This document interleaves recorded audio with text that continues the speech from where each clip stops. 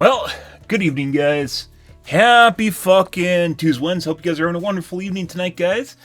Yeah, as it turns out, I got my new motherboard in and spent an hour and a half installing it. Right as I'm putting the memory in, I'm like, do I have the memory the wrong direction? Is this the right direction? Let me spin it around. Let me spin the memory around again. Just one more time to spin that memory around. This doesn't seem to be the right memory. That's weird. Oh no, did I order the DDR4 board? And as it turns out, I ordered the DDR4 board. Oh, okay. Well then, that sucks. Yeah. Well, I guess that's the way it's gonna be, so, yeah. Oh, hey, looks like my webcam reset again. Oh, that's some hot coffee.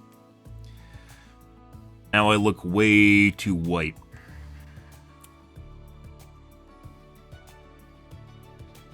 That.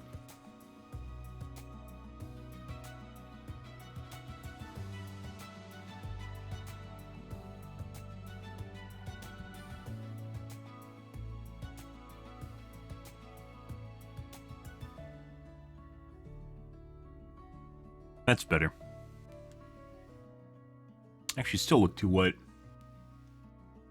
Actually, not too white, too kind of orangish now. But not really, but kind of. I don't understand my webcam, because sometimes, like, I set it exactly the same way, and then I change it, and I set it exactly the same way again, and still not exactly the right way. Good. I guess I'm orange now. Good evening, Wicked. Good evening, guys. Happy fucking Tuesday, Wednesday. Yeah, so I'm going to order another motherboard again, I guess, and maybe in a week I'll get it. Oh, Jesus Christ. Yeah. Huzzah, guys. Fucking-zah.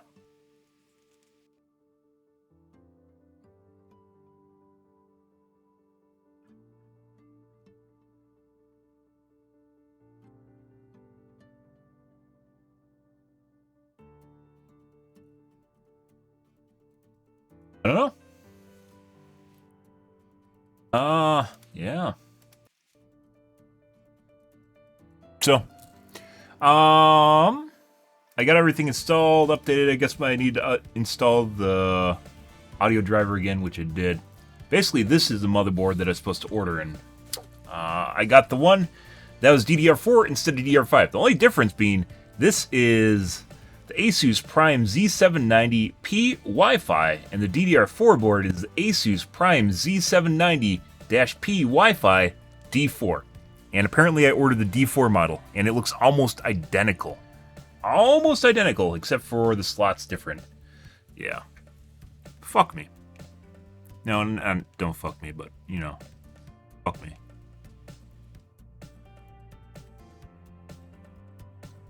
And, like, the shittiest thing about this is, like, I really didn't want to take my motherboard out and then put it back in, but now I'm going to have to take my motherboard out and put it back in again. As is the way. This is the way.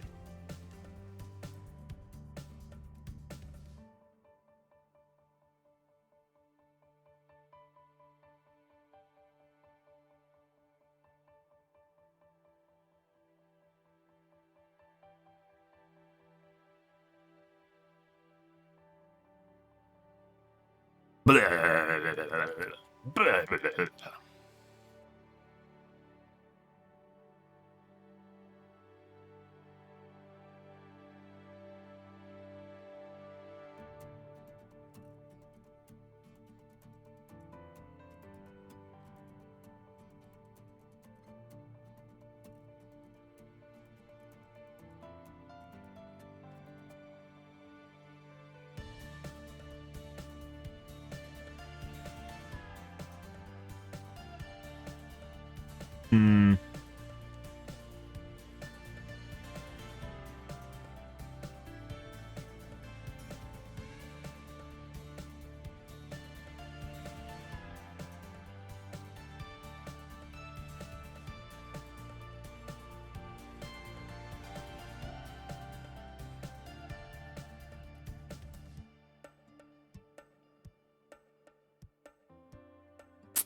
Well, I started watching The Last of Us.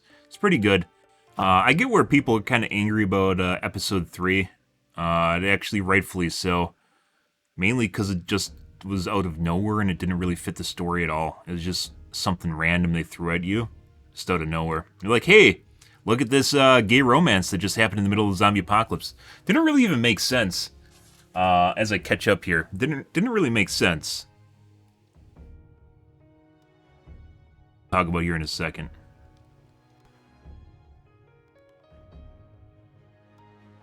Evening Slain. Otherwise, the show is pretty good. I wouldn't say it's like super amazing. It's not like Game of Thrones part of season 8. Not like Game of Thrones or something, but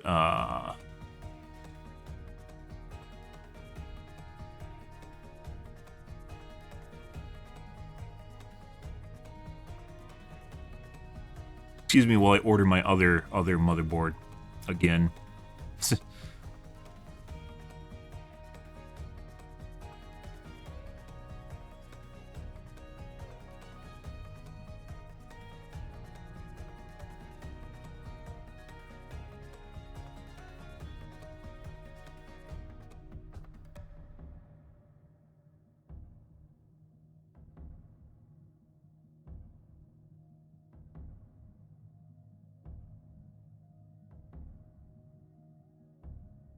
Yeah, so, well, I just ordered that, and like the funny fucking thing about this is it has a date of Wednesday, March 29th, and I don't know why. I guess that means it's back ordered. That's not necessarily a bad thing. Oh my, actually one for $190. That was right when I ordered the one from Amazon, or from Newegg. Oh my god. Motherfucker. For 2. DDR4. Yeah. Exactly the same. Looks exactly the same. The only difference is it's D4 instead of not D4. Just missing the D4. Fucking annoying. Oh my god. The shittiest thing about it is I have to take it apart and put it back together. I thought it was just about putting the other motherboard back in, but I was like, whatever.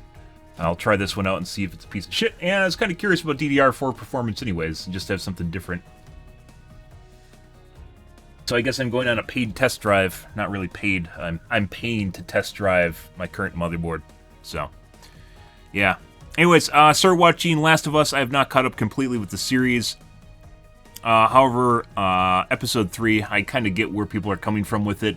It isn't like it wasn't really horrible. It just did not fit the show. It just didn't seem like it should have been part of the show. It felt like it was just another show, to be perfectly honest. It felt like I was watching another show inside of a show. And when that happens, that's not really where you want to be when you're trying to keep an audience. It's not like fucking Seinfeld where it's every episode is just out of nowhere, just random shit.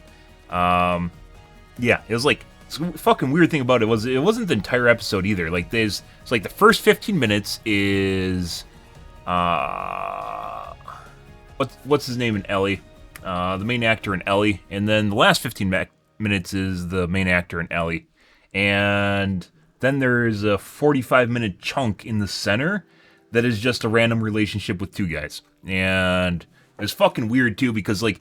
There's one of the guys is like a doomsday prepper, but he doesn't act like a doomsday prepper at all. Like he does, but then like when it comes to people, he's just like, I don't give a shit, whatever. I'm just gonna bromance this other guy here, and we're gonna become a happy couple, and it's gonna be sad at the end. And yeah, no, I just okay, yeah, I just watched it and. It was like, okay, I just saw that, and then I'm like, hey, what does this have to do with the rest of the series I just watched? And I was like, oh, hey, look, we're 3 episodes in of a very plot and character-driven show, and they decided that they're just going to go on a filler episode. It's essentially a filler episode, just out of nowhere. And Joel, yeah, Pedro, good actor, by the way. And by the way, it wasn't that the story was bad. I don't think the story was bad at all. It just didn't fit. It was just out of nowhere, just a random filler episode. It's like fucking watching Naruto and having Naruto make fucking ramen. Like, okay, what is... Yeah, I want to watch the rest of the fucking show about Naruto and his pals and Sasuke and shit, and you're having him fucking deliver mail and make ramen. Like, alright, whatever, okay.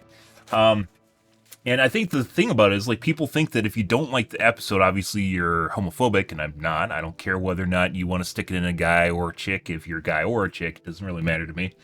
However, like, when you're just interrupting shows and just, like, basically just throttling people and shoving an agenda down their throats, it's just kind of, like, the only reason it was there is to have a gay relationship in the show and just make it its own thing. And, like, even the developer, or the not developer, director commentary is like, they're trying to trick you. You could immediately tell that they're two gay guys.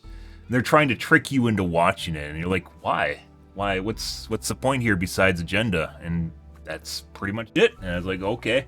I mean, it literally felt that way when you're watching it too. You're like, it wasn't bad, and I didn't mind it at all. And they banged the shit out of each other. Good for them. And then it had a sad ending, but like at the end of the day, it didn't fit The Last of Us because it wasn't The Last of Us. It wasn't what you're watching the show for. So I don't know. That's where I am at now, and that's basically the only bad part of the show so far. Was it just felt like they had a random fucking filler episode in it. And Mandalorian, yeah. I mean, the only reason you watch Mandalorian is for Grievous, so not really.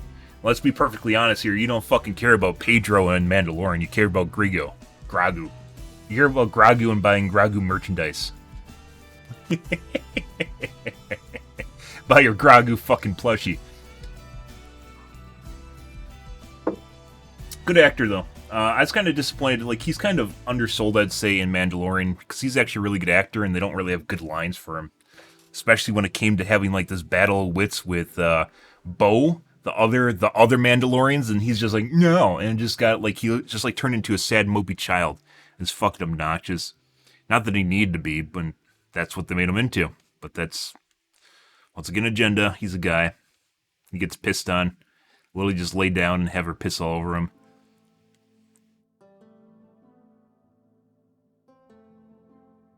Made the baby more powerful than monsters. I mean, technically, if you're talking about Mandalorian, Grogu is he's like 100 years old already or something. They just age super slow. I forgot what his race is called. But like Yoda, they just age incredibly slow, and they learn kind of slow too, in general, because they age so slow. So he's technically not really like a kid in the purest sense of being a kid. I think in the Mandalorian, by the way, isn't really even that good. It was just kind of a slice of life to watch. Bounty hunter slice of life to watch. You basically watch it for the Grogu porn is what it comes down to. Oh my god, he's so cute. Look at him float around and do stuff and kill people. Wow, it's so amazing. Yeah, it's an old baby. It's because Yoda lives, he's like 2,000 years old or something insane. 1,000, 1,500 years old. He's pretty insanely old. And as such, when they're kids, they take a while to grow up. If we go, how old is Grogu? 50. So he's not 100, he's 50.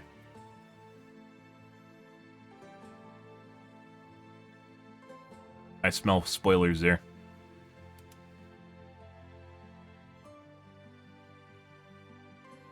Anyways, Grogu's actually not young. I mean, he is in his years, but not in human years.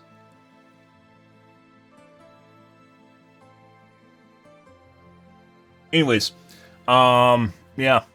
But otherwise, I've been watching. It's pretty good. I wouldn't say, like, it doesn't really. I think The Last of Us, a lot of the hype it's getting is mainly from people that played the game and they really like the game. Witcher, in my opinion, was better. First season of Witcher, for instance, in my opinion, is much better than Last of Us, for instance. But that's just where we're at. Second season of Witcher, not so much. And third season, we haven't really gone yet. Witcher episodes, and it's supposed to be worse in the second season, and then Henry Cavill is not going to be in the fourth season, which is going to be the last season already. They already canceled the series. They already canceled the series after Cavill left. Because it's going to get Chris Hemsworth, I think it is. I think that's who's replacing him. Yeah. And then it's not getting a fourth season because there's already, or a fifth season because there's already backlash against Hemsworth leaving. Rightfully so. He's the one that was keeping everything together. A phenomenal actor right there. Well, you don't know if Grogu's a virgin. He might have got it on.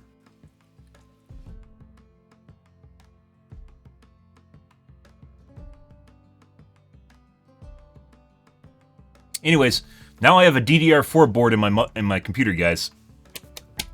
Now I have a DDR4 board in my computer. I've effectively downgraded, but I got rid of the mind-numbing / mind-blendering hiss that's coming out of my computer is now gone. So that's nice. That's nice. Now I have to wait for my other motherboard to come in. And have to remember not to miss my return deadlines. That would be very bad.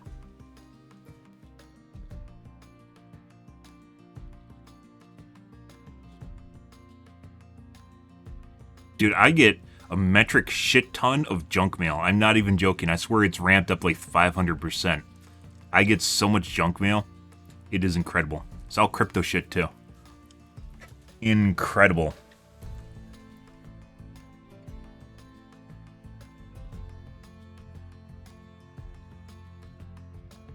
Anyways, this one's on order, and maybe I'll get it by the 29th. Fast delivery by the 29th.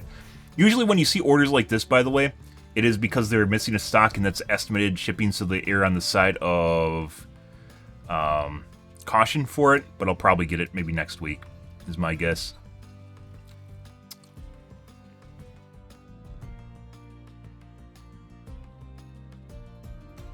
'17th to 20th. Yeah, so my guess is they have a shipment on the way, and they just haven't gotten it in yet. And basically, this is identical to the current motherboard I have in. The difference is, this is DDR4. This is DDR5, and the board that I have in my computer right now is DDR4. And I was like, I looked at it, I was like, I mean, I could just put my old board back in, or I could try this one out. Yes, maybe I'll give it a shot and see what happens. I put DDR4 modules in it for my old motherboard. Fired her up.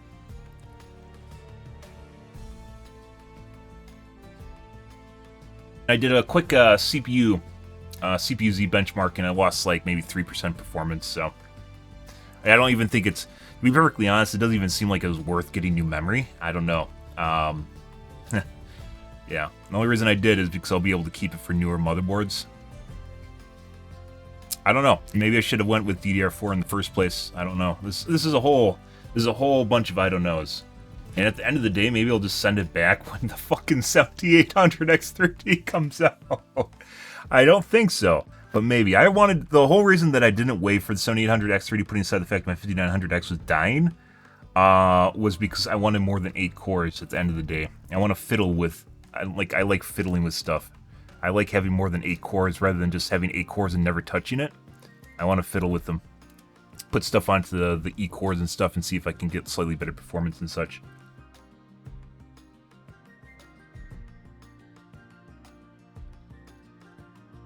Let's see what's going on in the tubes tonight, guys.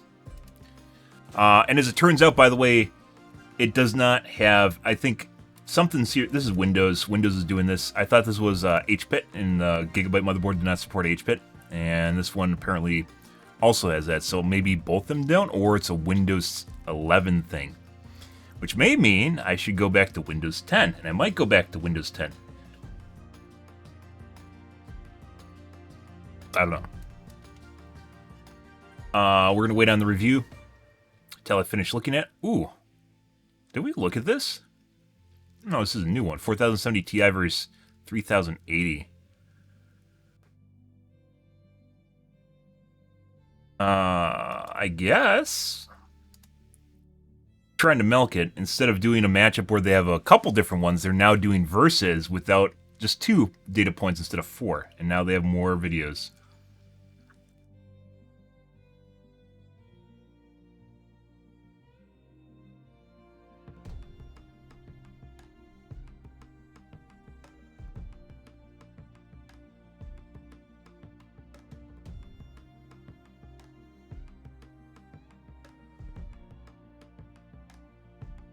Yep, and GDC or whatever it is in 2 weeks, at which there'll probably be announcements for video cards and hopefully price drops and or a new product that I can buy instead.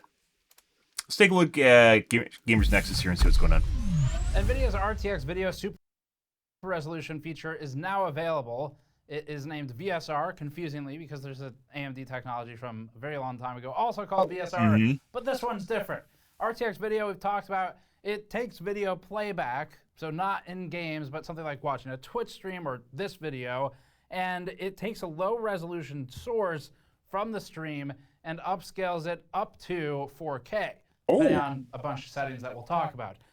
This is supposed to enhance clarity, and we wanted to put it to the looks test kind of blurry to see if it works, first of all, and if it's worth using or how well it works. Because in theory, if this goes the route of DLSS and just gets a lot better with time, kind of giving away the end here, then you could actually benefit greatly from localized improvement to the video, so you can stream it at a lower quality if you have maybe bad internet or something, and still get a decent experience. But we're going to test it today, so let's get started. Before Power that, AI. this is brought to you by Montek's Metal DT24 base. Montek. This 2-fan tower and is the 20 series is going to be added, but it doesn't work yet. NVIDIA is presenting this technology primarily as a way to get more detail in low bitrate scenarios, and it specifically calls attention to Twitch streams, to lower quality YouTube playback, and also they mention as sort of an interesting scenario, if you want to save data by watching a lower resolution version of the video. So either you have a limited bandwidth and you're using it for other things, or other people in the house are using it, or maybe you have a bandwidth cap with your provider. That's one of their scenarios they lay out. It's a little bit like DLSS in games, but less advanced. As a quick reminder, DLSS launched and it sucked for a lot of games. So in Battlefield, whatever version it was that it launched with, it looked the same as smearing Vaseline all over the player's camera. And in Final Fantasy 15, there were all kinds of artifacts. It got a lot better though, and is actually at a point where DLSS is something you might want to use now. We'll see if RT video goes the same way. Holy shit, 3050s are $250. What the fuck? Any generic video stream will work with this. Bunch of 2060s. Nothing, you don't need to add support as a developer, but there is browser support. So right now, it only works in Chromium browsers. It works in Chrome, and it works in Edge. $200. Use Firefox or something that's not Chromium-based and explicitly supported here. It just doesn't have the feature. Simple as that. There are a lot of specific caveats with native monitor resolution, for example, the video player resolution, the video resolution itself, what you click in the gear on YouTube. We also collected some information on performance impact. You can see some of that now. We'll talk about it later, though. And resource utilization. Ultimately, though, this entire technology is about making things look better. So what we need to do is just look at some footage and see if it looks better. And then we'll explain it all at the end of this video, how it works at a technology level. So comparisons, we've taken a lot of high quality 4K captures, and we looked at the same couple seconds of one of our videos for every quality step from 720p to 4K with VSR on and off. We also looked at some Twitch streams. We looked at some, for example, Asmon Gold streams, EVGA streams. Dude, he has such shitty quality for his stream. Like, he has, like, I know, maybe it's the meme. Maybe he understands this. He looks partially, by the way, like he's on meth. Like, maybe this is just a random thing, but it definitely looks like he's on meth.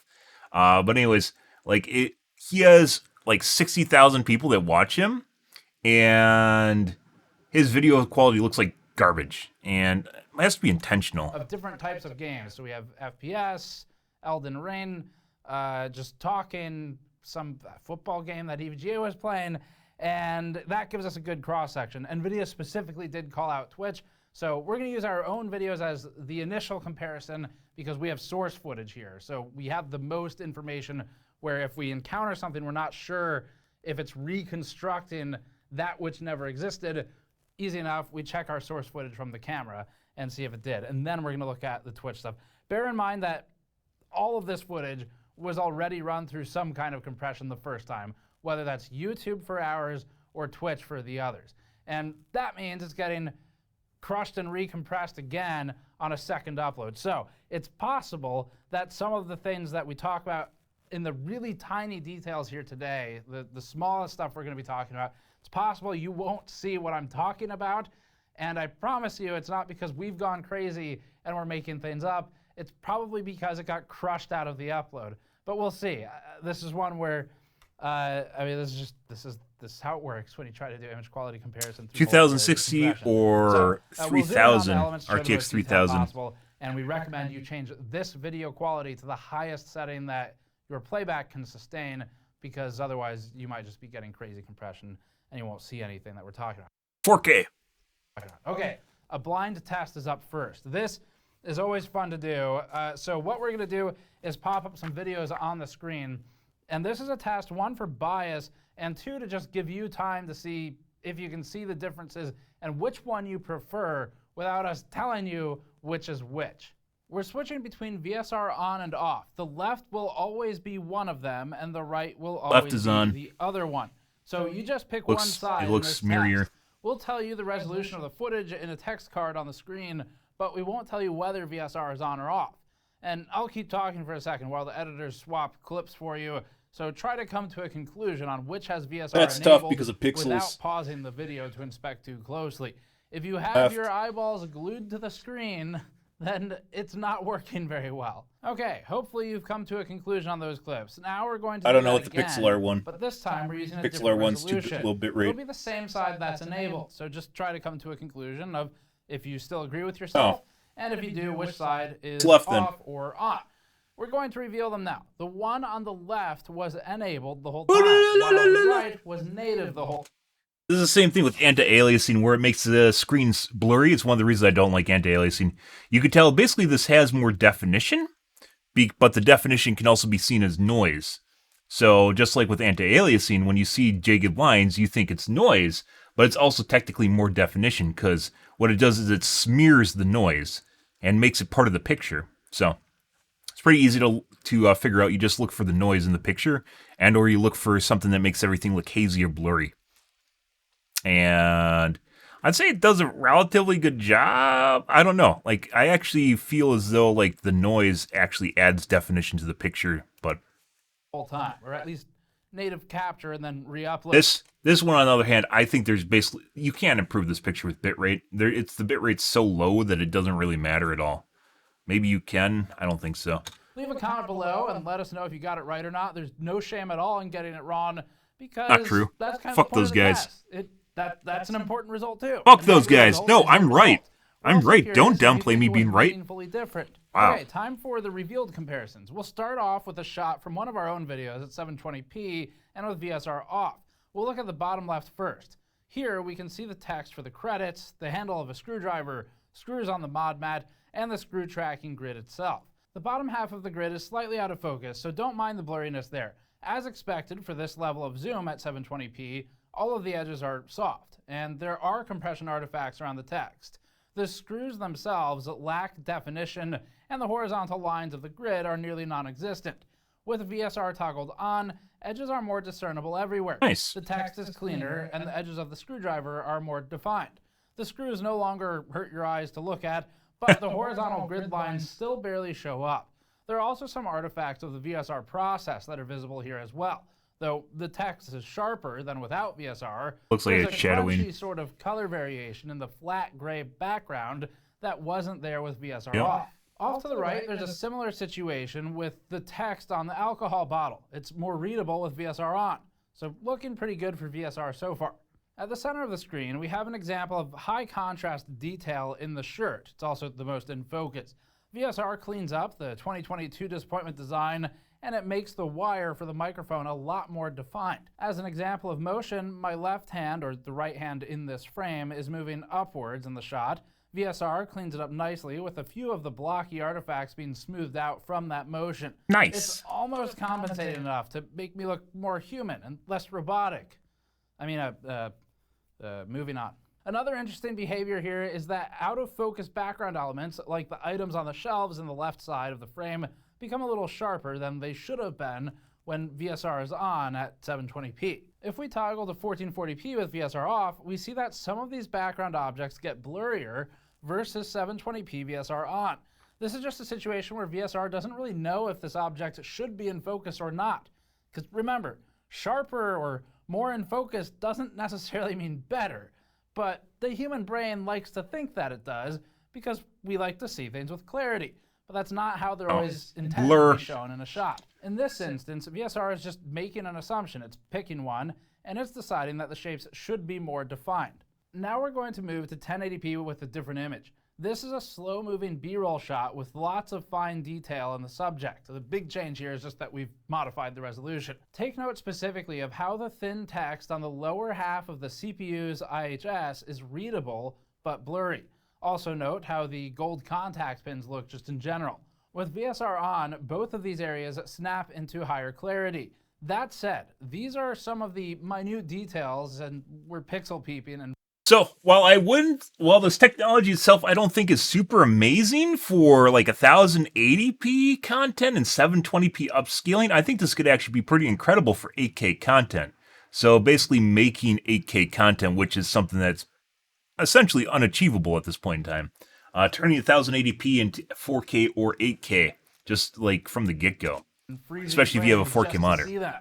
If we zoom back out to the full frame and toggle VSR, you may be able to appreciate how subtle the change is in practical terms. Which 4K and 8K takes a significant amount of bandwidth, right? 8K is absurd. As we swipe between VSR especially if you don't have out and at full speed of a video, whether that's a Twitch stream or our own video, it's difficult to quickly discern which footage has gone through VSR just at a glance. Zooming back in, we'll also point out that VSR is causing some noise in the image to become more pronounced, particularly around the model name and the text on the IHS. It looks like VSR is hooking onto some of the compression artifacts on the original 1080p frame, and it's treating them like real detail that's intended to be kept. When we look at the 4K image as a comparison, we see that those color variations aren't actually there. We see another quirk on the right side of the Aorus robot's head. With VSR on, the look of the surface implies a subtle ripple-like texture that's not actually there in reality, or in the source 1080p frame, or in the full 4K frame. Again, this is really fine detail that you will never see in normal conditions, but it's an interesting result of the process. At higher resolutions like 1440p, the difference is so subtle that you have to zoom in very far and actually attach your eyes right against the screen to analyze the image closely enough to point out differences with VSR on. This really isn't what VSR was advertised for, so we're giving it a pass on this one because it's not really the intended use, but you should also be aware of that. We performed subjective analysis on a few different Twitch streams to see what the experience was like in those conditions. Twitch is interesting because the video there is limited to a constant 6,000 kilobits per second. That means when there's lots of motion on screen, the quality has to go down temporarily to compensate. NVIDIA calls this out as a good place to see the effect of VSR, but we don't really agree, at least not in all circumstances. For example, when watching fast-paced FPS gameplay, static game UI or stream overlay elements got a little bit of a touch-up. The game itself underneath, though, nothing. At least nothing we could see. And these touch-ups on the UI elements are... It actually looks worse on the left. Look at the backpack down at the bottom here. Underneath, though, nothing. At least nothing we could see. And these touch-ups on the UI elements are rendered completely meaningless when the screen moves quickly enough that the entire thing turns into pixel soup anyway. It's a torture test for VSR, and it just doesn't have enough information to work with to create anything actually better.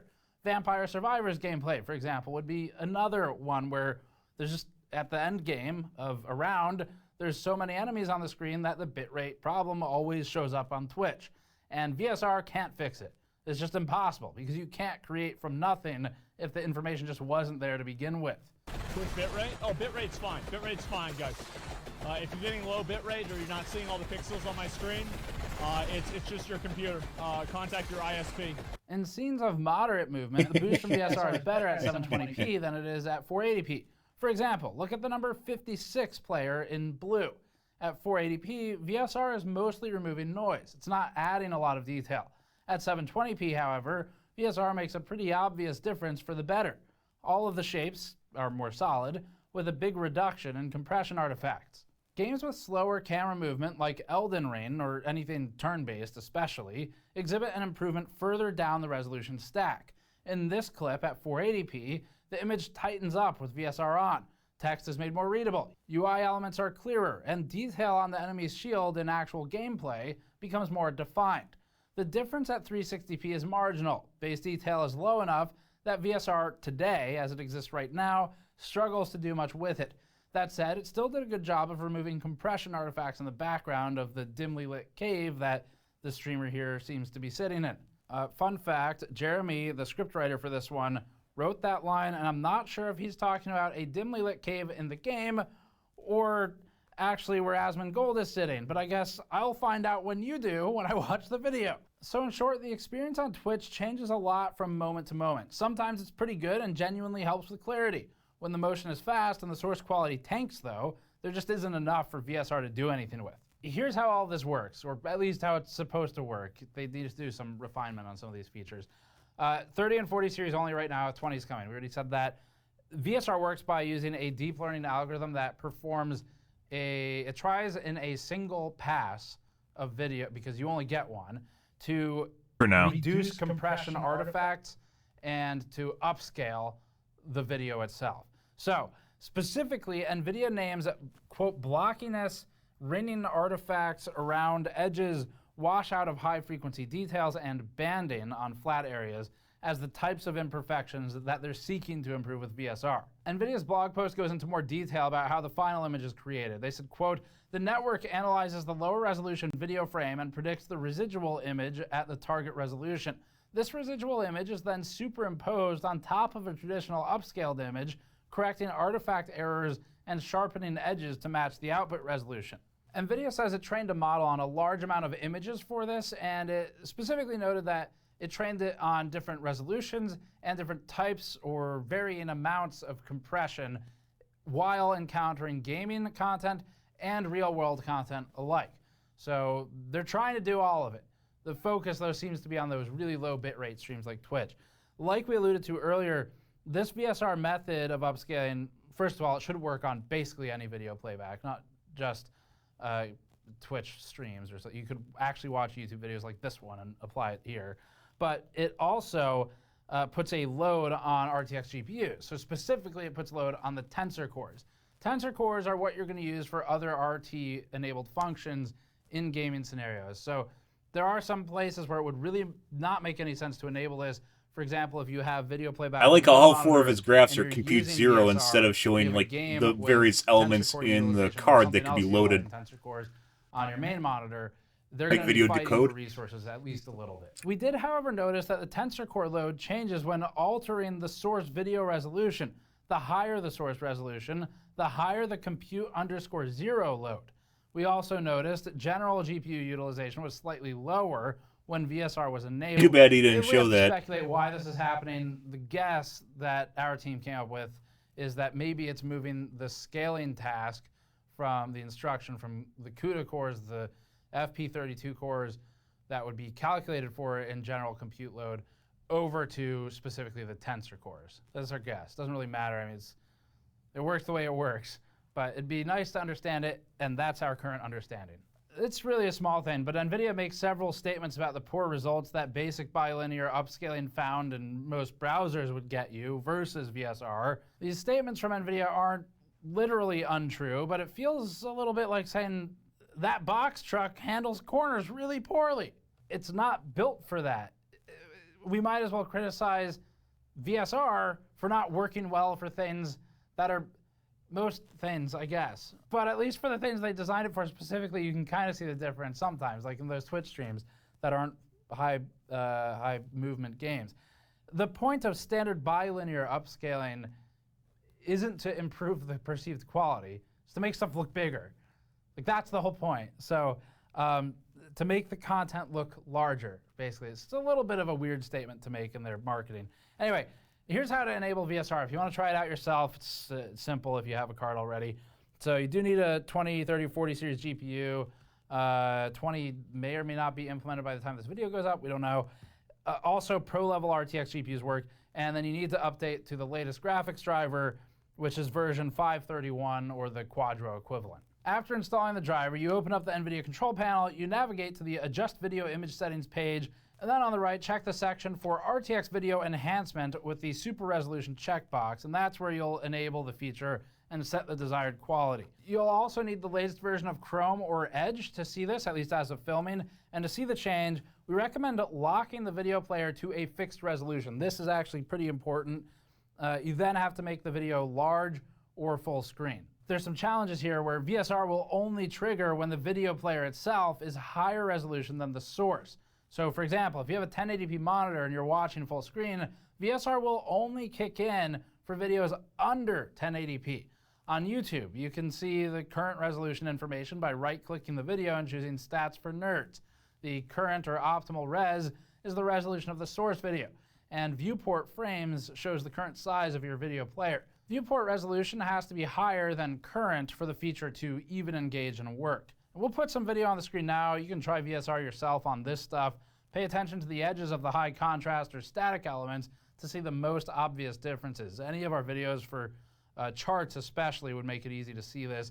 If you don't see any change, you may need to restart your browser, but also remember it doesn't work with Firefox. So RTX Video Super Resolution replaces the built-in upscaler in Chrome and Edge, and we don't think it makes much of a difference as compared to, say, DLSS, where DLSS these days has a big impact on games, very easy to see. Depending on what you're looking at, you could argue that it looks better than native. Purely on a technicality, it's not higher resolution than native, but it may reconstruct the image in a way that appears better to the human eye. That is not the expected outcome, but it is one of the outcomes depending on the scenario. This isn't there yet. So this can't reconstruct from information which doesn't exist. If there's limited information, it has trouble reconstructing, like if it's too limited. I'm reading about turning off If it has E-cores too much right now. information doesn't really do much either. So it's kind of a narrow band where it works well. And it's a narrow list of types of content, but billions, millions at least, assuredly, but probably billions of hours of that band of content are consumed every year. So it's at least a high volume scenario. In our experience so far, 720p seems to be the best bet for VSR to show an outcome. Edges become sharper, and some compression artifacts are reduced.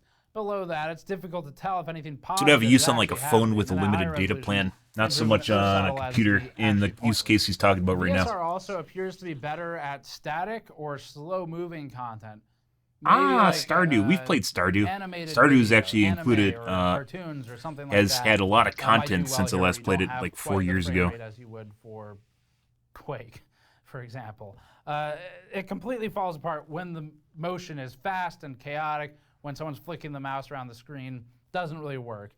Even the sharper UI, it becomes a mess at that point because the entire video is a mess. So there's no real downsides to having the feature on if you already use Chrome or Edge. Technically, there's a performance hit, but it's not one you'll see unless you're doing something with those tensor cores otherwise. So you could just turn it on, and then if it doesn't bother you, which it probably won't, cool. But you may not notice an improvement. It's one of those like, well, it's nice when it works, and when it doesn't, then whatever.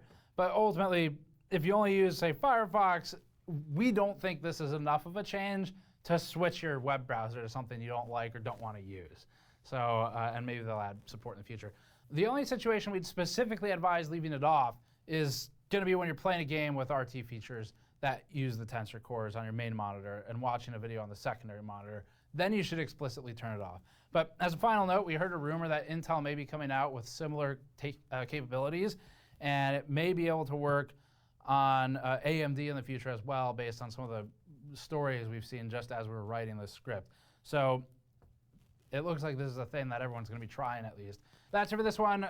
Overall, that pretty much sums it up. Not a huge impact. It kind of works. And if it goes the route of DLSS, then it'll be a big improvement in the future. And if not, then it'll be another 3D Vision product. But they seem like they're actually trying on this one, so we expect improvements. All right, we'll cover it later when it's patched up some more. Thanks for watching. Subscribe for more as always. Go to store.gamersnexus.net or patreon.com/gamersnexus to help us out directly. We'll see you all next time. Good.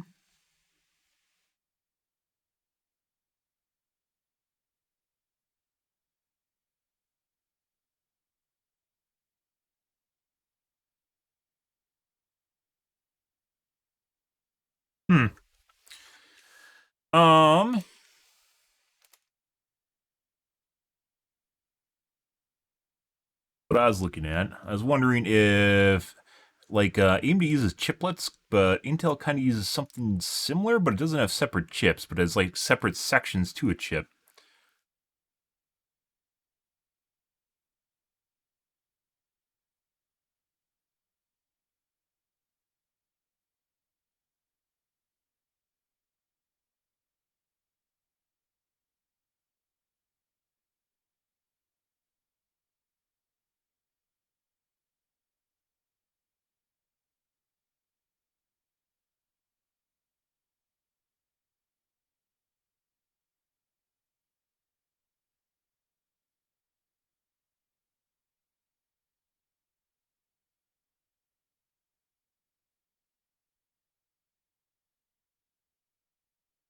like it doesn't show these are the E-cores, but it doesn't actually show. I think each one of these is like a module that these are attached to. So if you disable like 3 out of the 4 in here, or like 2 out of the 4 in each one of the modules, it'll be less contention for the resources to process. Whereas these are all your P cores down here, and they all have like their individual buses. I don't know, all the components in between. Like they have duplicates, whereas E cores share resources.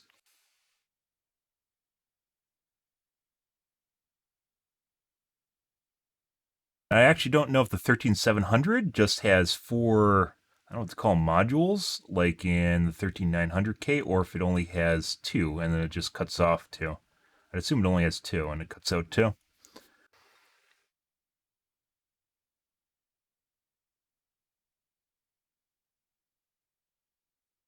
Okay,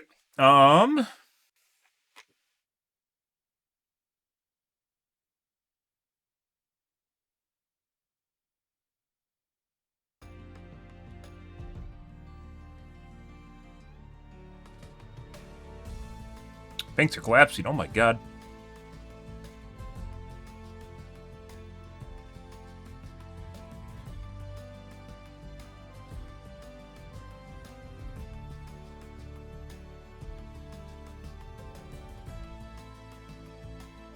Do you want to take a look at this?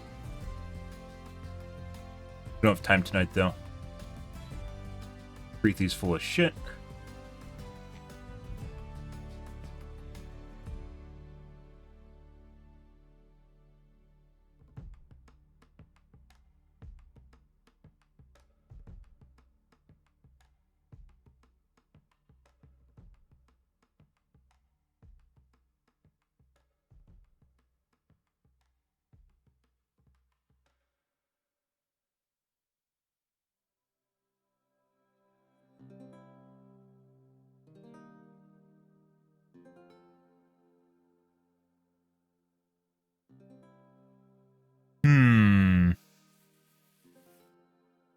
Want to take a look at this? I don't know if we're gonna have time. Once again, this was kind of the this was the dilemma that I had, which is getting a 3080. Why would you buy a 4070 Ti when you can buy a 3080 for $500 on eBay? It's really the question here. Let's take a look at it.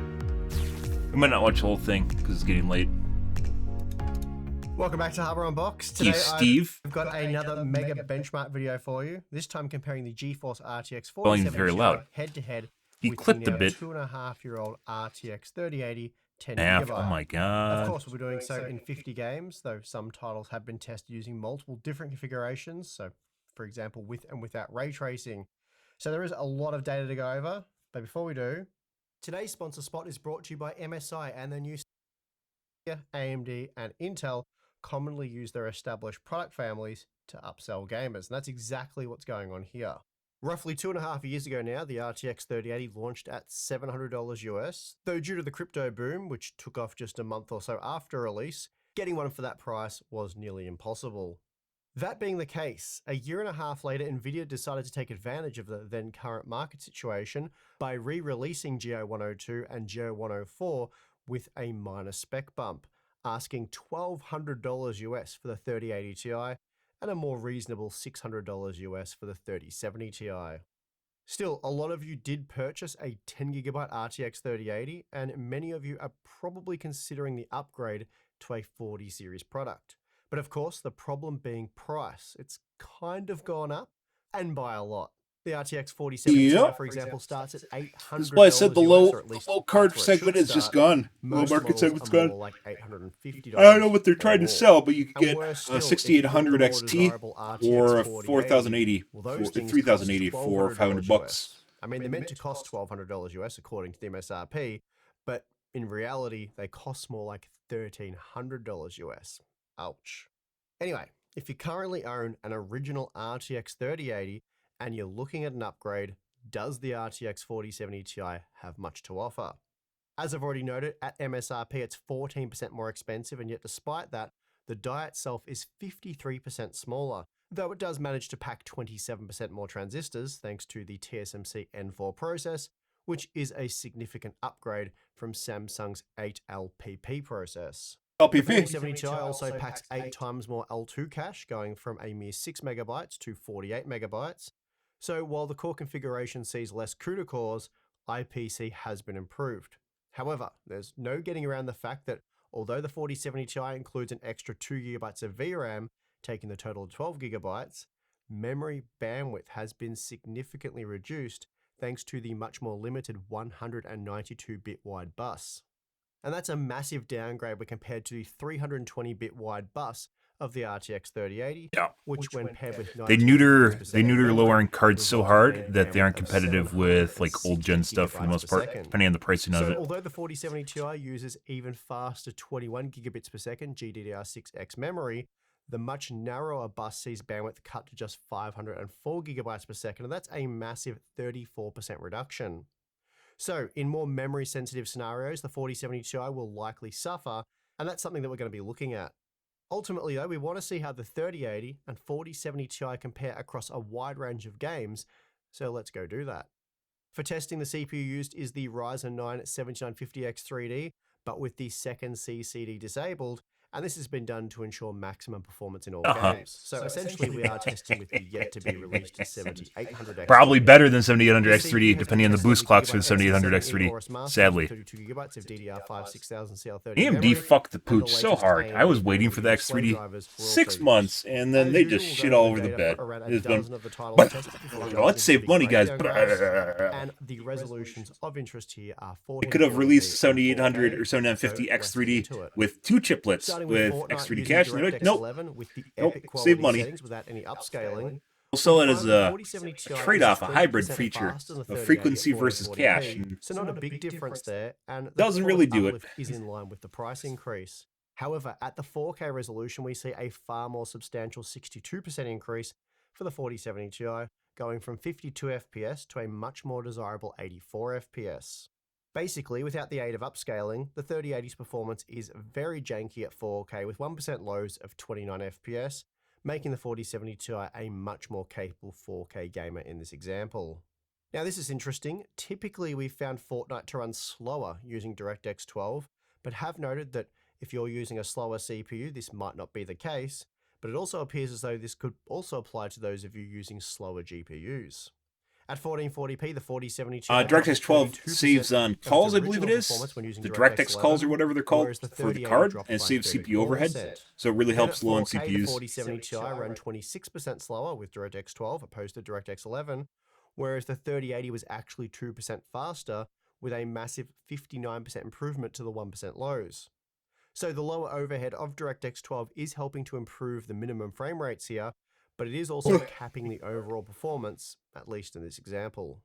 The problem this DirectX 12 limitation has on high-end hardware is amplified when enabling hardware ray tracing, though we are still running into some pretty odd data here. The 4070 Ti is 23% faster than the 3080 at 1440p, which is about what you'd expect to see based on the previous data. However, it's the 4K results that are really surprising. Here the 3080 and 4070 Ti delivered similar performance.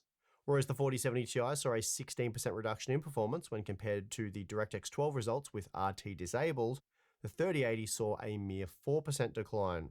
And remember, the non-RT results didn't utilize upscaling, so perhaps this is a result of setting the super resolution to quality mode for the ray tracing test. But whatever the case, the 3080 was surprisingly impressive here. Next up, we have Call of Duty Modern Warfare 2, and here the 4070 Ti is 33% faster than the 3080 at 1440p. 4070 Ti is $700. So strong performance gains there from the newer, but also more expensive Ada Lovelace GPU. Okay, so here we have another example, this time in The Witcher 3 Wild Hunt, where the 4070 Ti Sure, I looked at this at one point already. Fairly comfortable margin. We used their benchmarks from the 4090 release, though. At the more demanding 4K resolution, and the reason for this 800. is almost certainly down Jesus to the Christ. difference in Maybe I was thinking memory of the 4070. Is there 4070? No. as the resolution increases. And it's a similar story with ray tracing enabled, along with FSR2. The 4070 Ti was 27% faster than the 3080 $800 at bucks. 1440p, and despite that massive win, it was just 3% faster at 4K. The F122 results are more what you'd typically expect to see, with the 4070 Ti delivering 17% more frames at 1440p and 26% more at 4K. Clearly, this game isn't heavy on memory usage, So the extra more limited $300. bandwidth of the 4070 Maybe let's Ti compare it isn't to an issue. 3080 Ti. Warhammer 40,000 Dark Tide think was that's like tested $800 using the bucks, too. highest quality preset with ray tracing enabled, and this saw the 3080 dip below 60 FPS at 1440p, making the 4070 Ti 18% faster. Then at 4K, the average frame rate of the 4070 Ti was 33% greater, but both suffered from stuttering issues with 1% lows of just 12 FPS. The results for A Plague Tale Requiem favoured the 4070 Ti at both tested resolutions, so a 16% performance advantage at 1440p and 10% at 4K, again suggesting that performance starts to become more memory bandwidth bound on the 4070 Ti as the resolution increases. Next up, we have the Callisto Protocol, and here the 4070 Ti is 30% faster than the 3080 at 1440p, while that margin is reduced to 24% at 4K. The game does use FSR2 with the ultra quality preset, that's the default configuration, so we haven't altered it, but needless to say, frame rates would be lower at the native resolution. Atomic Heart is another game where the 3080 fares much better relative to the 4070 Ti as the resolution increases. For example, at 1440p, the 4070 Ti is 36% faster than the 3080, which is a massive margin. And although it's Normally still with hardware, it's 24% the opposite faster at direction 4K, with that's a lower end significant cards. reduction compared But I to guess what we it's a saw lower at end card with 1440p. less memory bandwidth. Interestingly, Plus with performance in Cyberpunk 2077 is much more competitive, even with ray tracing disabled. Using the high quality settings, the 4070 Ti was just 10% faster at 1440p with comparable 1% lows. Then at 4K, performance was much the same, 43 FPS versus 44 FPS, so a mere 2% difference there. Now, given what we saw in Cyberpunk 2077 with ray tracing disabled, these results might be a little bit surprising, though having said that, Ada Lovelace is meant to be more efficient when it comes to RT performance. And that is certainly the case here, as the 4070 Ti is now 29% faster than the 3080 at 1440p and 22% faster at 4K, so those are some solid performance gains. Like Cyberpunk 2077, I've tested Hogwarts Legacy with and without ray tracing enabled, and we'll start with the standard ultra results. Here the 3080 and 4070 Ti That's not are something surprisingly you want to similar see at when you both pay an tested extra $300 resolutions. for a video card. The Ada Lovelace GPU is just 6% faster at 1440p and a mere 4% faster at 4K. But now with ray tracing enabled, the 4070 Ti does extend its lead out to 12% at 1440p, rendering 65 FPS on average. However, 4K is too much even for a 12GB VRAM buffer, so under these conditions, both models were a stuttery mess in our test. And the latest Hogwarts Legacy patch hasn't addressed this issue, if having high quality textures with the added load of ray tracing is an actual issue. In any case, the 3080 does suffer from noticeably worse visuals, with lots of compressed textures and significant pop-in, but it does work at 1440p, at least in our testing. Okay, so we've taken a detailed look at just a few of the 50 individual games tested. Now it's time to compare the GeForce RTX 4070 Ti and RTX 3080 across all of the games tested, and we will start with the 1440p data. Okay, so at 1440p, the RTX 4070 Ti was on average 21% faster than the 3080 10GB, so a fairly significant uplift there, and really that would be an amazing result had the 4070 Ti not cost more. In fact, at MSRP it is 14% more expensive, though at retail it's more like 20% more expensive. So basically, the 4070 Ti offers the same cost per frame as the 3080, or a very slight improvement when looking strictly at the MSRP. The biggest wins for the 4070 Ti came in Forza Horizon 5, Atomic Heart, Modern Warfare 2, Dying Light 2 without ray tracing, Gears 5, Halo Infinite, Hitman 3, and the Callisto Protocol. The smallest wins were mostly seen when CPU limited in titles such as ACC, CSGO, PUBG, War Thunder, and Hogwarts Legacy with RT disabled. Now, at the 4K resolution, the overall margin was slightly reduced to 18% in favour of the RTX 4070 Ti. Fortnite using DirectX 11 was the big outlier here, providing the 4070 Ti with a massive 62% win. Though Yikes. titles such as Forza Horizon 5 and But you can squish that down with DirectX 12, so positive for the newer GPU. you don't really use it. And you wouldn't use an inferior DirectX API. But there are also more instances where the 4070 Ti suffer due to its more limited memory bandwidth. So there you have it. On average, the RTX 4070 Ti is 18 to 21% faster than the RTX 3080 10GB, depending on the resolution, with margins as great as 62%, though more typically peaking around 30 to 40%. And we saw no examples where the RTX 3080 actually beat the 4070 Ti, but there were some where performance came out pretty much the same. Looking back at my day one review data for the 4070 Ti,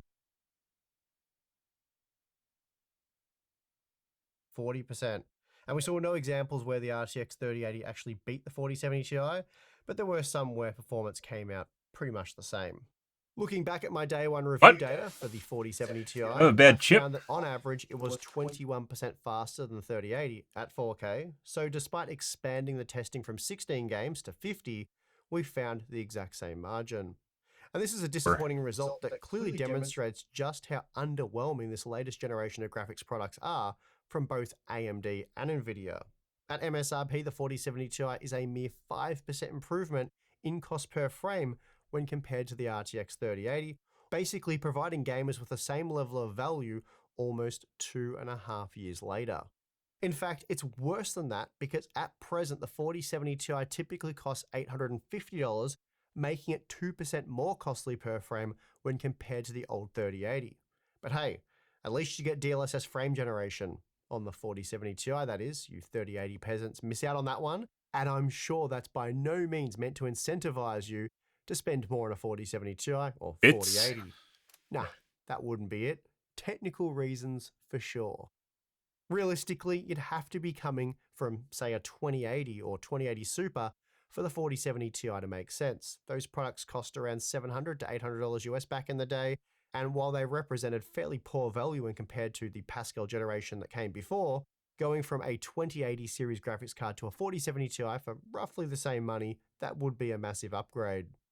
Anyway, as I said in my Radeon RX 7900 XT versus GeForce RTX 4070 Ti comparison, neither of those products represent good value or anything remotely verging on good value.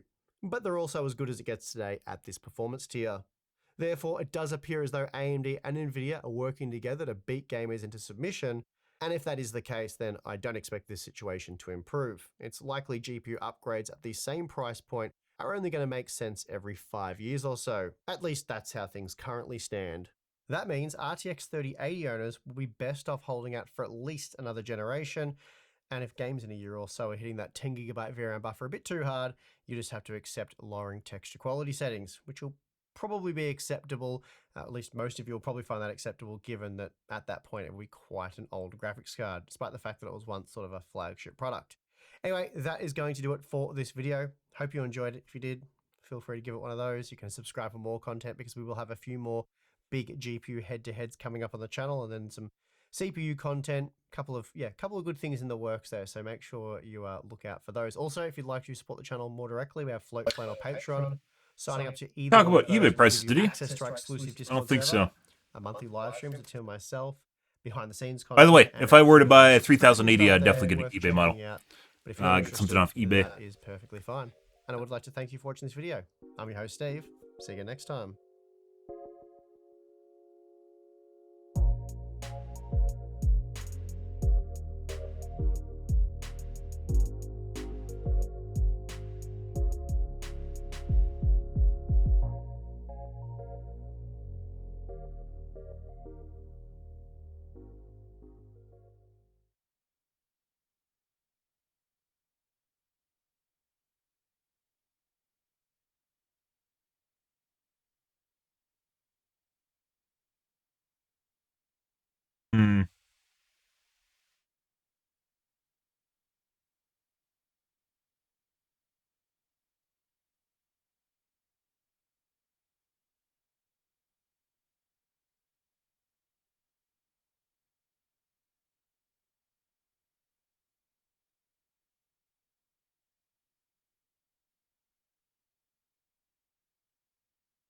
Okay.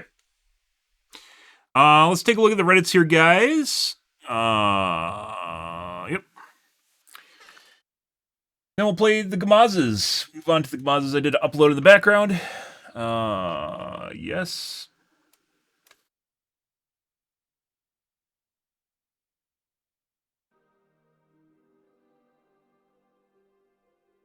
Okay. Overwatch Reddits.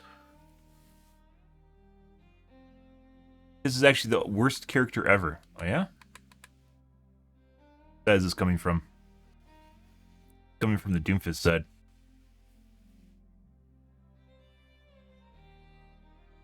Okay. Got up votes for that somehow. My theory on upcoming support hero. Okay. Based on comics. 950 X3D in stock. Fact checker.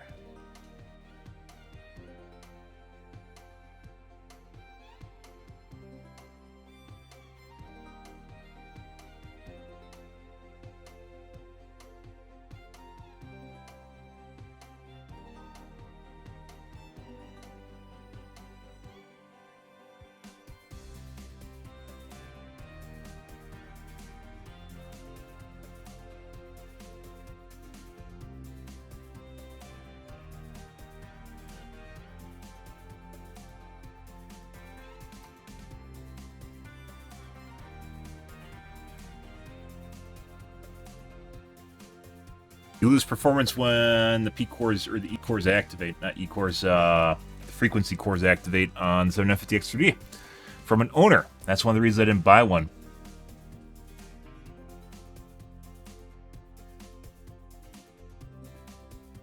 Yeah, it tries to disable the CCDs to force Windows to not use the frequency cores and use the cache cores instead.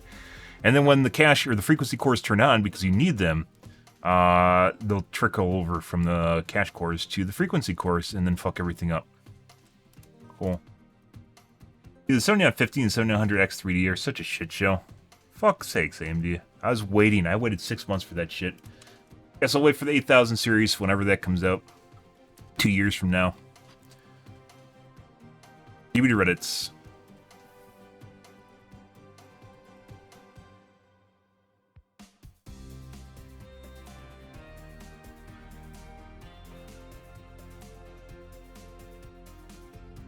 Skull Merchant relaxes, she catches another 4K or 3-gen. Skull Merchant is such a shitty hero, guys. The only people that have actually done well with Skull Merchant are playing against shitbirds. Like, they have low MMR.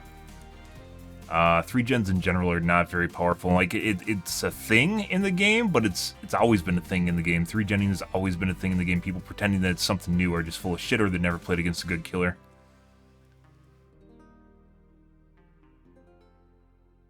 Okay. Done and done. Let's move on to the OWs, guys. We're going to be doing the OW2s tonight. Good.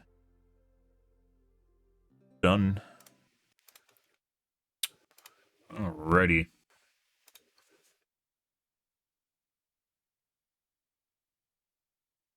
And hopefully this works properly, because I just installed them for the stream. Let's see how this goes. Yep. I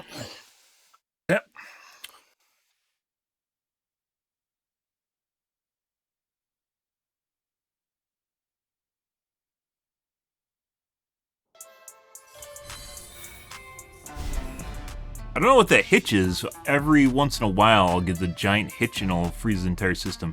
It's like something's fucking up. I don't know if it's my video card or what. Maybe I'll do a stress test on my video card. Pretty sure it's not the CPU, and I don't think it's a motherboard because it's doing it on my Asus motherboard, or my Gigabyte motherboard too. So, yeah. Yep. Well, technically, I got the Asus motherboard that I was waiting for. However, I bought the DDR4 version of it. Yeah. So. Yeah, about that. Now I have to wait for my DDR5 board to come in so I can replace it again. I can spend another 2 hours replacing shit. Can't wait. Good evening, Bendy. I'm going to go wash my coffee cup out, guys. I'll be right back. Grab a soda 1 second.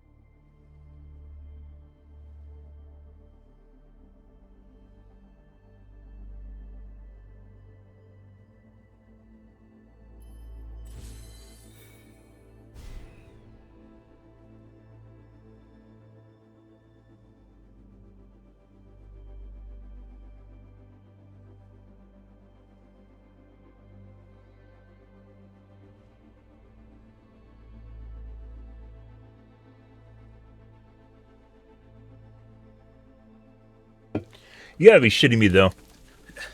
So, there is that hitch, and I think the hitch is something. It might be related to my problems I've been having all along. It might be the power supply. It might be the video card.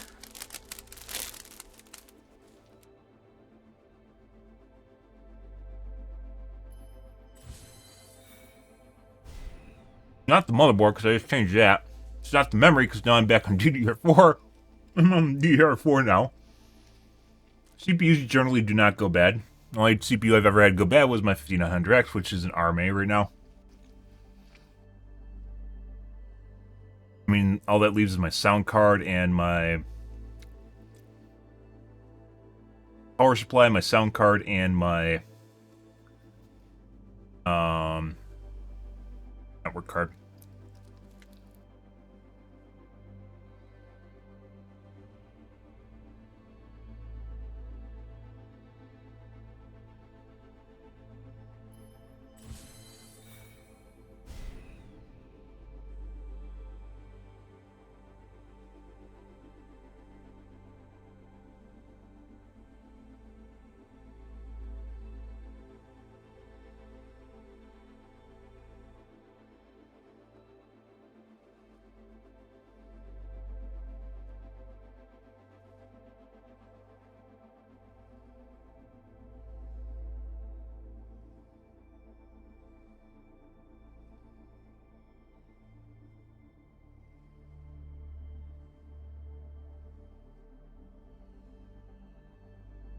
Alright.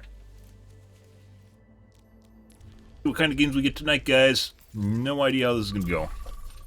Pretty much everything is identical to my my last motherboard. Exception is I'm on DDR4 memory, but I ran a quick test and it looked like I'm losing like 4% performance, so. You know. Oh, I also started capping my FPS last night. I should uncap it again. Welcome to defenses. Select your hero. Ah, are we gonna get a cheating widow on top of a water tower, guys? Let's find out. Can't wait. Can't wait. Just hold down the entire match, just sitting up there, insta-killing everyone. Should be fun. Those top 500 owl smurfs just in every fucking game. In our plat lobbies, you know. Strike from above. No one's a So I uncapped my FPS. Last night I was capped. Put in the work. We're going back to my settings I had on a 5900X.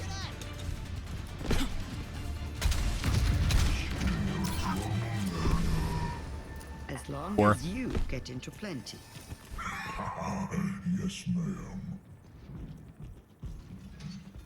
Ping's a bit higher than normal.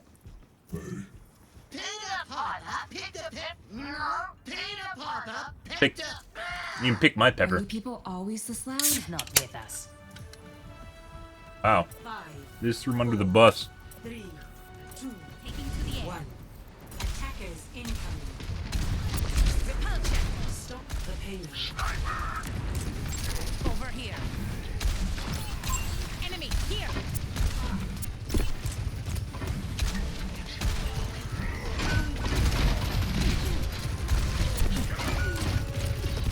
Oh, I don't want him. You get her? No. Make her in time.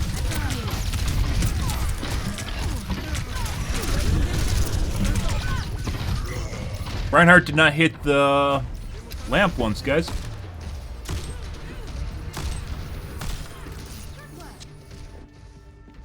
Shake it off. Oh, is this the cheater from the other night? Hey, look!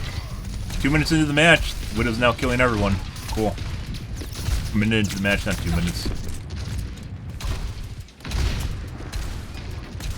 A guy that was sitting outside the door that couldn't hit shit just killed our entire team. And is continuing to kill our entire fucking team. And just shot me. Excellent teamwork. Trying to shoot me through the wall just now.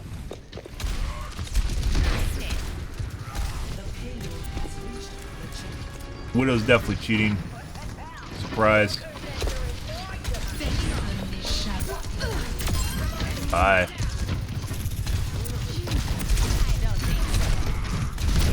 make it? Nope. Got railed, guys. No, actually got Reinhardted.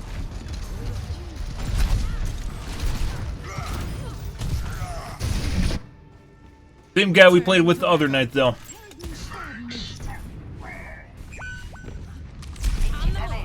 Always a good sign when you see a really, really accurate Widow trying to shoot you through walls, when clearly they could shoot your dick, and instead they shoot your chest right above you. Okay, that's interesting. Health restored. No.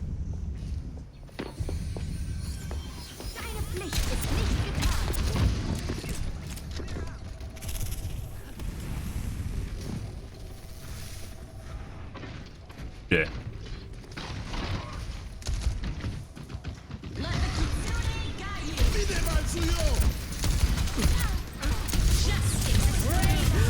Oh my god, how the fuck are you alive?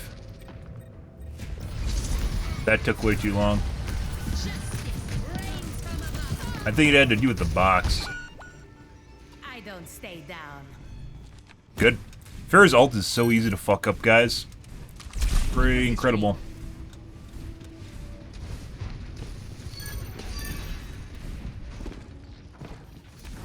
Res off. Ah, it's a dead Mercy.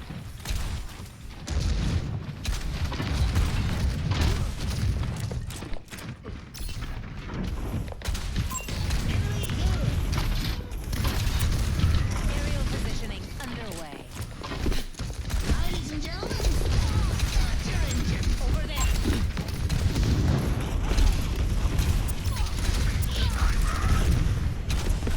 Oh yeah. Fuck some Mercy.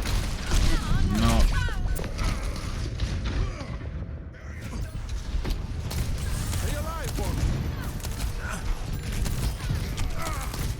Good. Making another approach.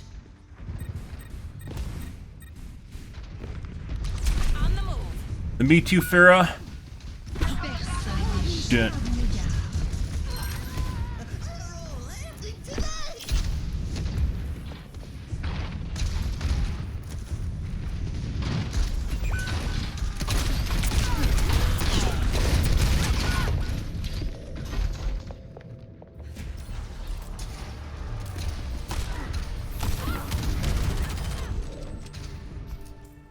Good? Good. Dude, RTX voice cuts out my burps? What is this? That's horrifying. Do we really need AI like this in our lives, guys? Cool.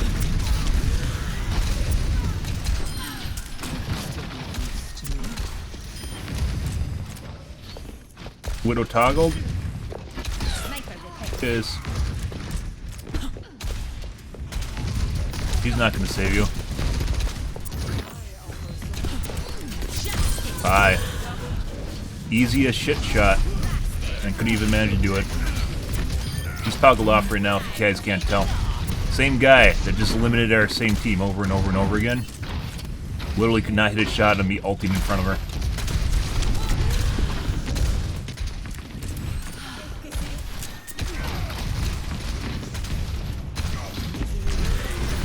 And is that the McCree? Yep. So she swapped to a character with more banked accuracy.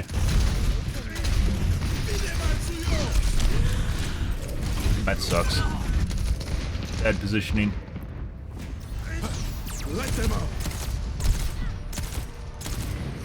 And then I hit the side of that.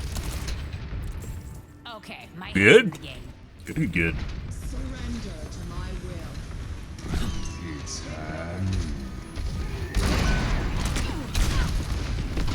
Bastion. Baptiste, not Bastion. My aim is really delayed right now. Yeah, so as I mentioned before, he has banked accuracy. He swapped to McCree because he ran out of accuracy on the Widow, despite him instantly killing our entire team. Until he toggled off, which I pointed out to you guys. You know.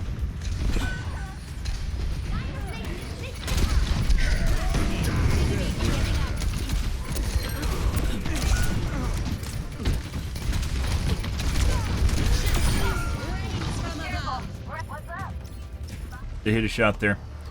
And Beating Widow.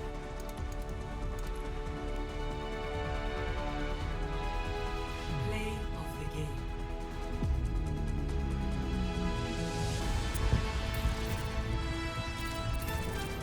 This ends now. Double. I warned you.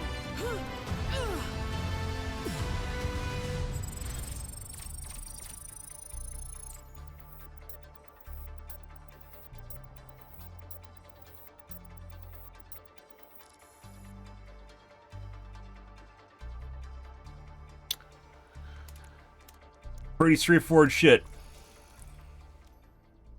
Now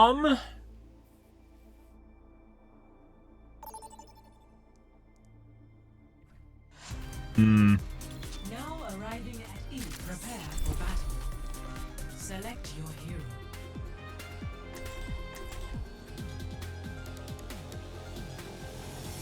I'll kill you. Wow. That's weird. Once again, one of the problems I've been struggling with, guys, is my ability to hit direct shots is now worse than it used to be. I think Windows 11 has actually made that worse. Despite everything being better. Like, it looks like my threads are better distributed across my processor. My input latency, or my system latency, excuse me. My system latency is lower. We all have to put in the work. But it is more difficult now. I just turned on an FPS limit, by the way. I didn't turn. This mission might inspire my next single. Lucio saved the day. Suck on that, Lucio. Good? Good, good, good. Hope you guys are all having a wonderful Tuesday, Wednesday, guys. Happy Tuesday, Wednesday. Capture the objective. Ready.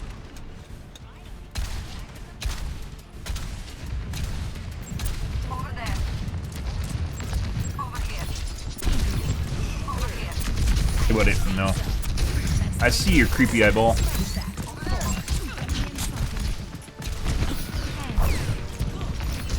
Where the fuck is... There's a healer here, right? Hello? Much better. The objective is now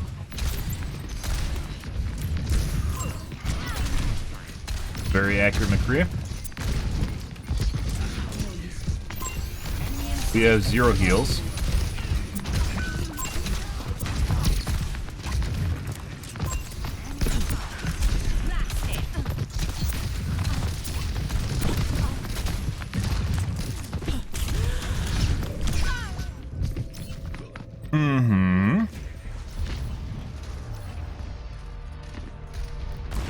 Bad time to reload.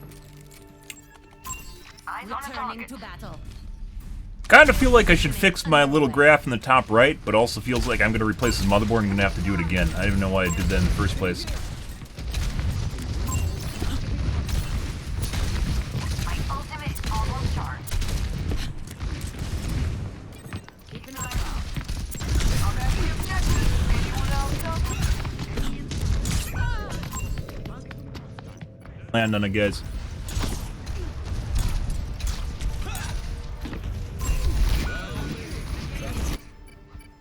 The skies await. Taking to the air.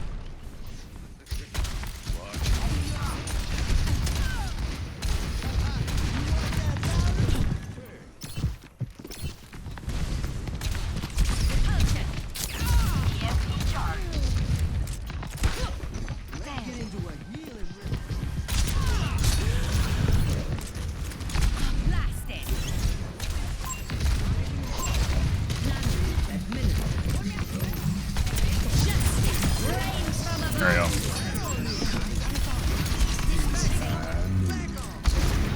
There we go.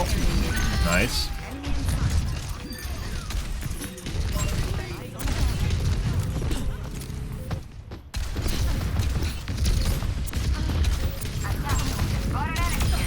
Messy, but we got it done. Ooh, oh, that touched my eyeball. I miss old Hog. Increasing altitude. I think the Zarya is actually helping me more than the healers are. Enemy here. I knew it would come.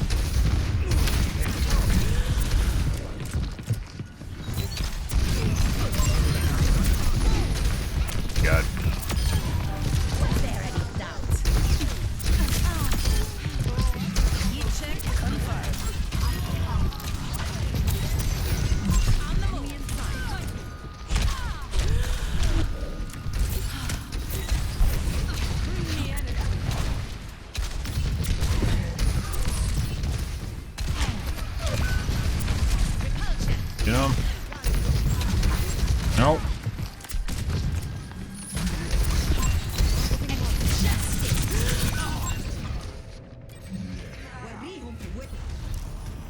Pretty close. Double headshot. Got an enemy here. I don't want to talk about it. Aerial positioning underway.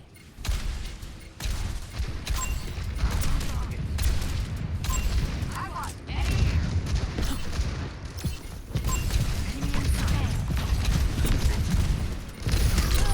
Oh no. Got it.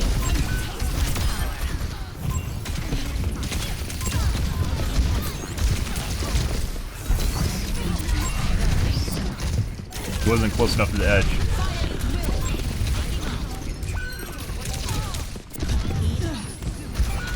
Miss Healer Sombra. Christ. Fuck off, Tracer.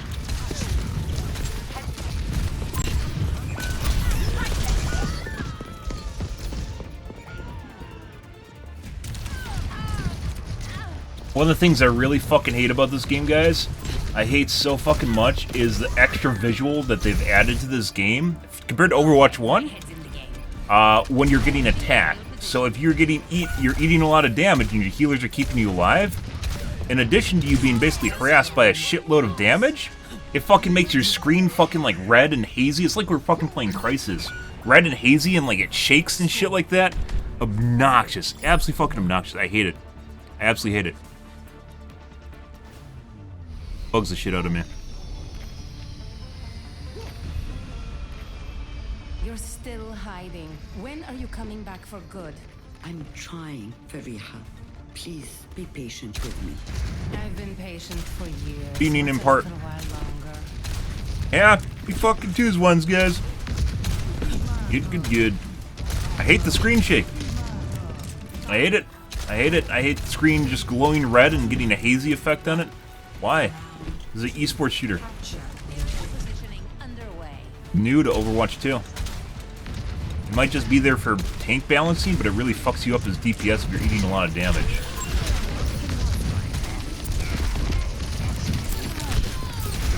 Yeah.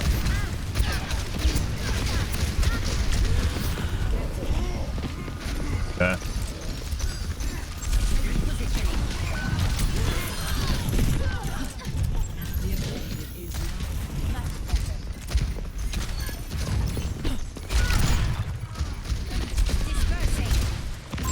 Fall off.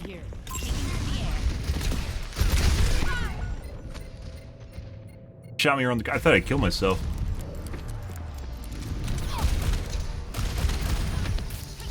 Yeah, she just shot me around the corner or through the wall. Oh, I'm gonna shut them in a locker. Healing fortified.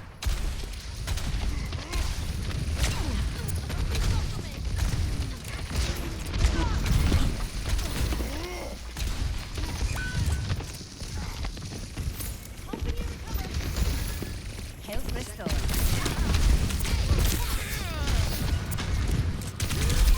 Targeting hostile. Let's see.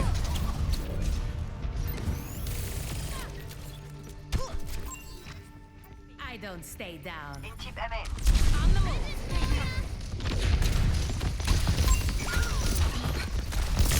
Click the button, you can fire.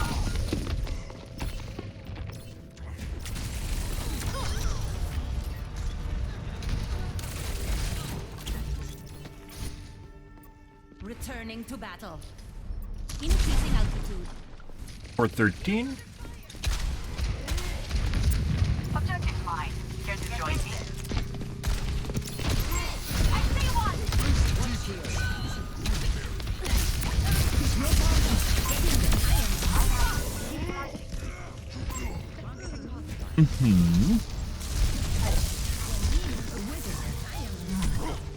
By the way, the guy that's trying Anna is doing just as well as the guy that's playing Briggs, so Establishing aerial position. but both of them are sucking dick.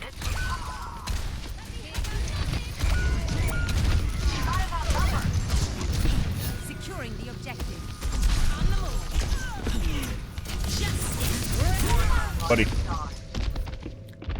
Really matter at this point, game's over. We basically don't have healers.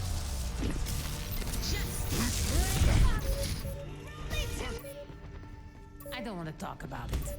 Overtime. You have a tank somewhere too. Doesn't feel like it. Bye. That just feels so good. EMP activated. Huh. And we're getting focused. So. Good shit. Defeat. Thanks again.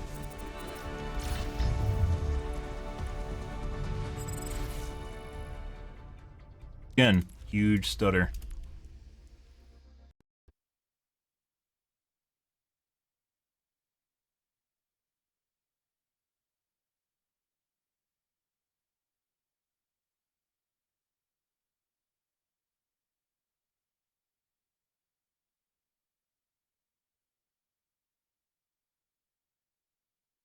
No events in my system log, so it's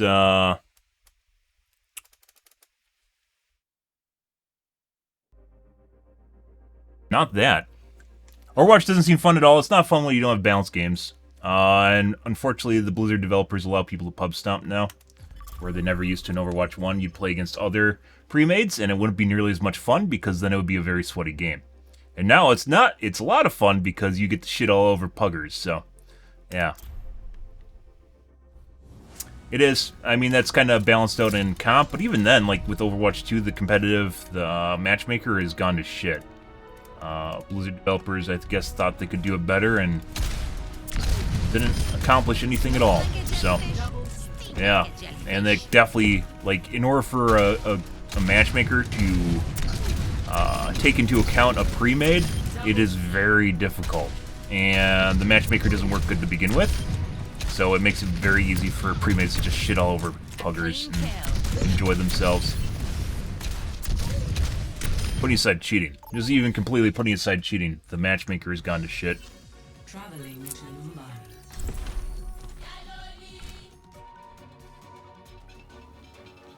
They seem to prioritize queue times too much at the expense of balanced matches. Or maybe, I don't even know if it's that anymore. Based on the blogs that we've read and covered, it just seems like they have no idea what the fuck they're doing.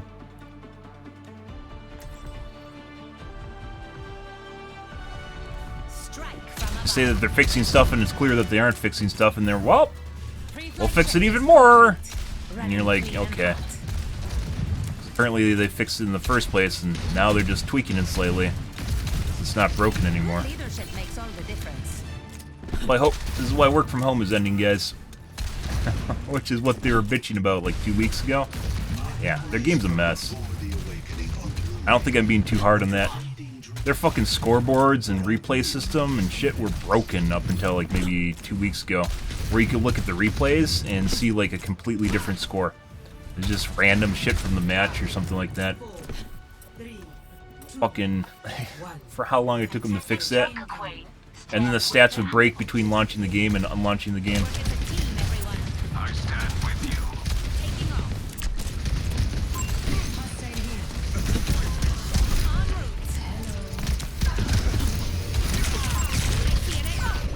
you. Sign.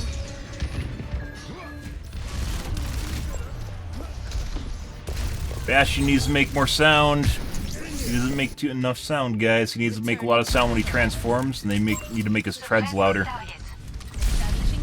He is a menace on the battlefield and needs to be seen as such. Sound design is also broken in the game.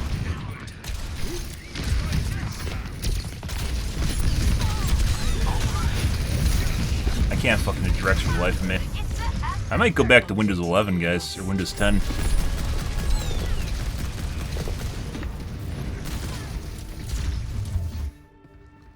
I don't stay down.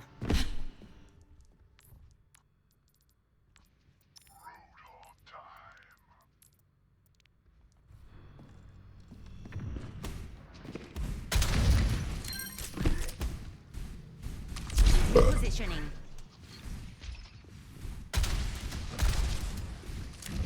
Enemies there.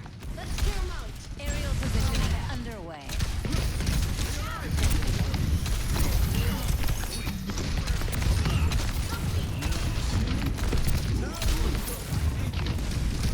Another pre-made. Good.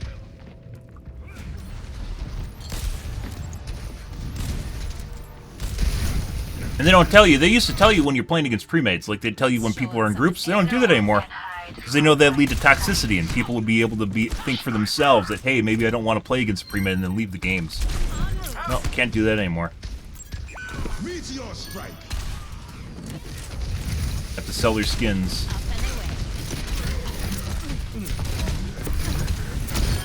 Messy, but we got it done.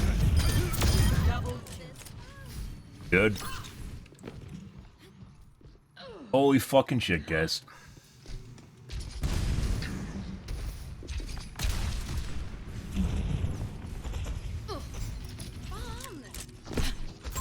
Enemy here. Sending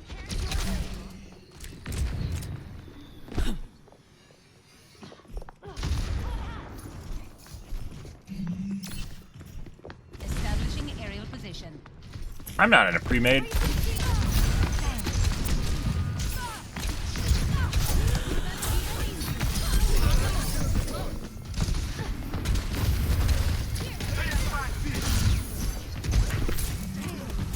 Thanks for the upgrade.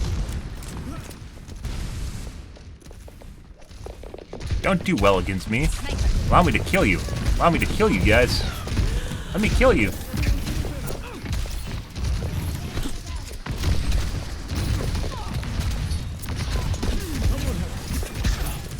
You're a fucking baby in the Widow. It's 100% pre-mid. Taking to the air. I wish I had,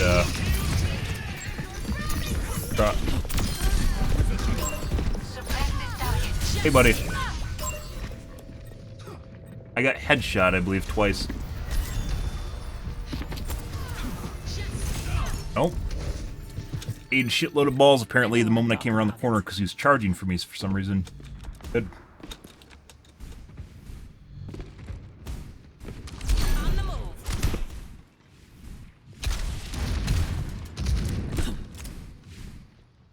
Taking off.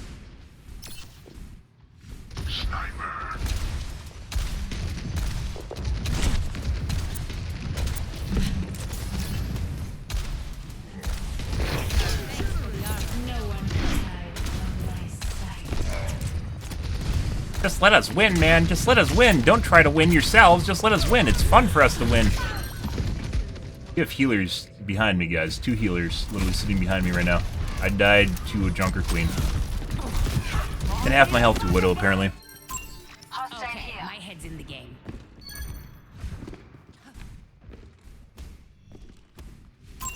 Suppress this target.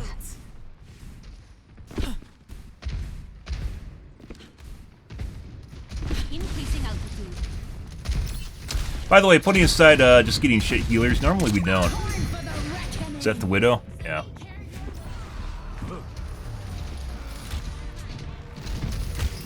Let's take him to the under. Let's show him some air power.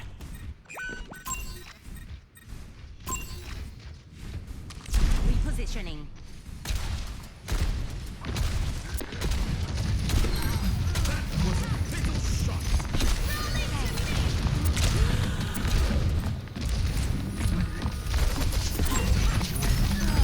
Enemy over here. Thanks for the upgrade. Scatter.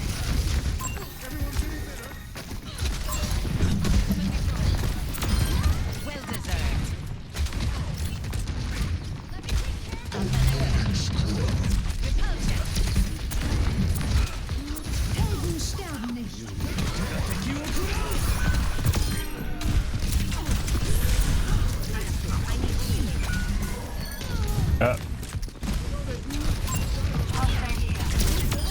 She's still dead.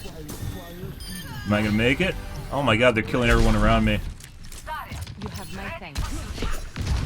Aerial positioning underway. Widow again? No one can hide from my sight.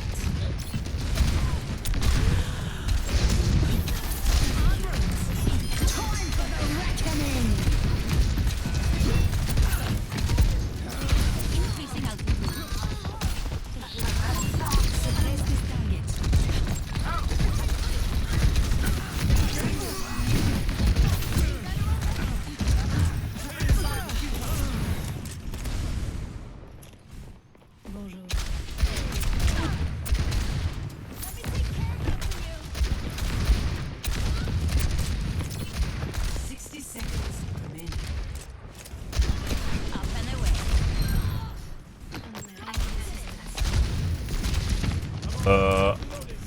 When Cinder jump on me again? Just used her grenade, didn't she? No.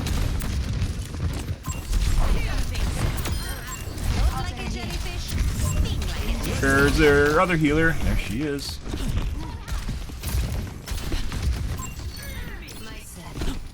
She's dead. He didn't run away, did he?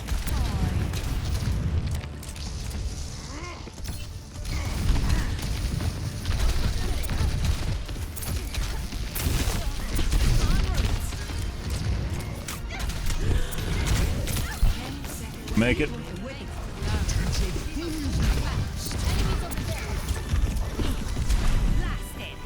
Go. There they are.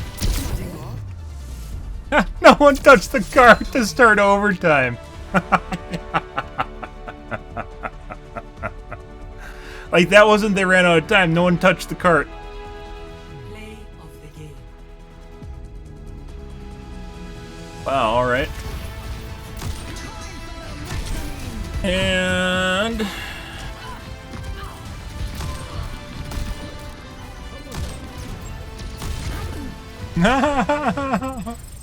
I really wish you could see when people are in groups. It would make endgame chats so much more lively, very festive.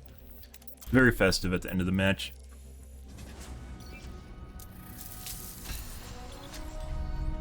Strike from above. Increasing altitude. Messy, but we got it double kill.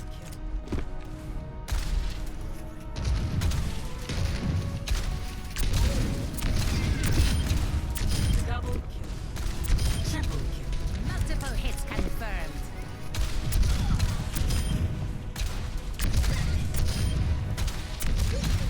Double kill. Justice served. Directed in the last game.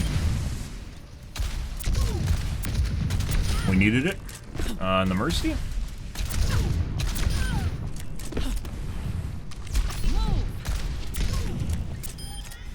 Mind the gap. Sure, I need a buff. Hitting my shots, you can't. She got a slight flying buff just with the last patch. That was nice. It was just a quality of life thing. I think like what I'd say, yeah, she can be really powerful when you play against teams that don't have hit scan or aren't good at hit scan. But at high MMR, you're gonna get a lot of people that can play hit scan. So, as you can see by me dying over and over and over again, I'm not even at like top 500. So, quick play. I'd say she needs something with either reducing the amount of bounce when you hit people, you shoot people, which is something they nerfed on her. More bounce isn't, more knockback is not always good when you're trying to land successive shots, especially with a projectile hero. Ability to cancel your Q would be a big one. That's more of a quality of life thing than anything.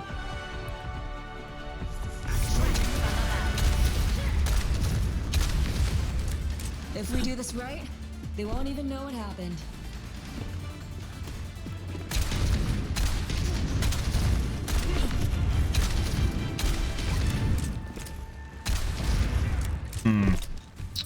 She'd definitely be really strong if she got buffed too much. 2, 1. Objective.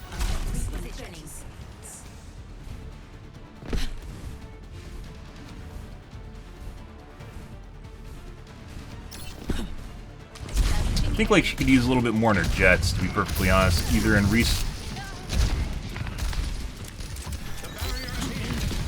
maybe more than even a knockback. More than a knockback, she needs the ability to recharge her jets faster or have more uptime, so she can go into her shift and stay in the air forever. She used to be able to stay in the air forever, and now she can't. Returning to battle. Changed something at some point. I wasn't privy when that happened. En route. Orisa is here.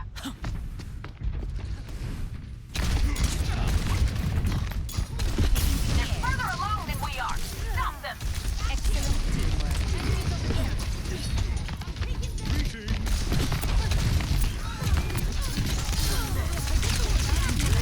Yeah, there's a Bastion hiding in our cellar.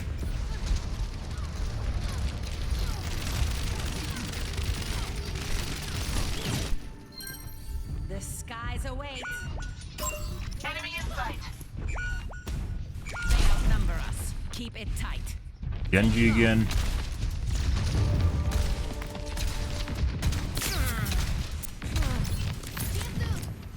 Thanks for the upgrade. Breeze brings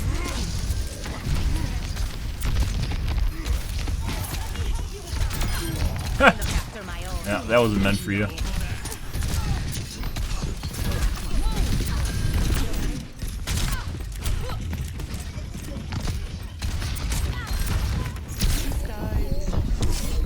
God.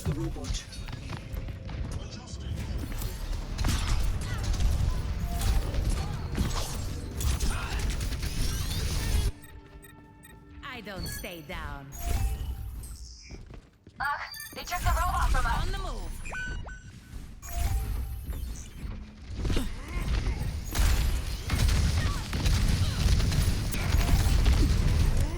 Up and away.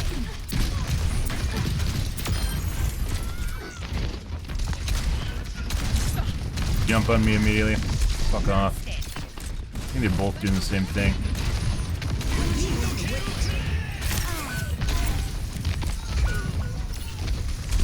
Positioning.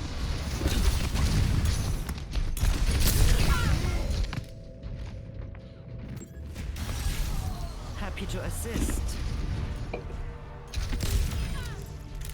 Pretty sure this is another pre-made, guys. Good for us. Robot is moving the barricade. As can be witnessed by them just rolling over our entire team over and over again. It's mainly the Genji doing it. To my will. Rain from above. What are you doing? Why would you do that if you don't have your deflect up? I don't think so.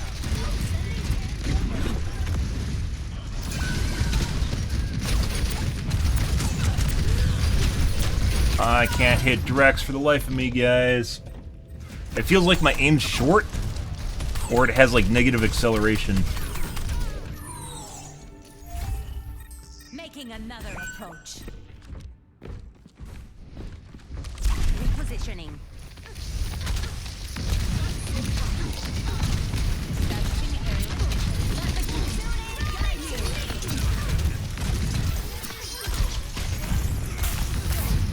No. I want to save him.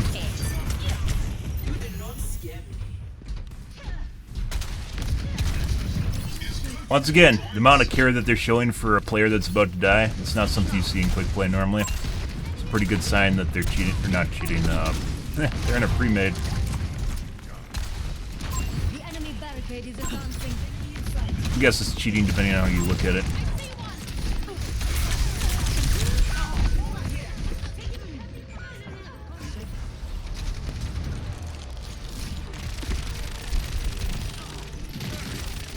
I swear that guy's always shooting at my Always more dick. to learn. It's like kneecap / dick area. En route. It's a weird place to aim if you actually care about your headshots. Also, he doesn't move at all. Zero movement. Aerial positioning underway. We need to stop them.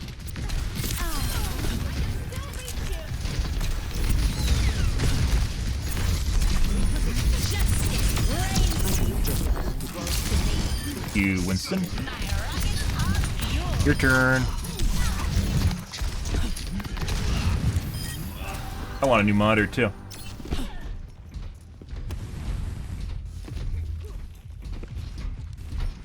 In 16. Good. Establishing aerial positioning. You weren't blocking the skies. He's not crawling over my dick anymore for some reason. Enemy over here. Ah, the diva, just to follow and fuck on me. Cool. I love when our entire team gets countered by countering me. Good.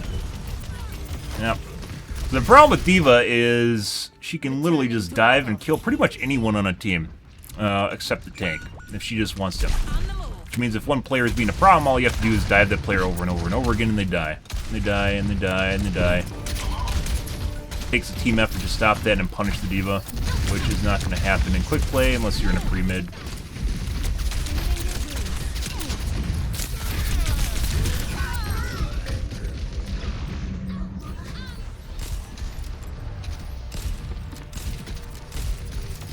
Let's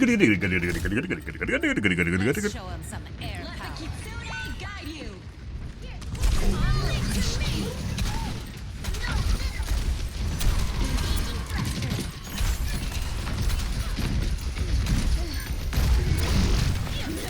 Okay. Yo, oh, someone got her. Cool. Benji knows it's hurt.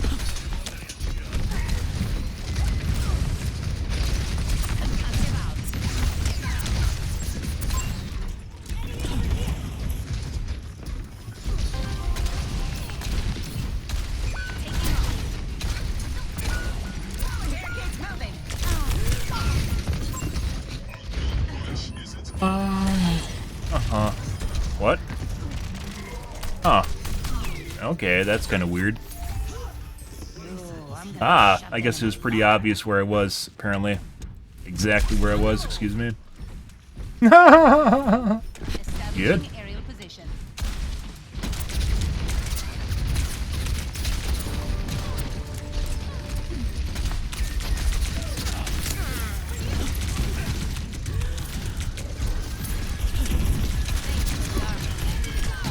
I don't know why she's over here.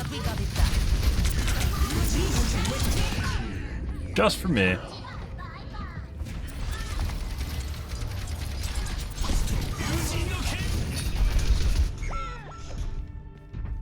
Need reinforcements. Genji Nanoblade.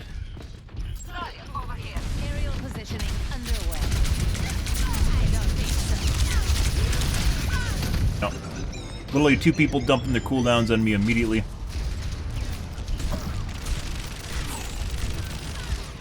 Again, I swear to God, he shoots at your dick and kneecaps for some reason. The enemy is pushing the robot.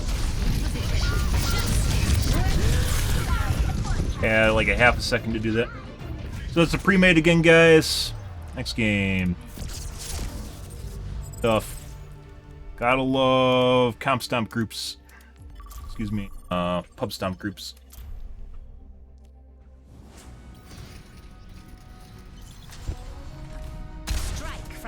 Real fun, Blizzard. You really enjoy that. But I don't know. I don't know any better, right? Because they could just be normal players. They play like normal players, all helping each other out in quick play. No one fucking talks in quick play ever. They did for like the first month that the game came out. And putting that aside, I have voice comms off right now because no one talked in it. Therefore, there's no reason for me to be in it. And the handful of people that do talk usually just they're sitting there to rage, so I'm not interested. Terminated. Increasing altitude.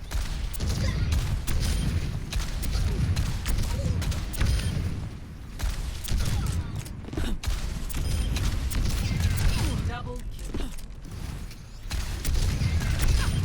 You weren't watching the sky. Double Move. Where's your jetpack?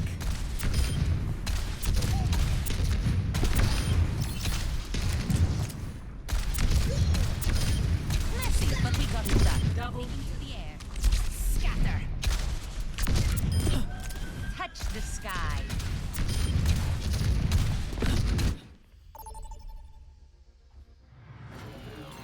Welcome to Jungle.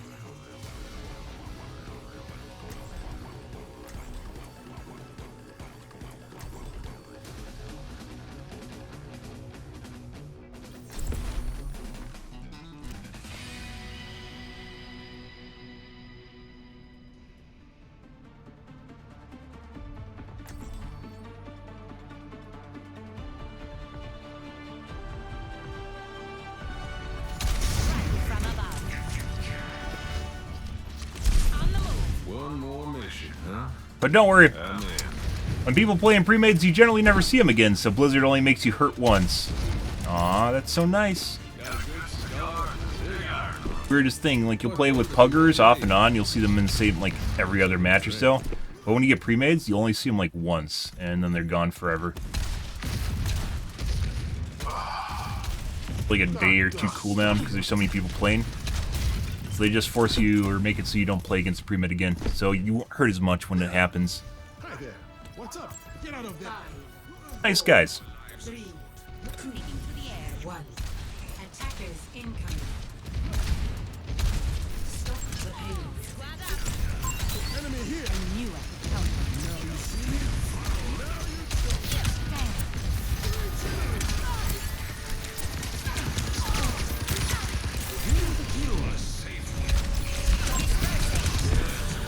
Very accurate, soldier.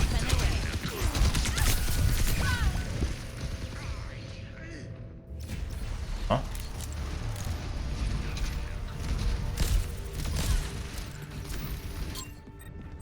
Always more to learn.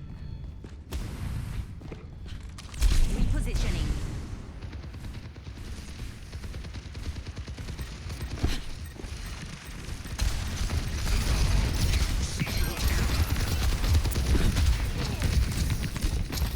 Increasing altitude.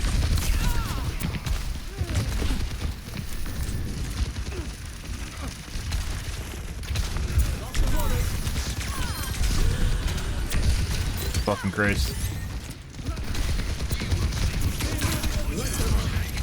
There we go.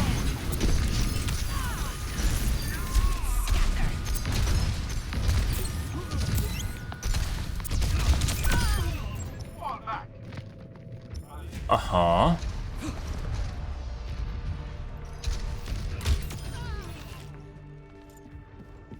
Making another approach. Repositioning.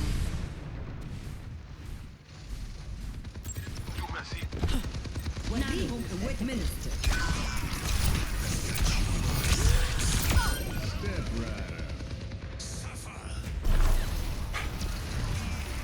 I've got you in my sights.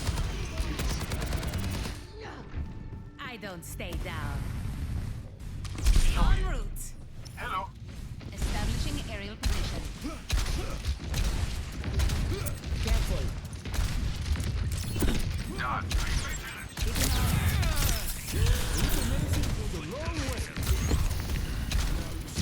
Put a tank, don't we? Okay. Excellent teamwork. We aren't going out.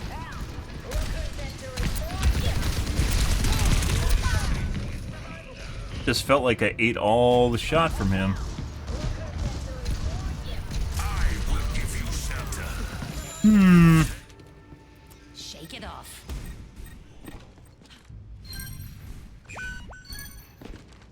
Repositioning.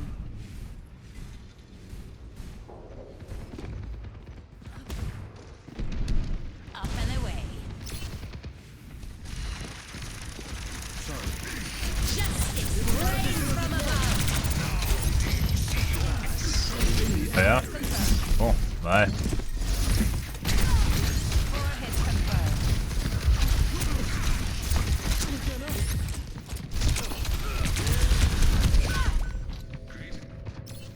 Uh-huh. We will shield you for now. Always more to learn. You go walk On the move.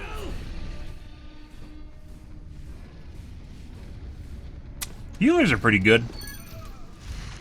Taking I wonder what's going on with the rest of the team while that was going on. I've got you covered. I don't, like, I literally can't fucking hit these guys. I don't understand this. Like, with flicks, that doesn't work anymore. I think it's Windows 11. I don't know what the fuck's broke with it. Something's broken. How's it going? System repaired. Literally running from and healing me.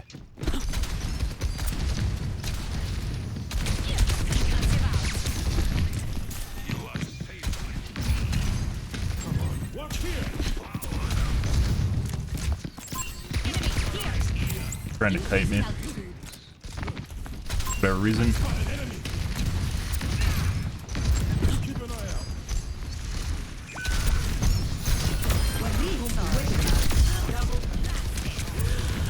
Good, you weren't around to help. Come taste my power. I don't know.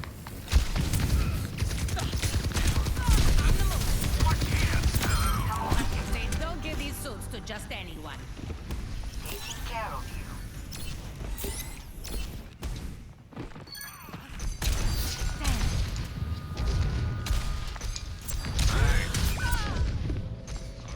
And headshot.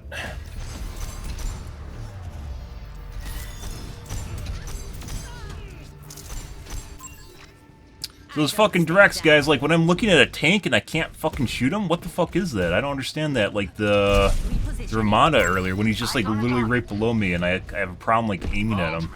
Even though it's like almost exactly identical scenario to like the practice range, for instance. Save the Hanzo. Good. Possible pre-aim. So the tank was weird earlier where I said he's just putting all of his fucking shot into my brain. Occasionally you get tanks that cheat. It's not usually common. Mainly because he can play a DPS and do a lot better. But, we'll see.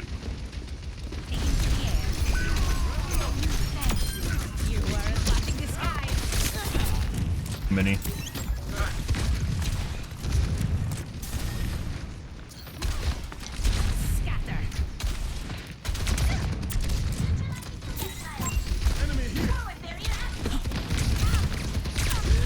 That,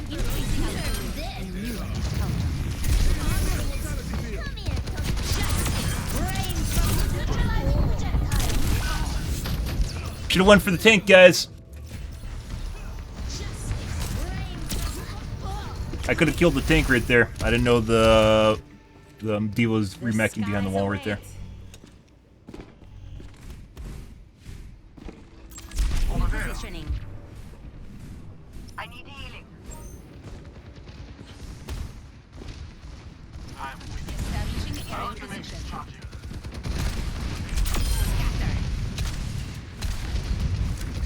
60 seconds remaining.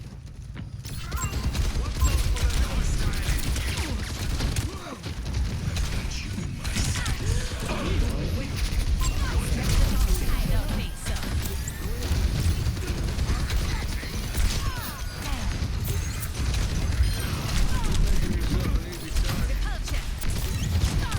Like, the one thing I really don't like about D.Va is she, like, unintentionally eats shit she's not trying to eat. It's insane. It's absolutely fucking insane.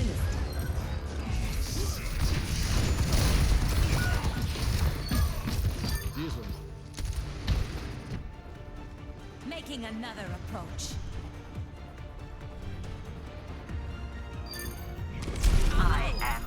Like, my aim feels really good. This makes it even weirder. It's like, it feels like the game feels better in Windows 11, but, like, my accuracy's worse.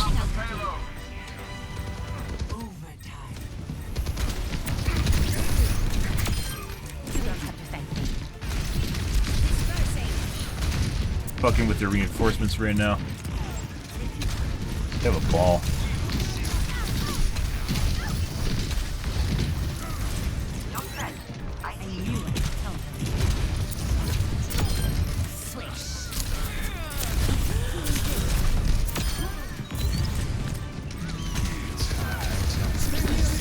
I'd rather not.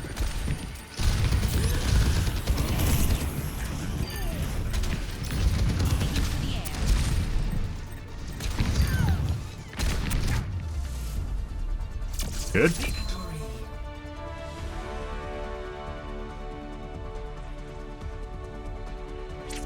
We had very good healers that match, guys. Both of them seem pretty good. Very competent healers.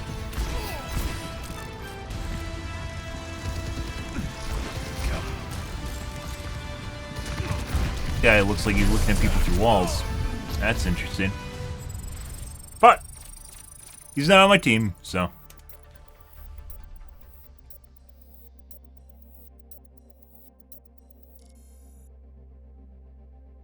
2019.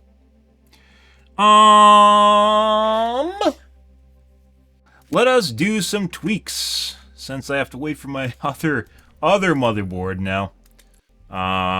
Let's see if we can do something that might help us break like 50% on accuracy.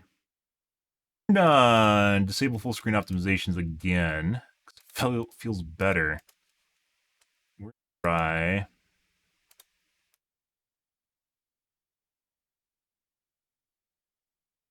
Only things might be different in Windows 11. I have to take a piss, guys. Good time to stand up, get a water break. I will be right back.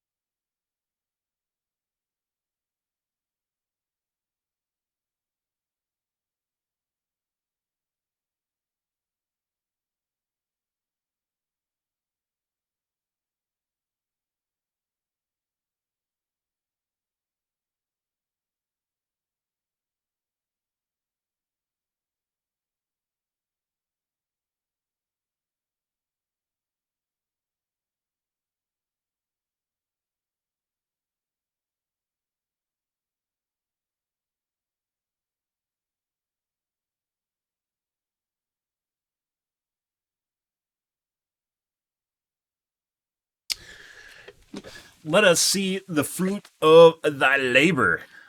Normally, so a lot of these options I've tested already in Windows 11, excuse me, Windows 10 over like the last 6 months. Sadly, but it seems as though Windows 11 is a different beast, and that is where we're at, so.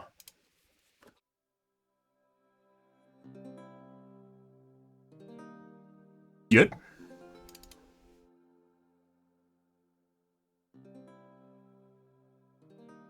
I'll need to buy a new chair.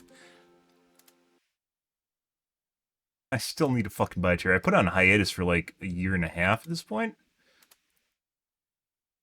Probably more useful than,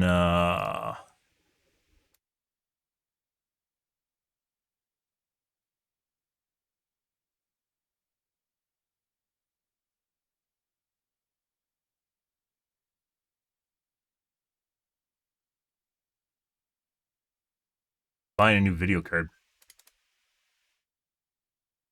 Because if you have a bad chair, that can fuck up your back, fuck up your spine, fuck up all different sorts of things. Like having a bad mattress can do that to you too, if you guys didn't know that. In your 20s, probably have nothing to worry about, but then you start getting older and it starts mattering more, so. Alright, let's give her a shot, see how things go.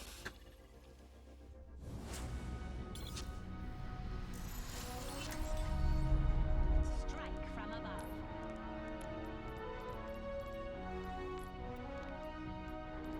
Back to our old settings. Completely uncapped. Taking off. 140. Immediately tell. It's once you shoot at the training dummies, you'll see it hit, and then it'll stop, and then it'll explode, because that's when it actually syncs up with the server.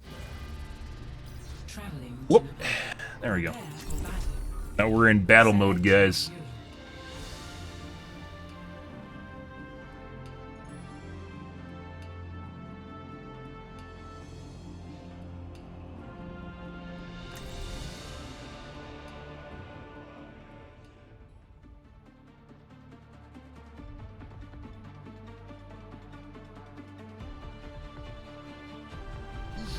Strike from above. Right out is the name, glory is the king.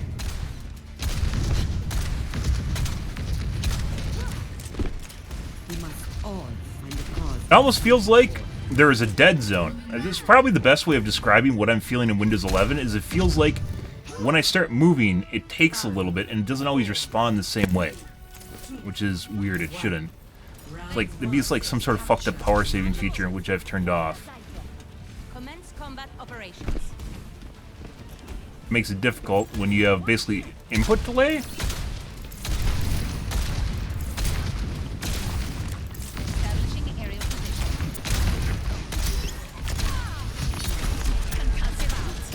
Enemy over here. There we go. I see an enemy. That's none of the targets I was aiming at. How the fuck did it pull out everything except that? I don't think so.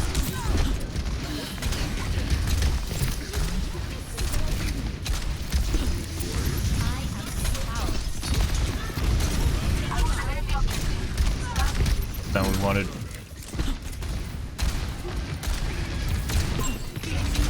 Roll on me.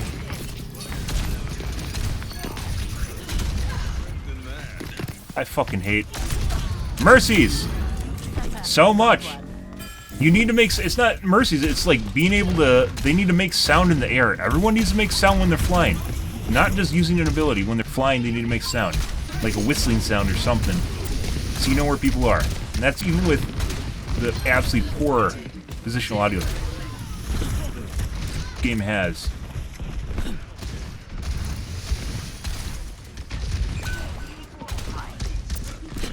Nanoboost administered.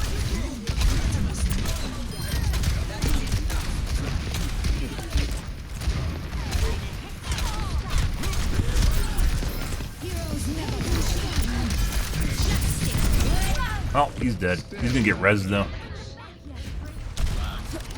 Eris is on that. Good for her. Very competent. Instead of just sitting there, Orisa pushed the advantage when they lost their tank. Which is what you want. Exactly what you want.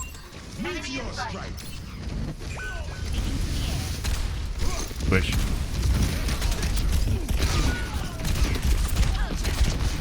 That, for some reason, did not make a move at all. That's great. Oh, I think this is a cheater.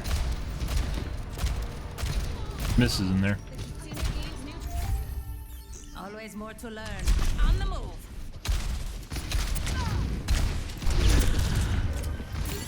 Aerial positioning underway.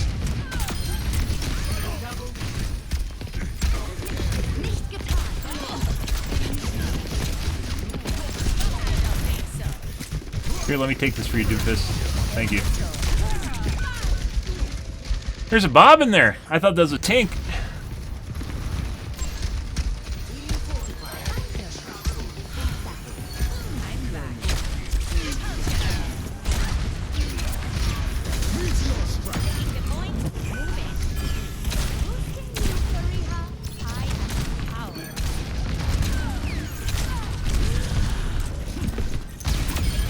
No, I don't want your aimbot grenade.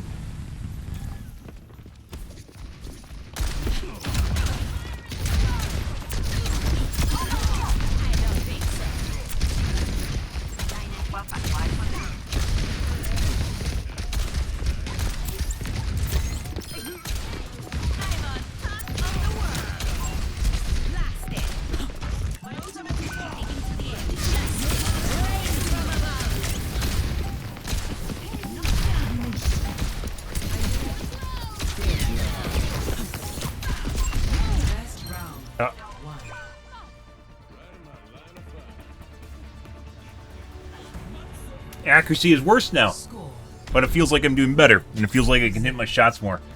Extremely counterintuitive. Fuck does that mean?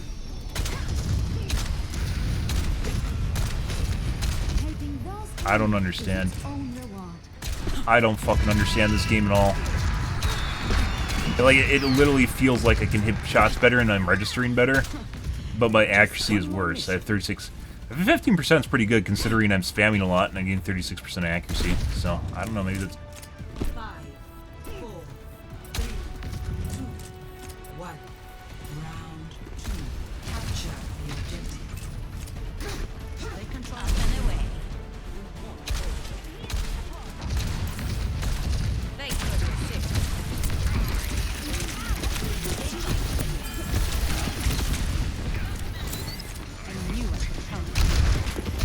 What is this? Why'd you decide to leave? Your res, aimbot grenade.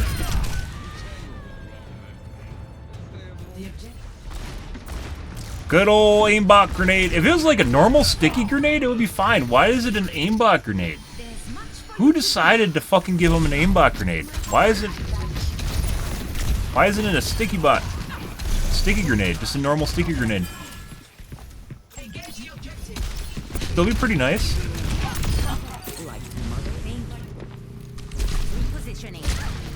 She was ready for me. She was watching. Huh. Okay. I mean, I did that already once, so maybe. Okay, my head's in the game. Taking to the air. And unlike Mercy flying, unlike Genji flying, unlike Sojourn flying, Pharah makes a shitload of sound when she's flying, so. Because she's an old hero that's designed around flying. This guy is very accurate now.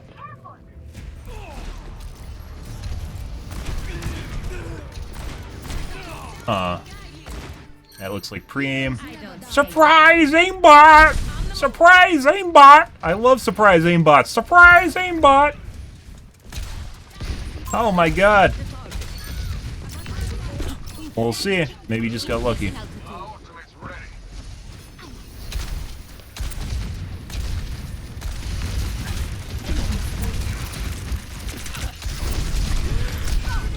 Surprise aimbot! So what is like 2 minutes? 2 minutes into round one. And by the way, when people are cheating, they'll try and look legit. Obviously, he wasn't looking at anyone. He's like, I'm gonna look over here like there's a Pharah there. But we already saw where that wasn't normal looking. So.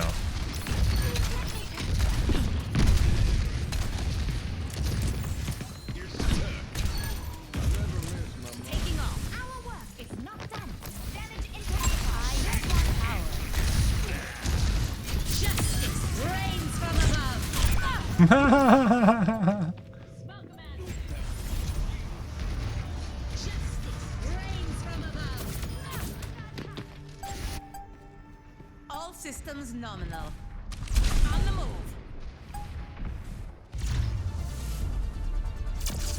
We only got like a minute of that, 2 minutes of that. I don't know, guys. Pretty sure the McCree is cheating at the end there.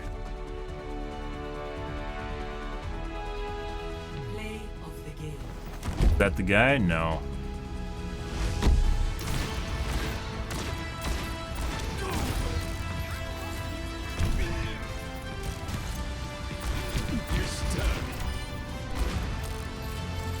No. I gotta actually say, if you think someone's cheating, you should report them, but I don't know. It definitely maybe just got lucky twice with his aim. In the first round, he was nothing like that. First part of the second round, he was nothing like that, and all of a sudden he started hitting all his shots at me.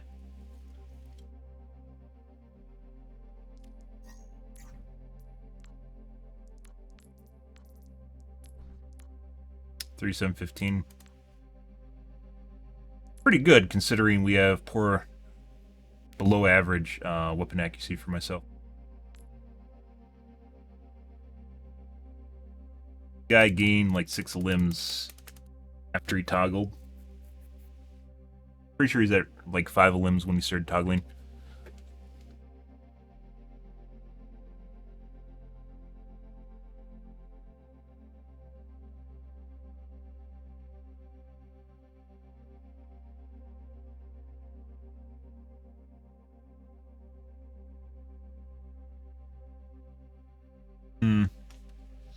Let's just be safe.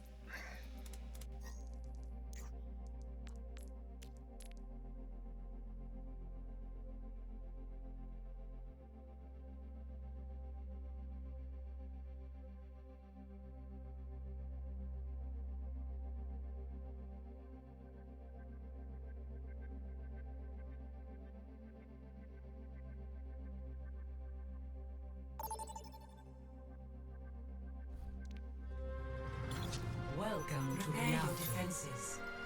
Select your hero.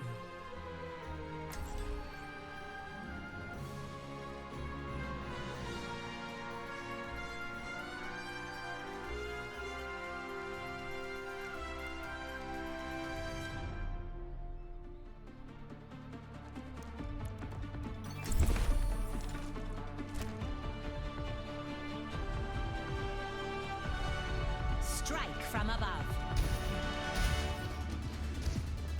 Follow my lead. I've been through more of these than I can count.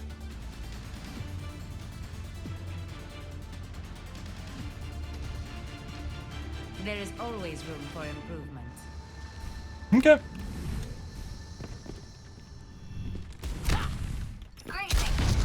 Look at the state of the world. Greetings.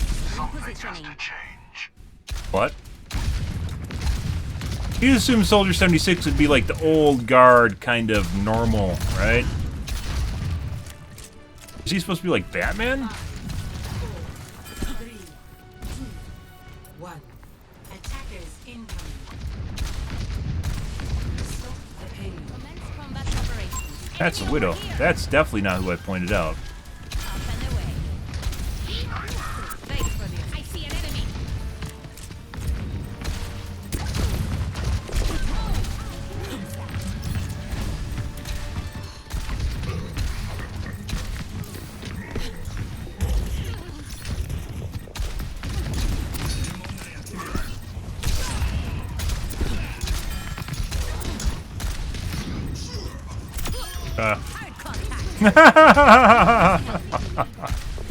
Enough trying to actually direct shot him while in the air.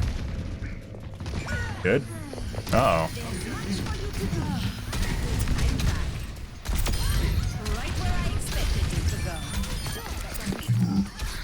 I will not waste this opportunity.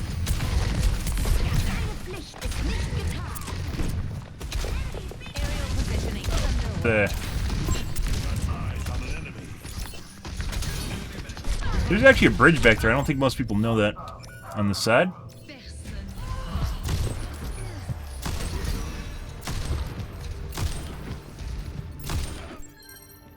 The skies await. Widow killing everyone now. Establishing aerial position.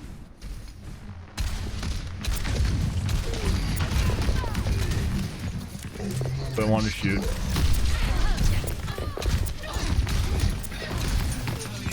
Thanks for the assist. You weren't watching this with justice. Rains from above. They're all ignoring me. My rockets are Why are they ignoring me? It makes them harder to kill when they aren't looking at me.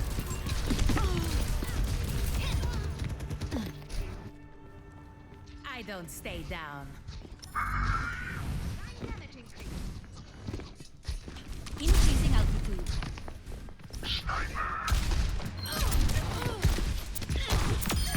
Outfoxed. We direct shot. We direct shot. Can we direct shot? Christ. Mercy's helping me learn. That's not helping me learn. She just gave up. I will not waste this opportunity. Messy, but we got it done. Could have done it off the ledge in front of me. I will not let you fall. Up and away. Dispersing. Forgot your parachute? Bar buttons.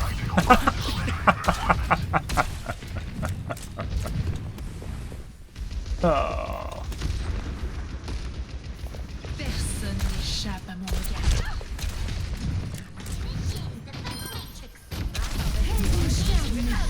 We get buttons again? Bar buttons. So, if you guys didn't know, the water is actually really close. Where you fall off the edge is very close to the edge, so there's like no distance. There's no area for you to actually like try and teleport out. You'll just hit it almost immediately. When you get to the water, you just die. So there's no time for her to teleport or use an ability. If she had a grapple hook, she probably could, because she could aim at something higher. Concussive out.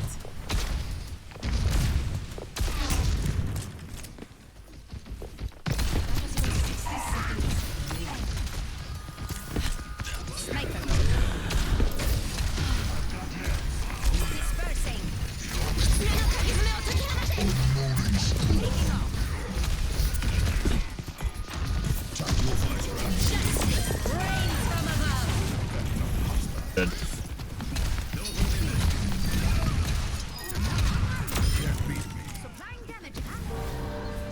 Good.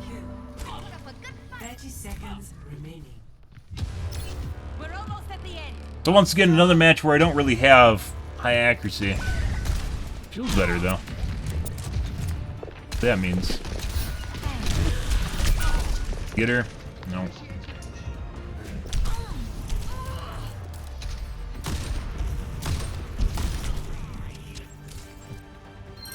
Okay, my head's in the game. Overtime. Up and away.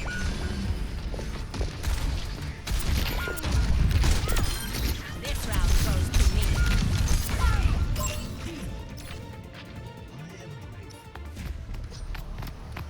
Almost. Good, good, good. The payload has reached another approach.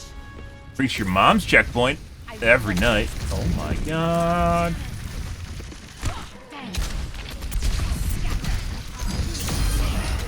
There you go.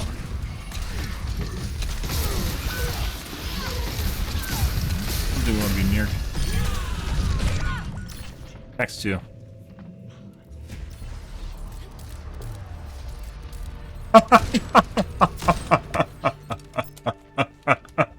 Let's show him some air power.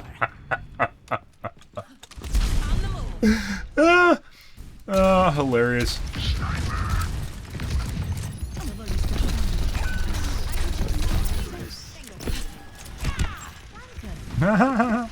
Establishing aerial position. Thanks for the assist. Widow again. She's now hitting all of her shots, trying to BM me through walls and around corners. Good for her.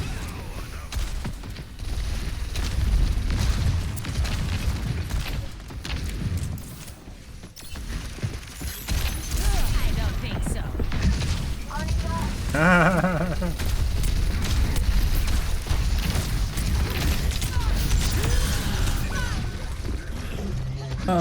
I needed to use it before then. Like right there is when I should have used it. It's too far away. You have to be like literally right on top of it, like a 45-degree angle in order to actually hit them and kill someone. If you're not at a 45, it really depletes your ability.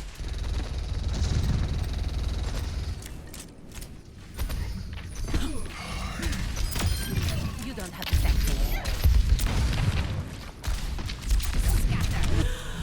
me. Widow again, hitting every single one of her shots. Good thing she doesn't know how to charge her rifle.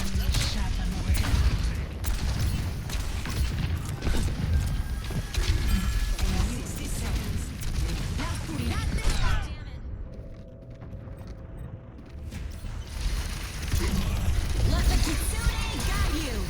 Heroes never die. Always more to learn. Taking off.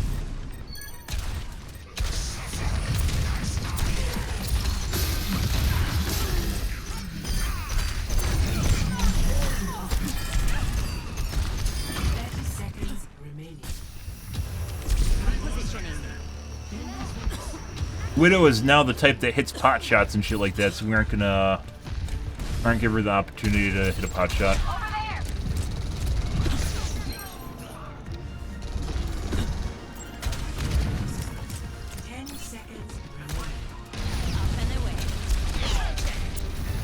Oh.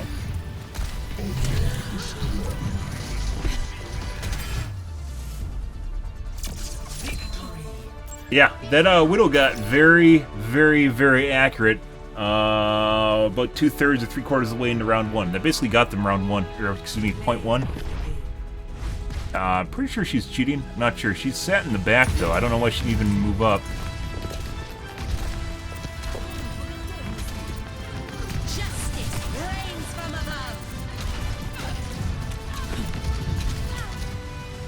above. That's where I died.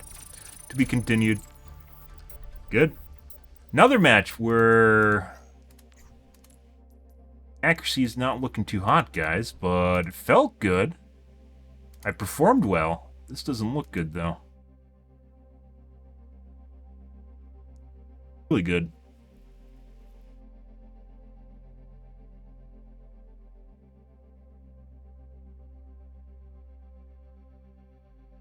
She's cheating. toggled on later in the match. It wasn't later in the match. And I don't know why she'd even move up. She just like sat on the bridge and was shooting people, killing everyone that appeared over the edge. Didn't even move up or bother trying to play the point.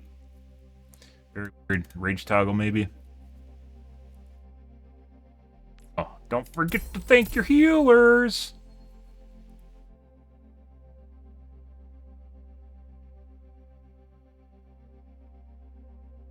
Pretty good. Oh. Do another one, guys. Maybe... Strike from above. Establishing aerial position. Try capping FPS now. Capping FPS turn on reduced buffering. I don't think they can... They can't see who... You can't see who endorses you, can you? It definitely feels like when I endorse people, I get endorsements back. It could be because everyone else endorses everyone, and then eventually you just get one. For the most part, occasionally I don't get an endorsement when I do that, but... I think getting high-level endorsement just involves you just endorsing random people. Every match. It doesn't even matter if they do good. Increasing altitude. Double kill.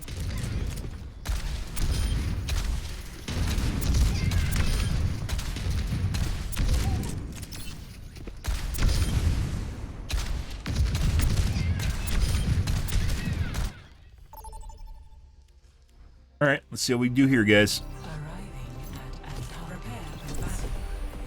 Select your hero.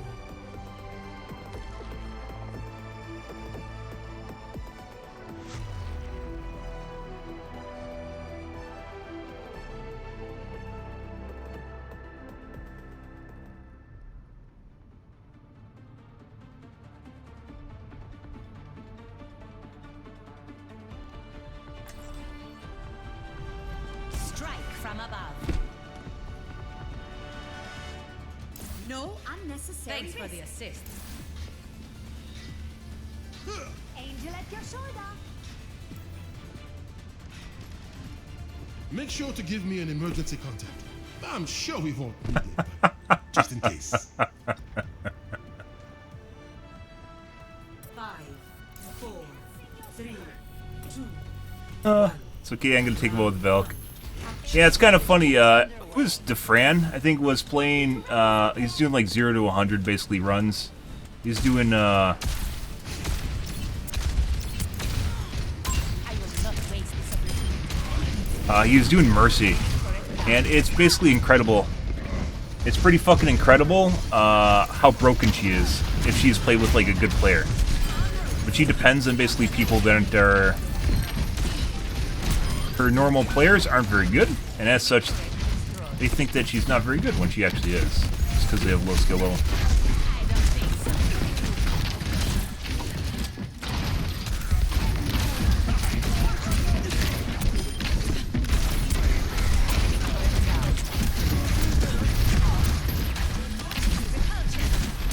Go up to the back line.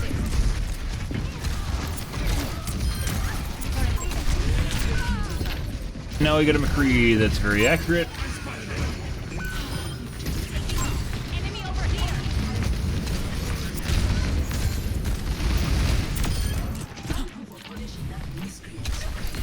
Free, huh? Dispersing.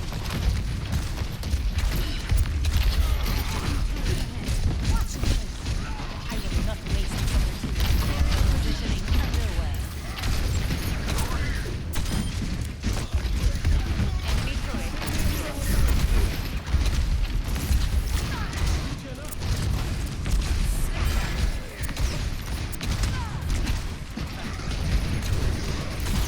Doesn't seem to feel better, guys.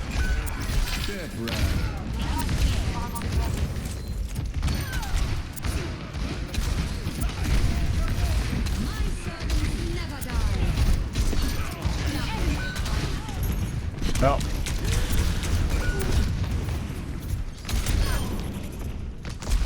Enemy turret down. Enemy here.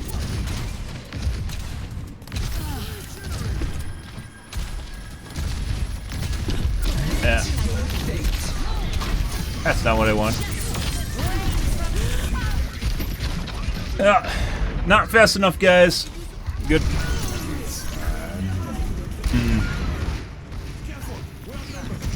Actually, like, my accuracy's not actually looking that bad. It doesn't feel good, though. Okay, we win these.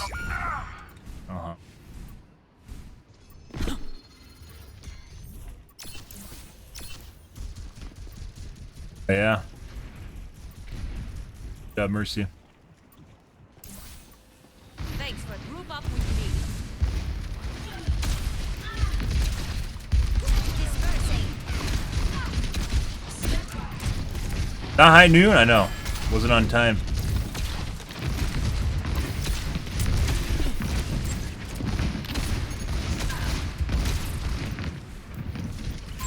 Fuck the turret. I just heard it. There it is. It's like trying to put it at a weird angle, so if you actually go into the point, you get fucked by it. Which actually isn't a bad idea.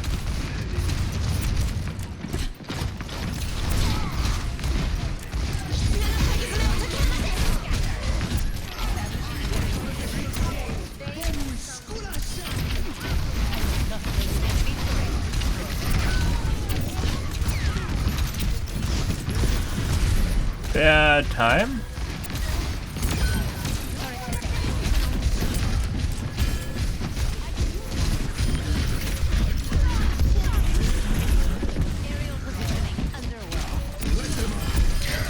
I like this! I like this thing!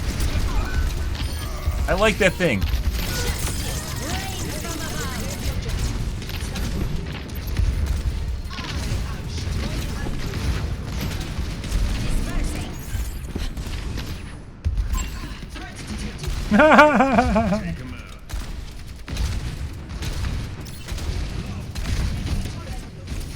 By 15.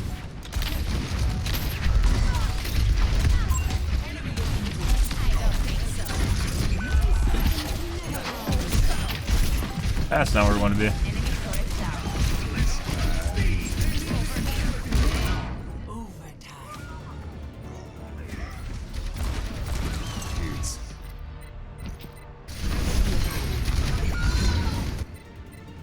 Okay, my head's in the game. Up and away. Yes, he tried. I can't make it. Play for real this game, don't worry. Score 0-1. Mercy's hard. Ah. Pretty sure the less you do on Mercy, the better you do. Hello. I'm on like 4 milligrams of Xanax. There is always room for improvement. I'll watch here.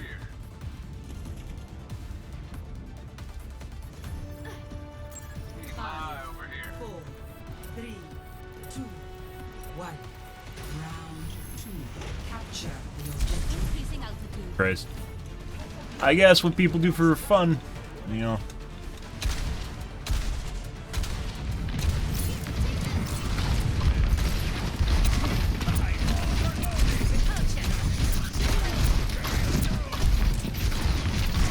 There was one point where I could actually just do like mini flicks and always hit people, especially tanks. Now I can't do that anymore.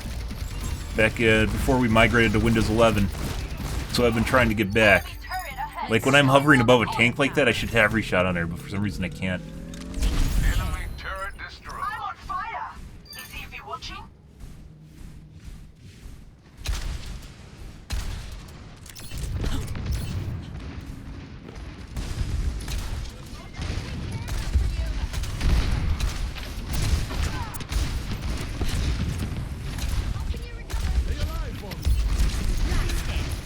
Missed.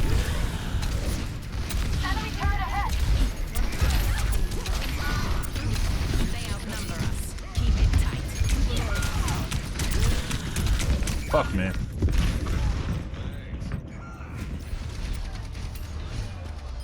Let's try that. We'll turn on my FPS limiter now. All systems nominal. Enemy turret ahead. Looks dangerous.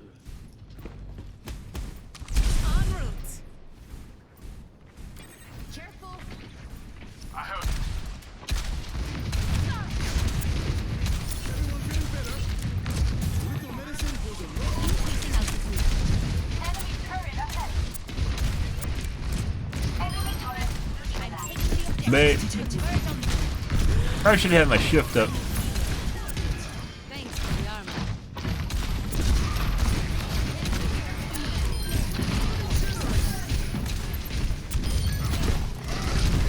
Enemy turret. He's dead.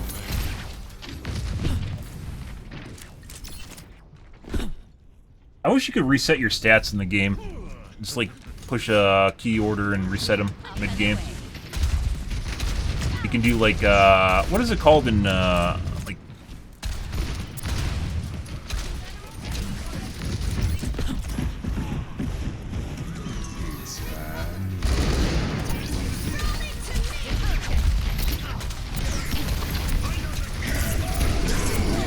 My god. Okay. That literally just made it so they couldn't escape. That's great. Completely unintentional. I don't want your aimbot grenade. Nope. Nope. I'm just gonna sit there and wait for my teammates to kill you.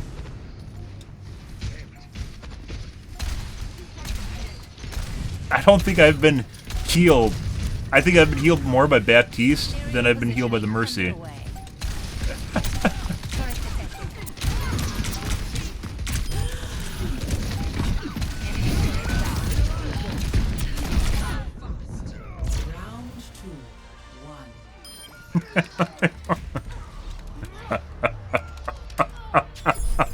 Score 1-1.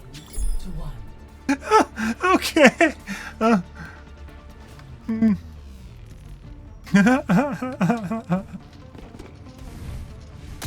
This is a far cry from I don't know how you can fuck. I guess Xanax drugs are funny, guys. I guess that's the takeaway here. I don't know why my net monitor or my net thing keeps popping up. Right? Right? That's a reoccurring theme. 5, 4, 3, 2, 1. Round 3. Capture the objective.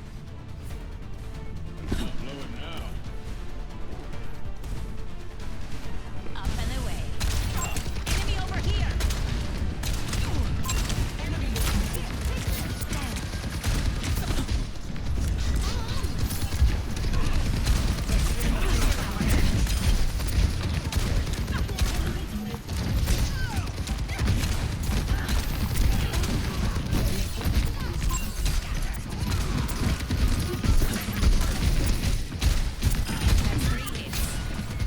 This game, like, it needs to give you like a big death icon for the turrets. I don't know why it's so small.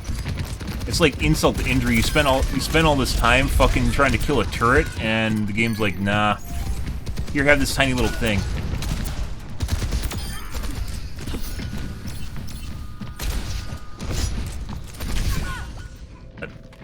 Have this tiny little icon, and I don't even think it adds on to your damage. Like, you're just eternally fucked.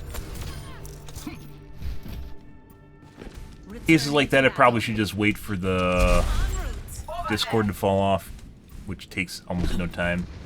Destroying a perimeter on the objective.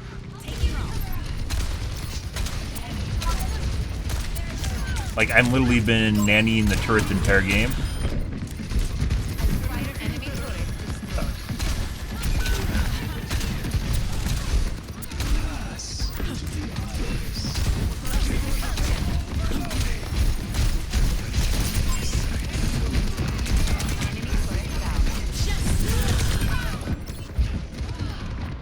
Almost. I really needed a heal, but that was exactly the right time to do that, so. I don't want to talk about it. Can't always have the optimal condition to do what you want. Join me at the objective. Because you take a shitload of damage if you're not at full health when you ult as Furia. Putting aside the fact you're gonna die, you're probably not gonna kill anyone before you die too. Got a kill there.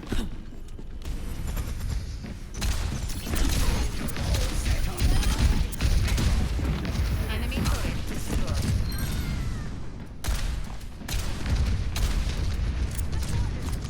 En route.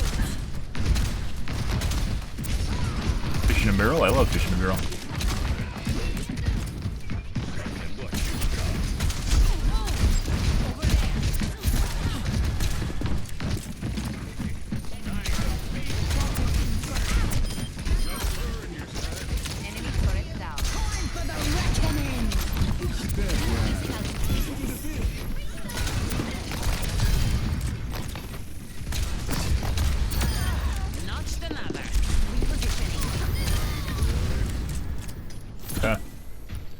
We're going to see a Me Too Fair. I imagine we are before we see a hit scan. I mean, technically, Tracer's a hit scan. Looks like my action is better now, so capping my FPS has helped tremendously. It's going up, and we already played like a round and a half prior to doing that, so.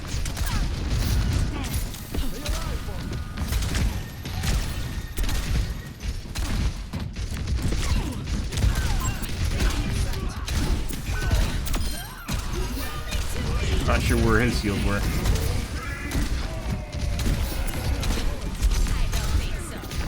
They want the D.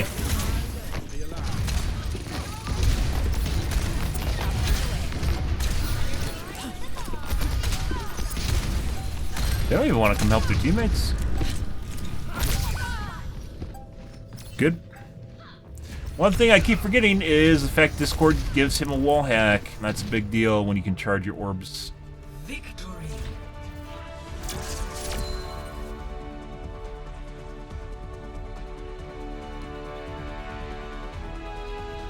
Play of the game. Good.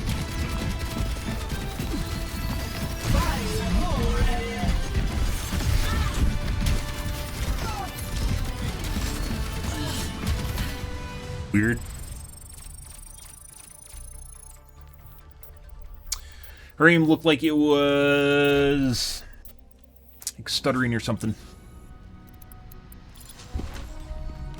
Strike from above. Increasing altitude. What I probably should do is I should probably install my, or turn on my Razer software. I haven't done that since going to Windows 11. Make sure everything's set. I'm pretty sure it is, but make sure everything's still set the same as it was in Windows 10. Multiple hits confirmed. Doesn't feel any different. DPI does not feel different. And I can't imagine pulling rate not defaulting to 1,000.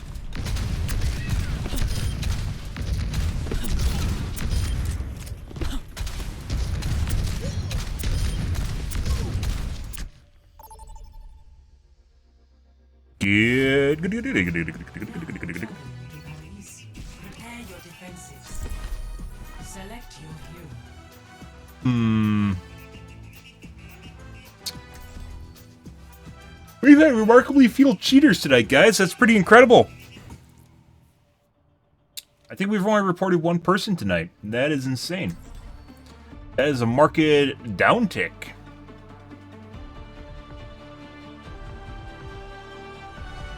Strike from above.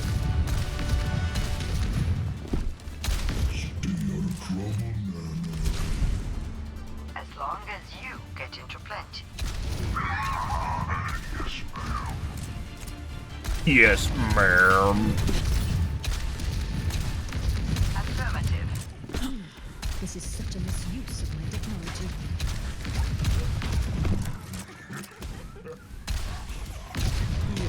Vishkar's actions here were disappointing. I still need answers for them.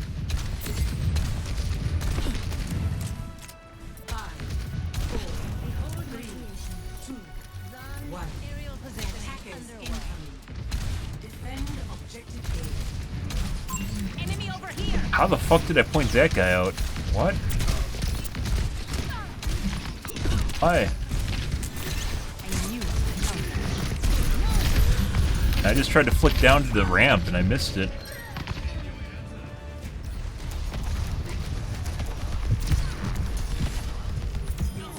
No, the VRB isn't on. Oh my god, I don't have Eye Scorch mode on. Holy shit. Over there.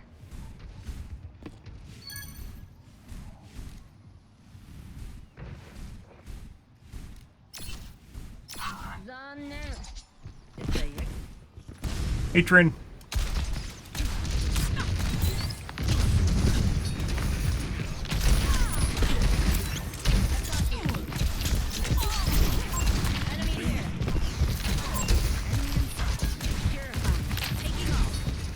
I never told you guys I want a new monitor. I definitely want a new monitor.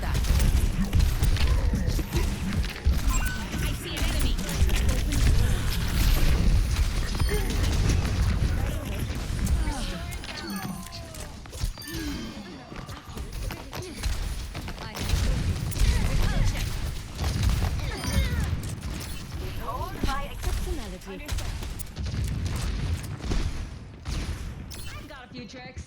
I need healing. Okay. I was at half health for a good minute there. 30 seconds. Oh.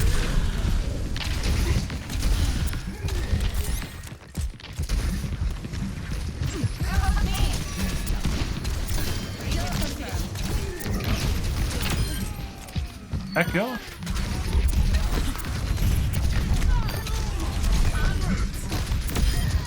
Was there any doubt?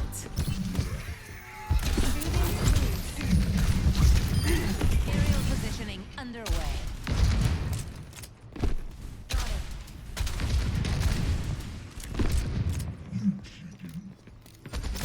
Hello.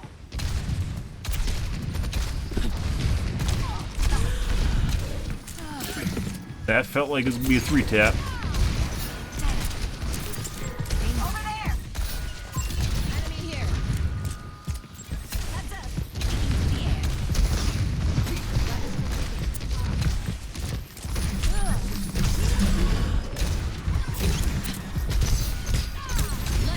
There you go.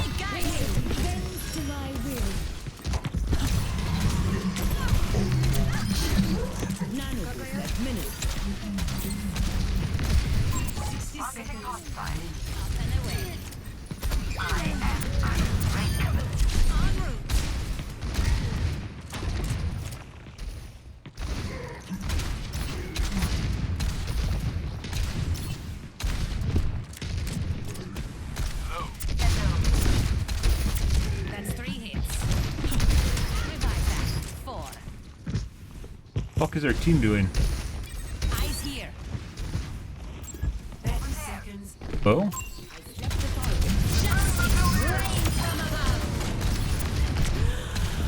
Ooh. That was actually a pretty good ult. Because so little of my body was exposed.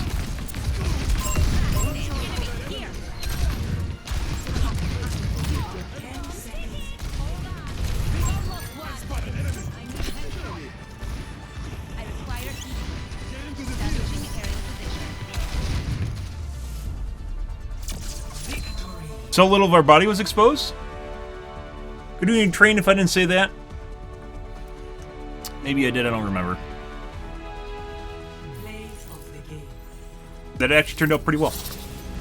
Accuracy does not look peachy, once again.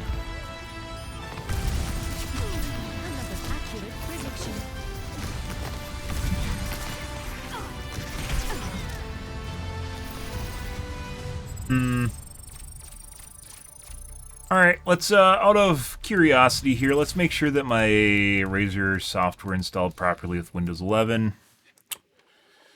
Good.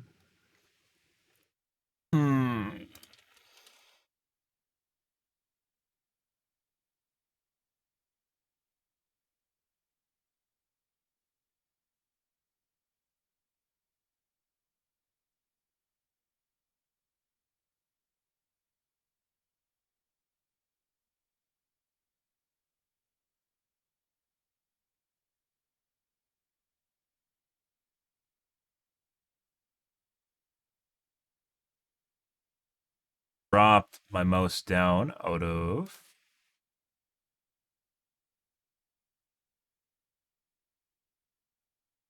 mouse.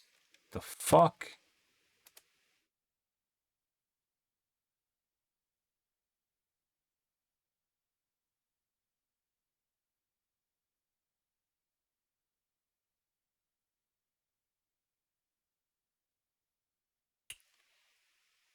Turns out...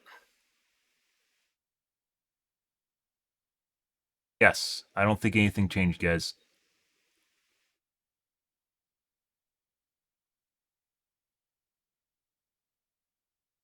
Identical, and I wasn't running at 8,000 hertz in...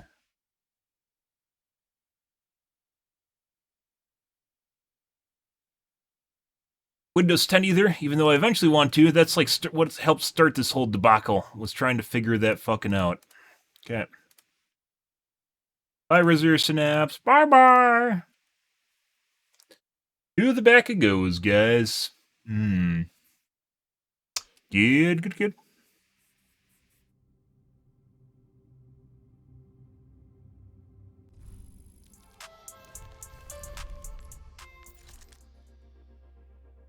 I don't take a piss, guys. I will be right back. One moment.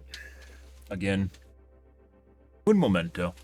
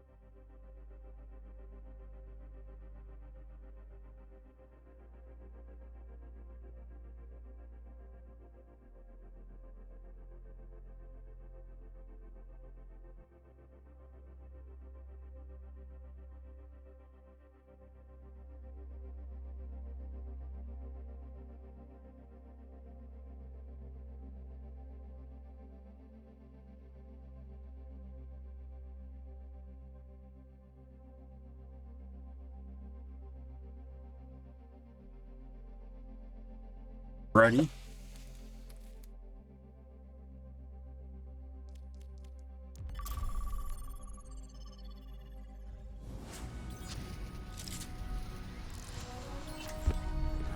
Strike from above.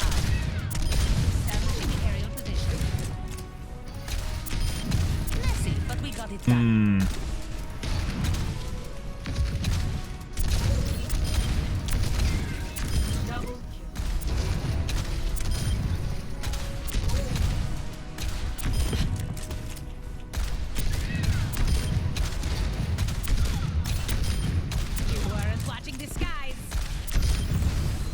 It really does, like, with the fucking weird shit where, like, I can hammer the shit out of, like, training bots, for instance, and just get constant direct hits on them.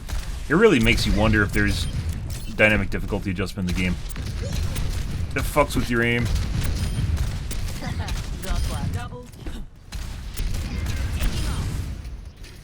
You would... Get up here. I guess it doesn't matter, it's training.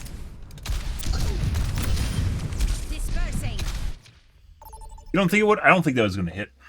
You don't think it would? Because why would they put something like that in a competitive game? But at the same time... like when there's literally a tank sitting below me and I can't fucking shoot the tank? What the fuck does that mean? How is that a thing? What is happening? I don't understand. Look, a tank. It's ginormous. It's easy to shoot a hit. Yet I can't. Can't do it, guys. Like, I'll hit it, but I won't hit it, like, directly, constantly. Which I should be able to do. Why can't I do that? If a city never sleeps, how can it dream? Oh. Oh. Oh. Very philosophical. On the dev team used up all their bullshit points for that one. I like a mask. Fuck off, Kiriko. Mask, dude. Suck my dick. He doesn't need to like you liking his mask, dude. The Roadhog. 5, 4, 3, 2, 1. Attackers incoming. Defend objective A. Concussive out.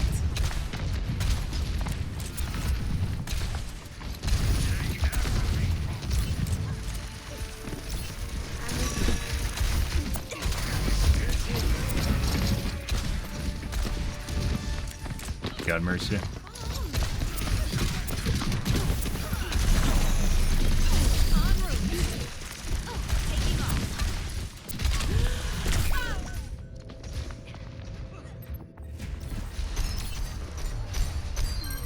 Regret is all consuming. I see. Okay, my head's in the game. Here is an enemy. On the move. Defend the objective. Wow. Like our entire team's still alive, and we lost 2/3 of the point. Okay, buddy. I see an enemy.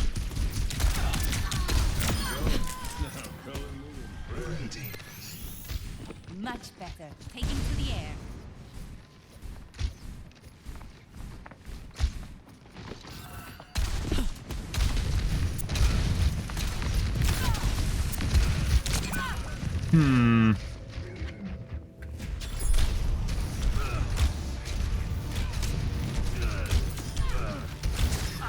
That's a weird hit. That wasn't a normal trajectory for me because I bounced off the skybox. That wasn't like a normal flight path for makes it much less likely to hit. Likely to miss. Up and away. I greet you. Hello.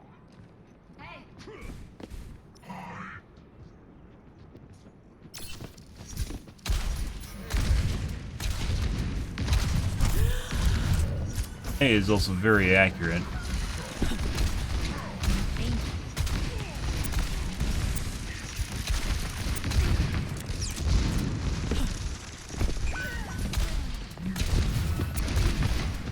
There goes a Kiriko.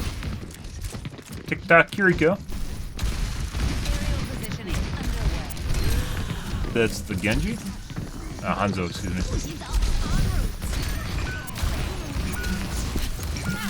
Oh, that's not good. Careful, we're outnumbered. Thought the wall was gonna line of sight for me, guys.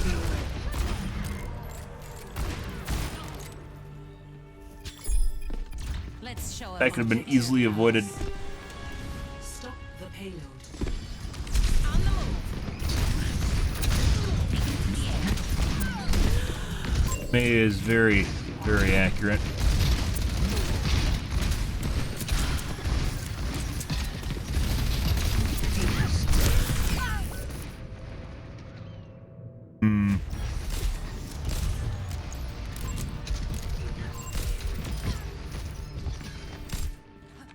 Returning to battle.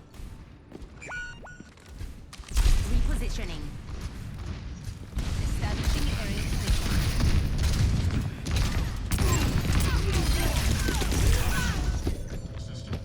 Pretty sure Mei is cheating, guys.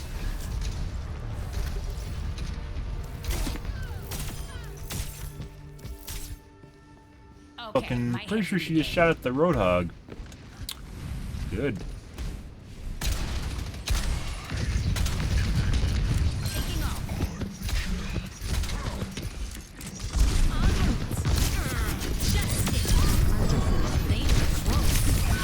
I expected their whole team to be down there, instead they're waiting further back. I expected Mercy to be down there too. She wasn't. Worked out in my head. In practice, they were not where I thought they were. On the move. Not just like one of them, all of them weren't. Except for the Mei.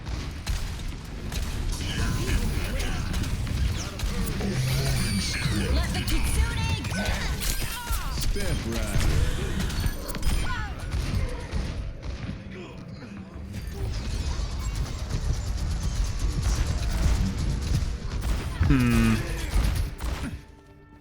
Making another approach. Now maybe McCree.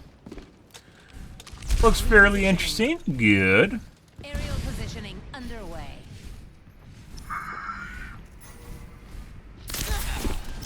There.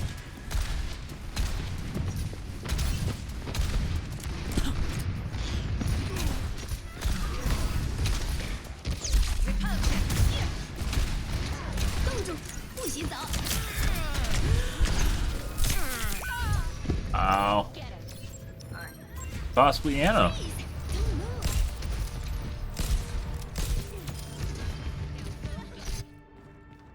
Okay, Good. my head's in the game. En route.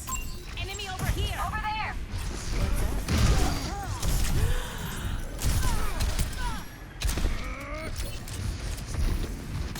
Taking off. Blasted. Yeah.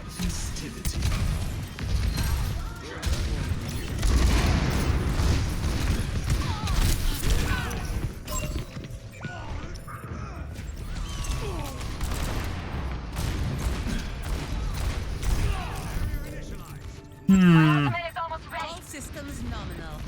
Let the Kitsune guide you.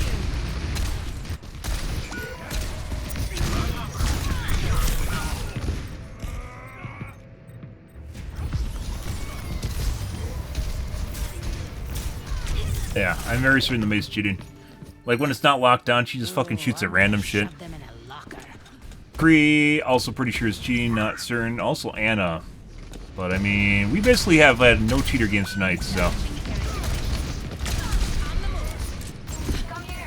Projectiles still miss, even if they have an aimbot, and 100% accurate aimbot, because there's flight time.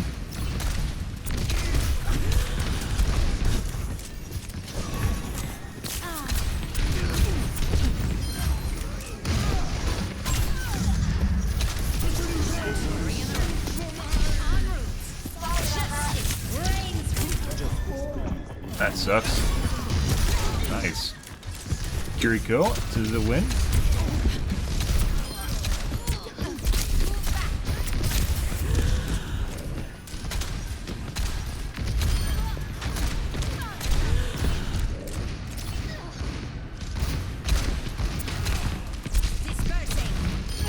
Ooh, that was gonna kill him too.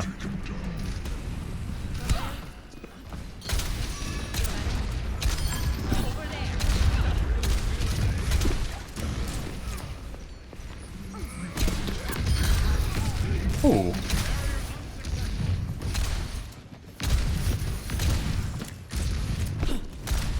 So, pretty certain about May, pretty certain about McCree, not so certain about the Anna. Looks like he's missing now. Increasing altitude.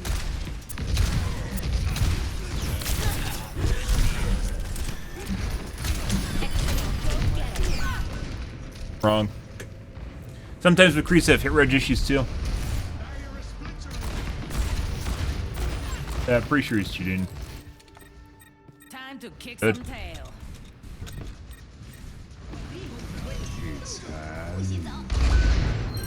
Shots will not be on, they just won't register for whatever reason. Up and away.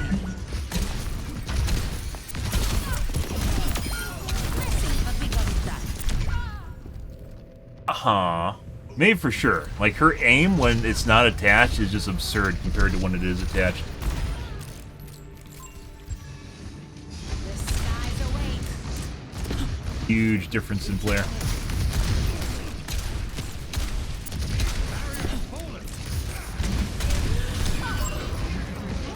The line sight the McCree. Definitely cheating. He has a wall hack too. Like earlier when he came around that corner, like he's carefully creeping around it when we saw him earlier coming in. And then right there you can clearly see him just like staring at people through the walls. So possibly a 3-cheater lobby. I don't know about the Anna. The May was definitely cheating. McCree's definitely cheating too. They didn't start out that way. It was after P2, I would say.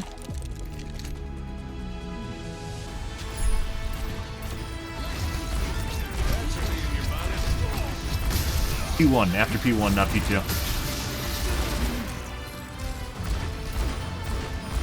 Might even been before P1 for May. Thinking about.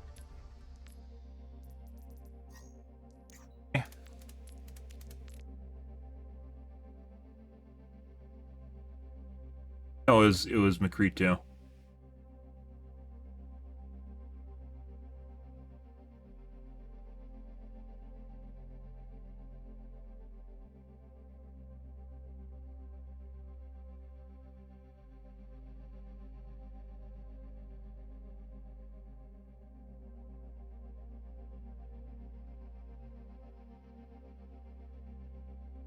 Dodge it.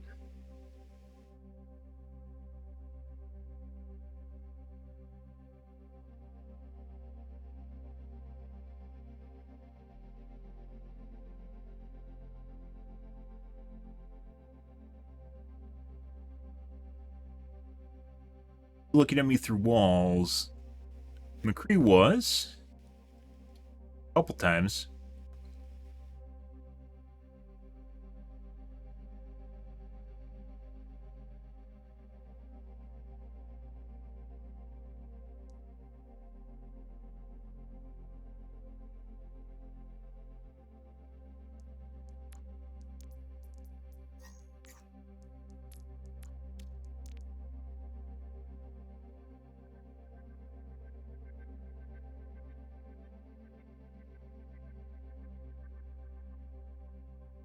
Oh, May was also trying to shoot me through walls. I think the Anna was too.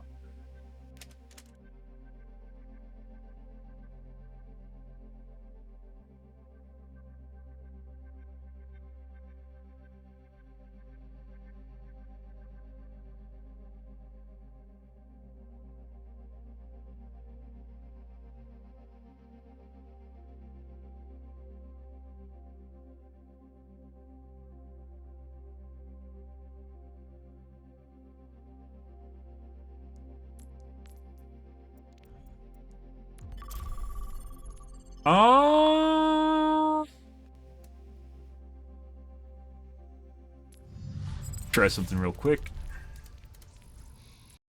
I don't think that. I'm pretty sure this won't change anything at all. Actually.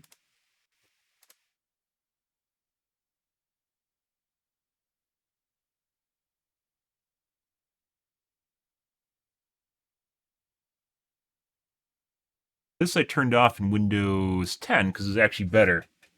It was better when I was doing Higgs off and MSI on, and now it seems like MSI on is worse than MSI off, which is what I was just using was MSI mode off for graphics card. And in Windows 10, when I had MSI off, Higgs on seemed to work better. We'll see though. Windows 11, Windows 10 seem to behave very differently to the little background snake oil tweaks, but that remains to be seen.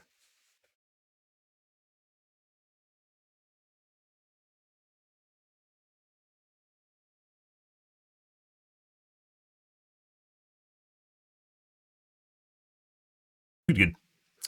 Happy Tuesday, ones, guys. Hope you guys are having a wonderful evening. Good.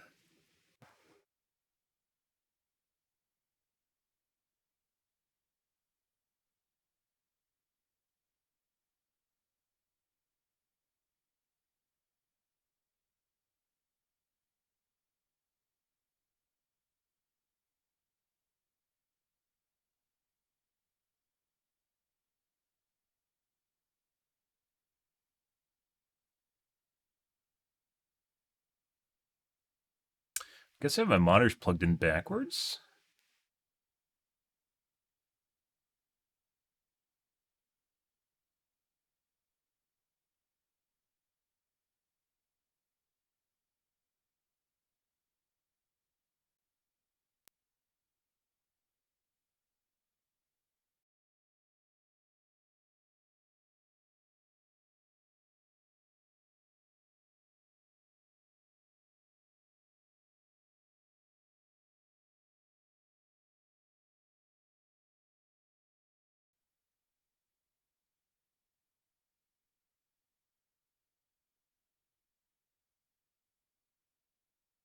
Goes.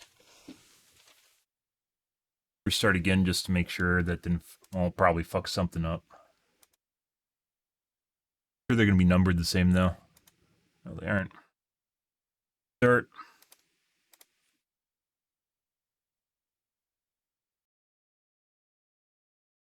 So you can tell which is like the primary output on your graphics card based on what monitor shows up when your BIOS is booting.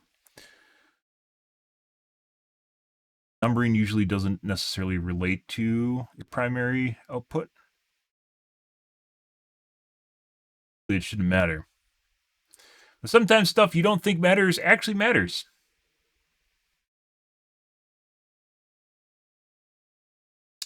Good.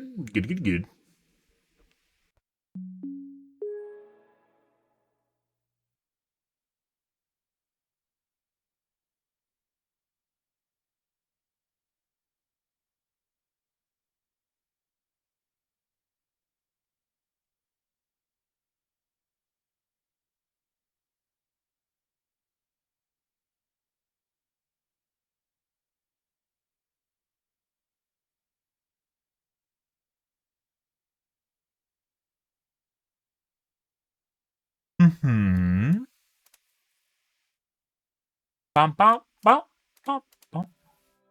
Bum, bum, bum. Kind of funny if I don't remember if prior to me changing my motherboard, if that was the way my monitors were hooked up or not. Recently. Definitely have checked in Windows 10. Good.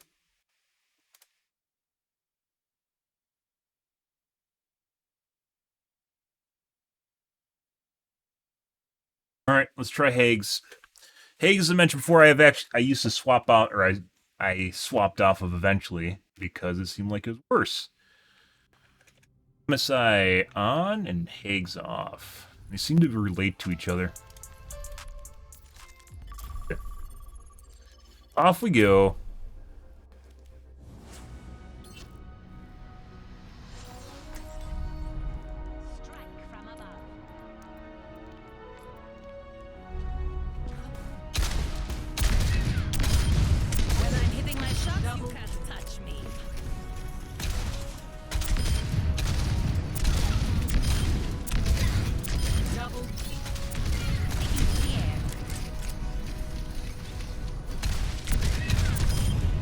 Hopefully there's an announcement of some kind for price reductions during GDC that's coming 2 weeks from now. I do want a new video card. I want a new monitor more than anything, but that's May. Possibly May, April, May. So. Q2, which is 530 hertz. Oh my god, beam the lasers into my eyeballs. I want the pixels in my eyes. Pixels into my eyeballs.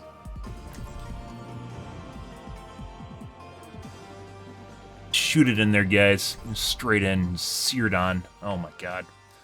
Those things, I haven't even started tweaking my new system too. I kind of wanted to wait to get my new motherboard first, and lo and behold, I still do not have the motherboard.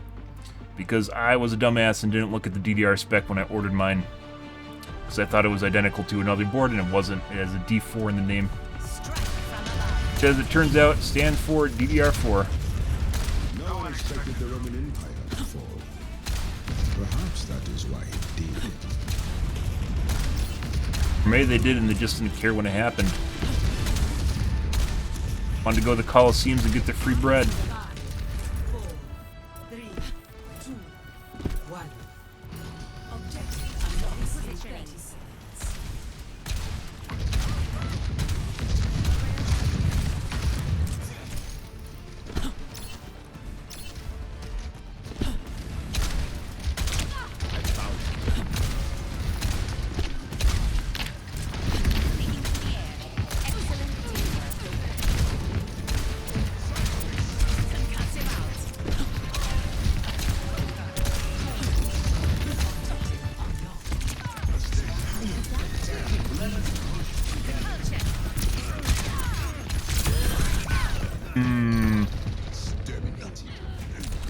Okay.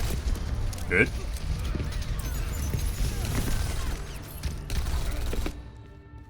The skies await. Repositioning. Wish I, you know, at the bare minimum, even though Reflex Analyzer is not perfect, it does answer some basic questions. And generally, I assume if you're going to have good variance, they need to adjust these roofs. The enemy has stolen away our friend.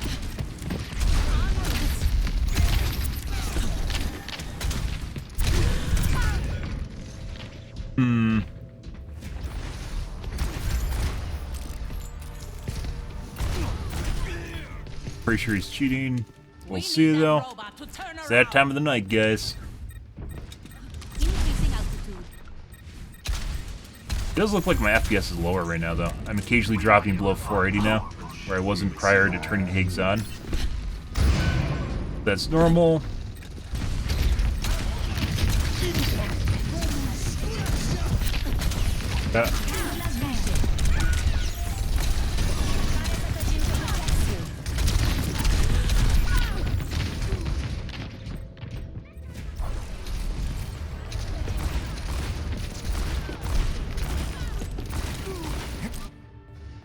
He actually did miss the Zarya just now. Aerial positioning underway.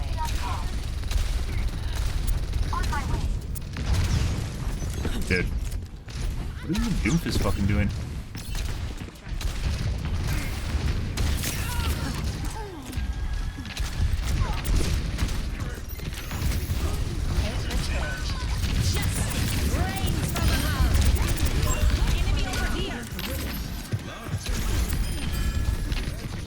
And we'll hope that fucks the Sombra.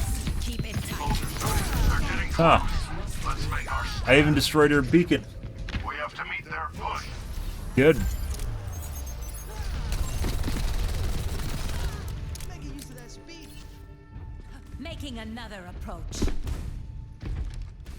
Up and away. Enemy here. I will not waste this. Yeah.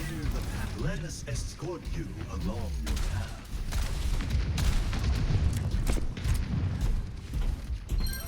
This way.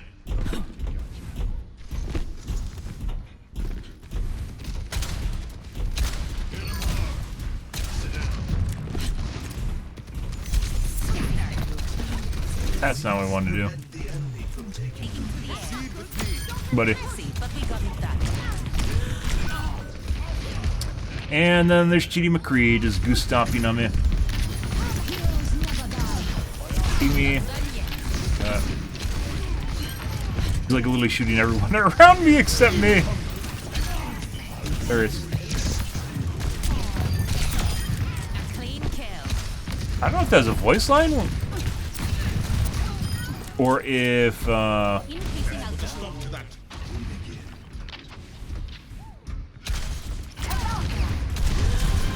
missed one We need to or his hit reg one too.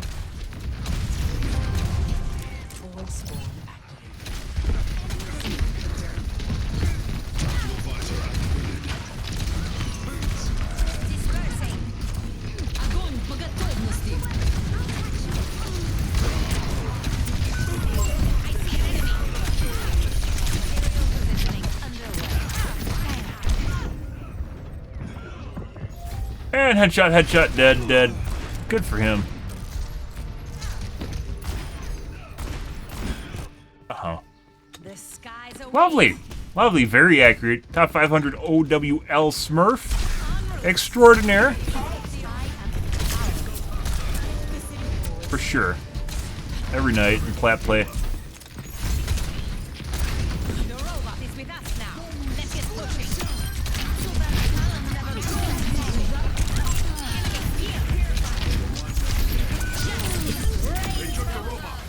Bye. I blind sighted the McCree while doing that. You guys noticed that? I assure you. Do we have no heals? I have heals. We have a Mercy healing me on occasion too. Good evening, Dome. Heads up. We're gonna pop. No.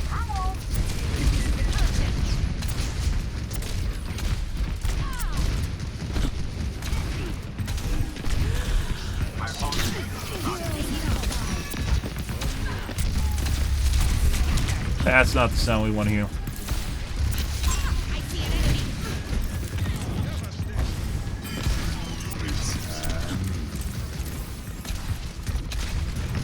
Holy fucking shit! Hey, you could have just killed me. Christ. Q on one side and Bastion and tank mode on another. No. Ooh, I'm gonna shove them in a locker. I definitely am a firm believer that Bastion needs to make more sound when he transforms and while he's rolling around. Just make his like tread sound louder, and then he needs like some sort of. I think he actually has a transformation sound. It's just not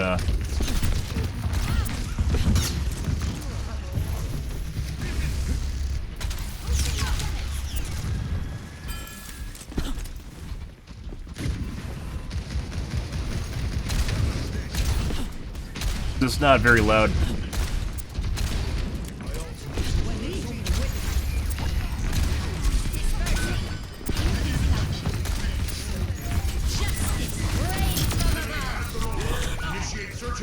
I should have killed the Anna first, but killing tank's actually pretty good too.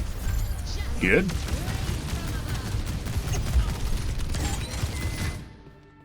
Making another approach.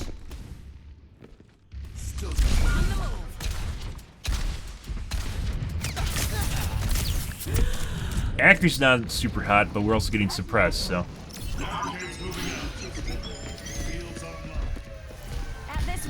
You won't be in the lead for much longer. Thanks, Bastion.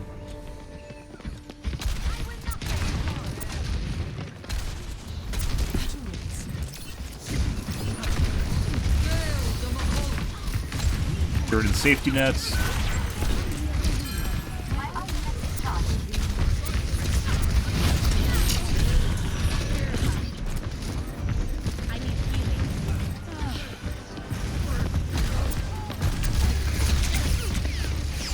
Fucking Bastion! Holy fucking shit.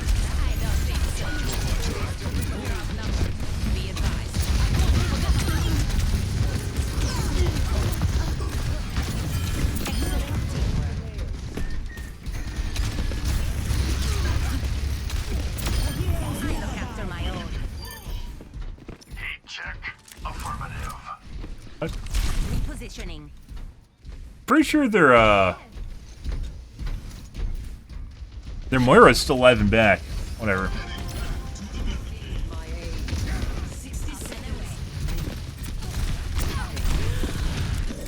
Christ. System repair.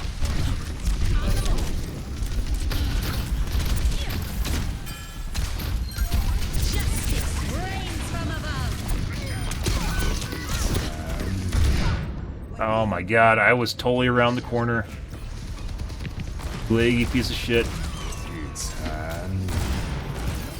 Dude, it even got rid of the icon for him.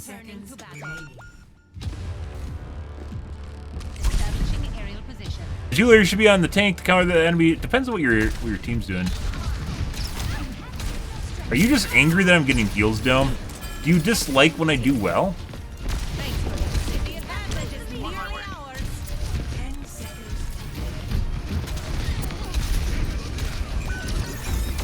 I don't know where she went.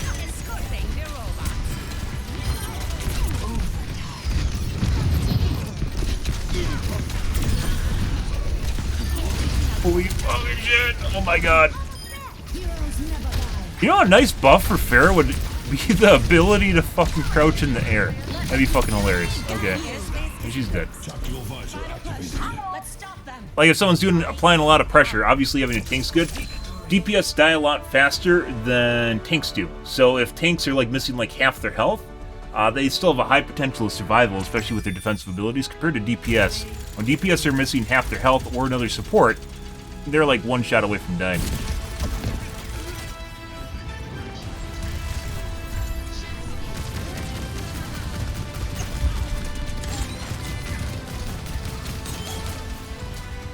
Good. Welcome to Overwatch 2 where noobs say easy. Say GG easy. Stop that. Now they say diff constantly. Good. Good. Hey, Payment. Good evening, dude. We'll take a couple games to figure out whether or not it's better than non-Hagues. I think non-Hagues is better, but we're suppressed pretty heavily in that last game. Windows 11 does not feel like Windows 10 at all. Now they changed some shit on the back end, and it just feels different. The stats make it look better. What happened here? Oh. Well.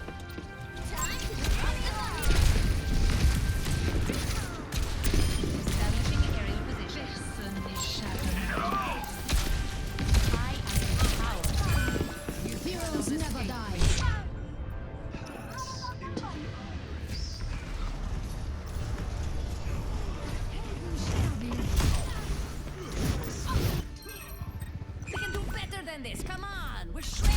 Attack the objective.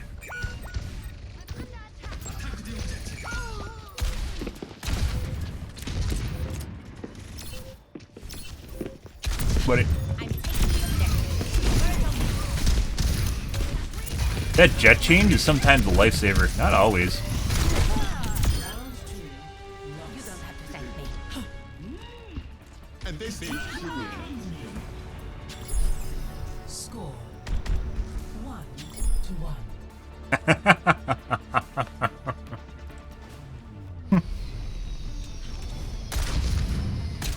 Was that the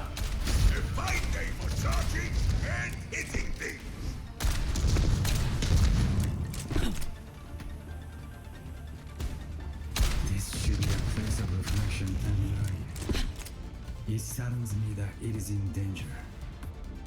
5, 4, 3, 2, 1. Round 3. Capture. Ah, funny. This is our moment. Let us seize it. I will not waste this opportunity.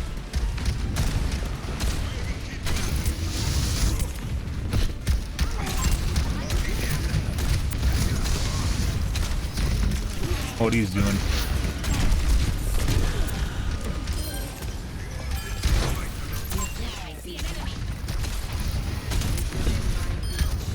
He's not insta-killing me, that's a good sign.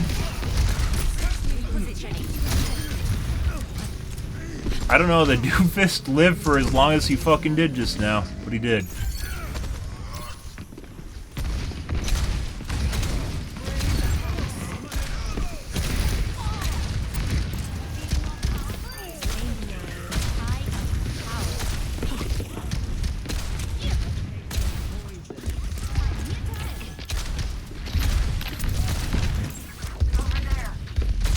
So Haig's on feels better than Haig's off, but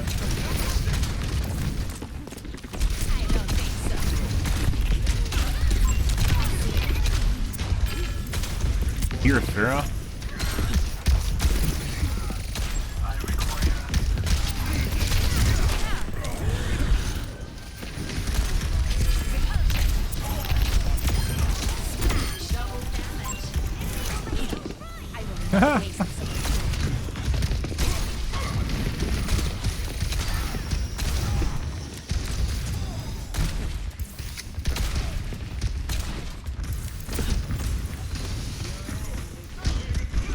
I think I hear flip-flops over there. There's a tracer spray.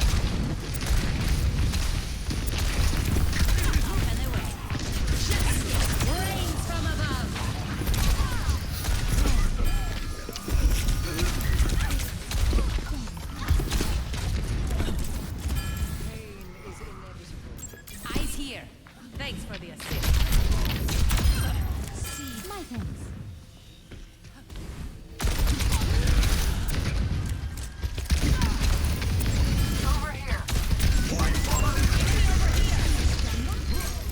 Increasing altitude.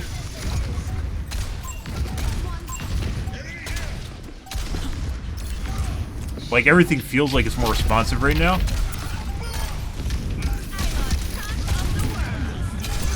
I think you can shoot Doomfist in the back, and he doesn't block that. Some tanks don't.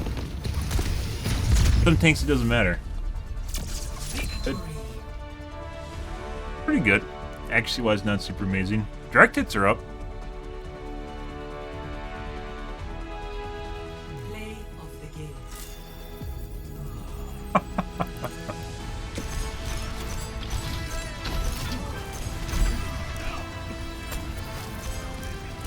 Prior to my arrival.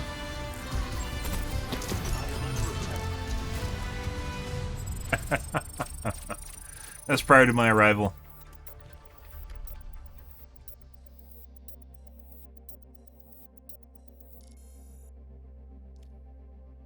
Huh. Good. Next game. Lovely. Strike from above. Taking to the air. Double kill. GG, guys. Jeegers. Oh my god, we won. It's a Jeeger match. I only say Jeegers when I win. Hard contact. I don't think so. Touch the sky. Messy, but we got it done. Double. Like, this kind of feels better. It's like the swings. I don't know how to describe them. The circular down flicks. It's basically the motion my hand makes with the mouse. Repulsion. Circular down flicks feel better. But that depends. Blizzard well.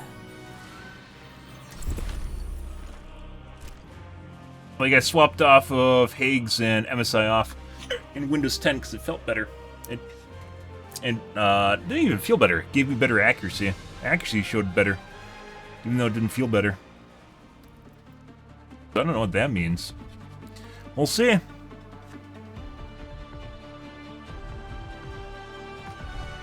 Strike from above. Good. Watch your flanks. They might try something. Happy Tuesday. Tuesdays, excuse me. Some people living in other parts of the world are experiencing the full brunt of the Wednesday already. Can't leave them out, you know. You're left out if you don't say Wednesday instead say Tuesday. Eventually everyone will switch to the Tues system. Makes sense. So no one comes into chat, it's like, it's actually Tuesday! It's actually Wednesday! And you're like, nope, it's Tuesdays. Yeah. We're gonna die instantly to a widow, let's find out. 2, 1. Attack commencing. Capture objective A. Coming at you. Enemy here. Widow.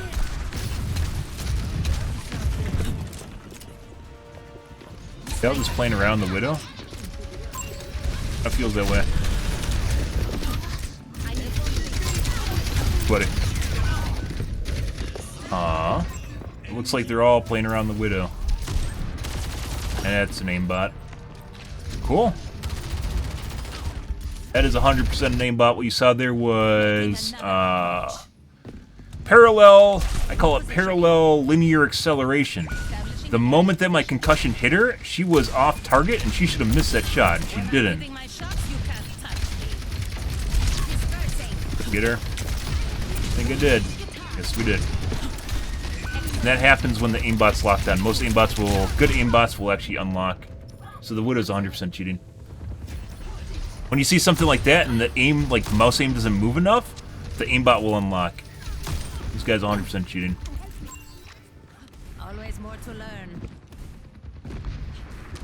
Linear parallel acceleration. That's a good one. It's very easy to pick out in high maneuver scenarios. Widow needs to die because she's cheating. And if we don't kill her, she'll kill everyone. That's actually our Genji.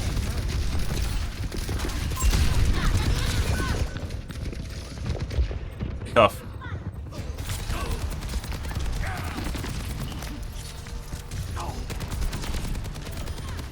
Look at a soldier with a little bit too high sensitivity, guys. But at least he's not cheating. Yet. Sometimes they wait until stuff gets difficult.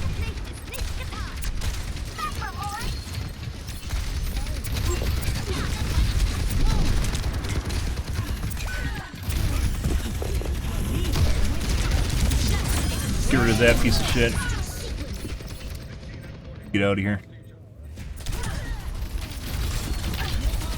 For our team to actually be able to win, she had to leave. Returning to battle. Repositioning.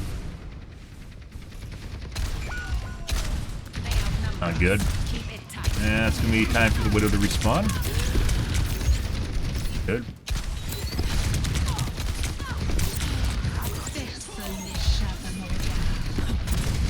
Yeah, she's trying for a revenge kill right now. Excellent teamwork. Anna's not missing it fucking all. Good. Yeah.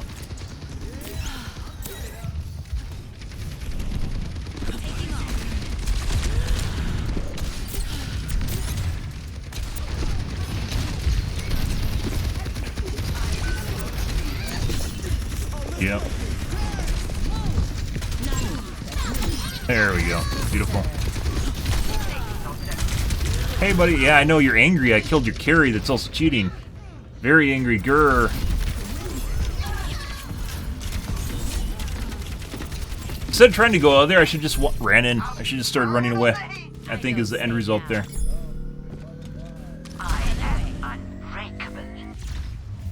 So we fucked up the Widow because she's going to try and pop shot me. If you guys didn't see that, she missed her grapple, or she hit her grapple. However, I bumped her and she ran into a wall because of it. Line of sighting the Widow.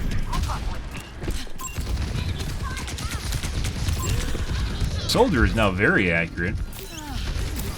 Wasn't.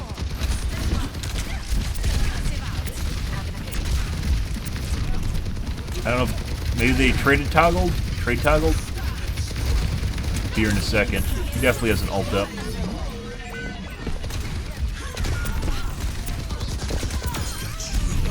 And I'm not going to be able to get that. It's too far away.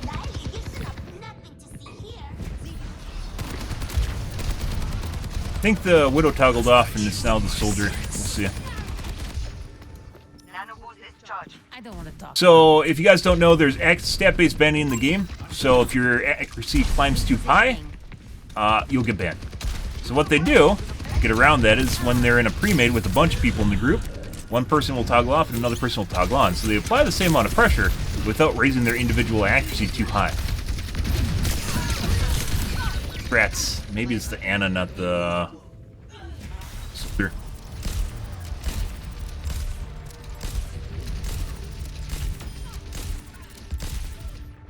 I'm gonna shut them in. Not a miss, guys. Good.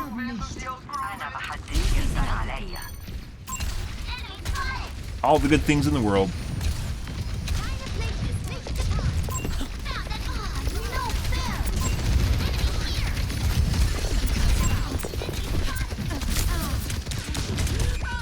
Soldier's very accurate too. This is the guy that looked like he was spazzing out on P1. He's still spazzing out. Fucking shit. What the fuck is that? Shake it off. Enemy here! The payload's back. We're outnumbered. Be careful. Enemy over here. Right back at you. Baptiste.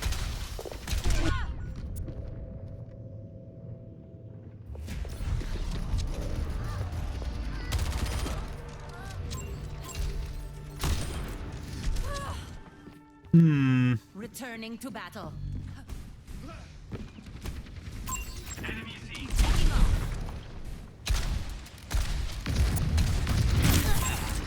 Yeah? Let's see. I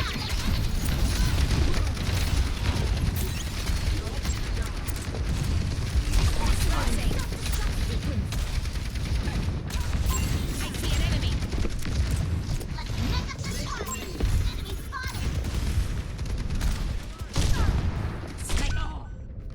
Just toggled again.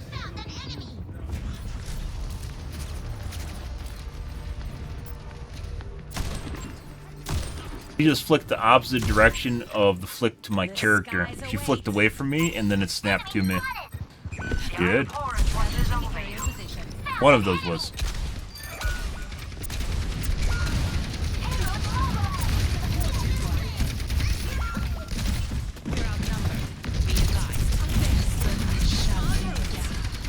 Probably gonna get pop shotted here in a second. Yep. DPS sucks. Yep. That'll happen when people are cheating. So it looks like the Soldier is also cheating as well. His aim, or excuse me, his sensitivity is also still too high compared to what it used to be. That hasn't changed. Oh. However, he now locks the targets. Might as well. And insta-res, good.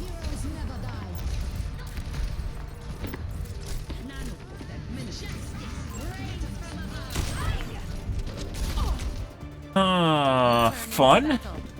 Alright, let's report. Widow to start off with. Ah! Bus in your mouth. Ah, yep. Good name, dude. Good name. Nerf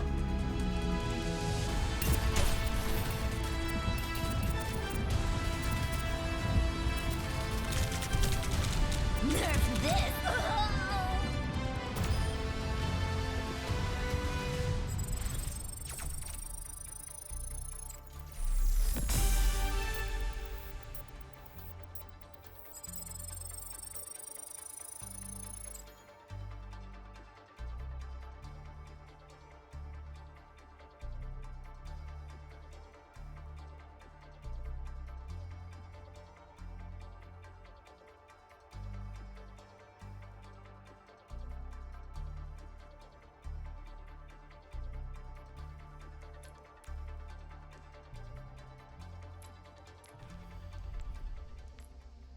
Basically, also the Ana and the Soldier toggle basically at the same time when the Widow toggled off. These guys all level 1? No.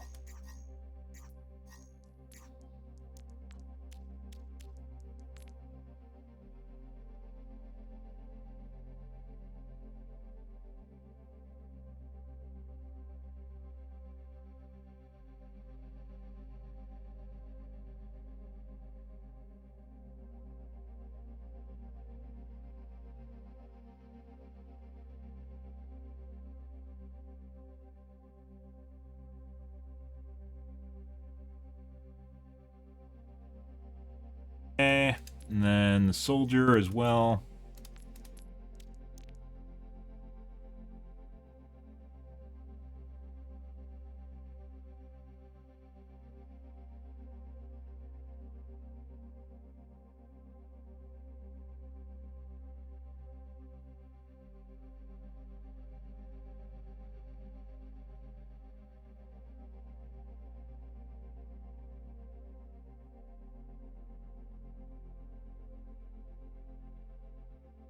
Who we see look at me through all? It wasn't just Widow. Was it Soldier or was it Ana?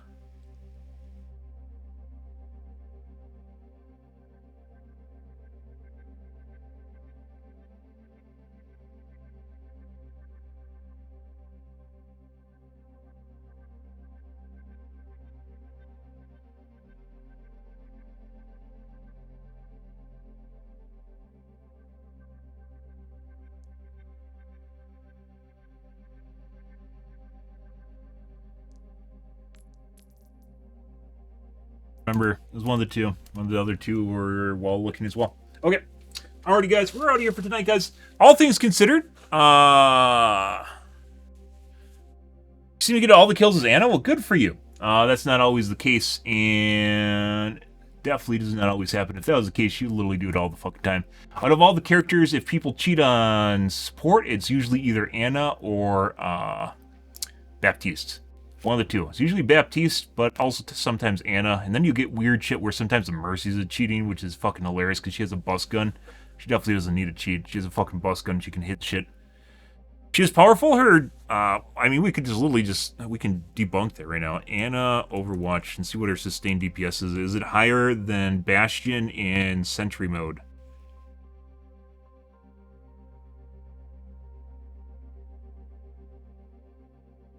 DPS 93. It is Soldier does 160 damage per second while firing up close at most. Sentry mode Bastion does 130. Symmetra with tier 3 is 180. Bastion does 360 in tank mode. Reaper does 220. So not really, no. I don't even know what Widow's sustained DPS is. Check real quick. It has to be pretty low. You know, obviously it doesn't matter because she just one-shots you. So, shots, it doesn't matter. 80. Widow does 80 sustained if she was just spamming shots at you. She does 80 damage per second. 70 with reloads. Right?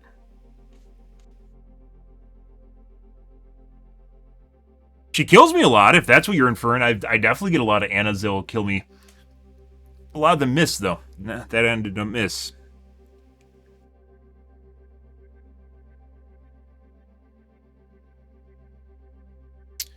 Her shields can last a long time. What shields? In her biotic grenade? Ana, right?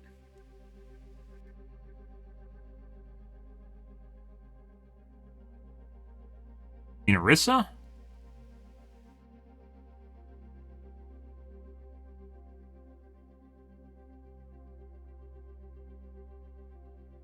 We might be talking about different characters here. But alrighty, guys, I'm out here for seeing you guys. Tomorrow will be more Overwatch 2, so you guys have that to look forward to or not to look forward to. We will continue our tweaking journey. Let's take a quick peek here at our accuracy. Obviously, with people cheating, it's going to drive down my accuracy a lot because I have to take corner shots and such. I have to shoot around corners and take safe shots, and that hurts. 41, not bad. The problem with Hags on and MSI off was that when I was doing it, it felt like I was always like almost hard stuck at like 40% for accuracy, low 40%. When I have MSI on and Hags off, I can hit like 50% matches. And that's what I've been trying to do. And we'll have to reassess this with some more time here, but that's all the time we have for tonight, so. A lot of these games, I mean, I've not been doing that bad at all. 50. It was prior to them turning on Hags. We have 30s in here. That's not what we want to see. Almost to 50.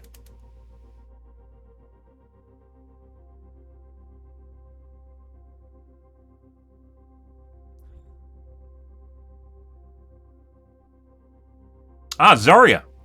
Yeah. Zarya. Yeah. Zarya, I think, is a great tank. She kind of got swept under the rug after she got nerfed, but I don't even think she was that bad after she got nerfed. She just fell out of favor in favor of Ball because Ball's new and people haven't been playing him forever, so yeah. Sure. And she got rebuffed slightly. Yeah, she got rebuffed slightly recently too, so she's even better. I think Zarya is kind of an underplayed tank, and she can be very oppressive when played well because she gets powered up, and then you have to deal with her. You can't ignore her because she'll just eat through everyone, and that's kind of her thing, right? Is if you ignore her long enough, she just noms your entire line, and then everyone's dead. I think that's actually a relatively good mechanic, in my opinion. So it forces you to actually confront a tank sometimes. I don't know why she hasn't played as much as she used to be. I mean, it's obviously because she got nerfed, but she's not actually bad. I don't know. She's a very oppressive tank if she's played it right. But yeah. Alright, guys. I'm out here for this evening, guys. Tomorrow will be more Overwatch 2. If you are new to the stream and you enjoyed things, push the follow button in the top right-hand corner. I stream every day from evening to late night, GMT-6. So 8 to 9 p.m. Central Standard Time to 1 to 2 a.m., give or take. Depends on my life, what's happening, etc., etc. We will continue our tweaking journey tomorrow, guys, with some more Overwatch 2 tweaks and see where things go with there. I don't know. I don't know if I'm going to keep Overwatch 2. We'll see how it goes. Or not Overwatch 2, Windows 11. But, yeah. I was hoping to do so, but that might not be the case anymore. So. Alrighty, guys. I'm out here for this evening, guys. Thanks for watching my stream as always, and I hope you guys have a wonderfully fantastic Tuesday night and Wednesday morning. Have a good day, guys.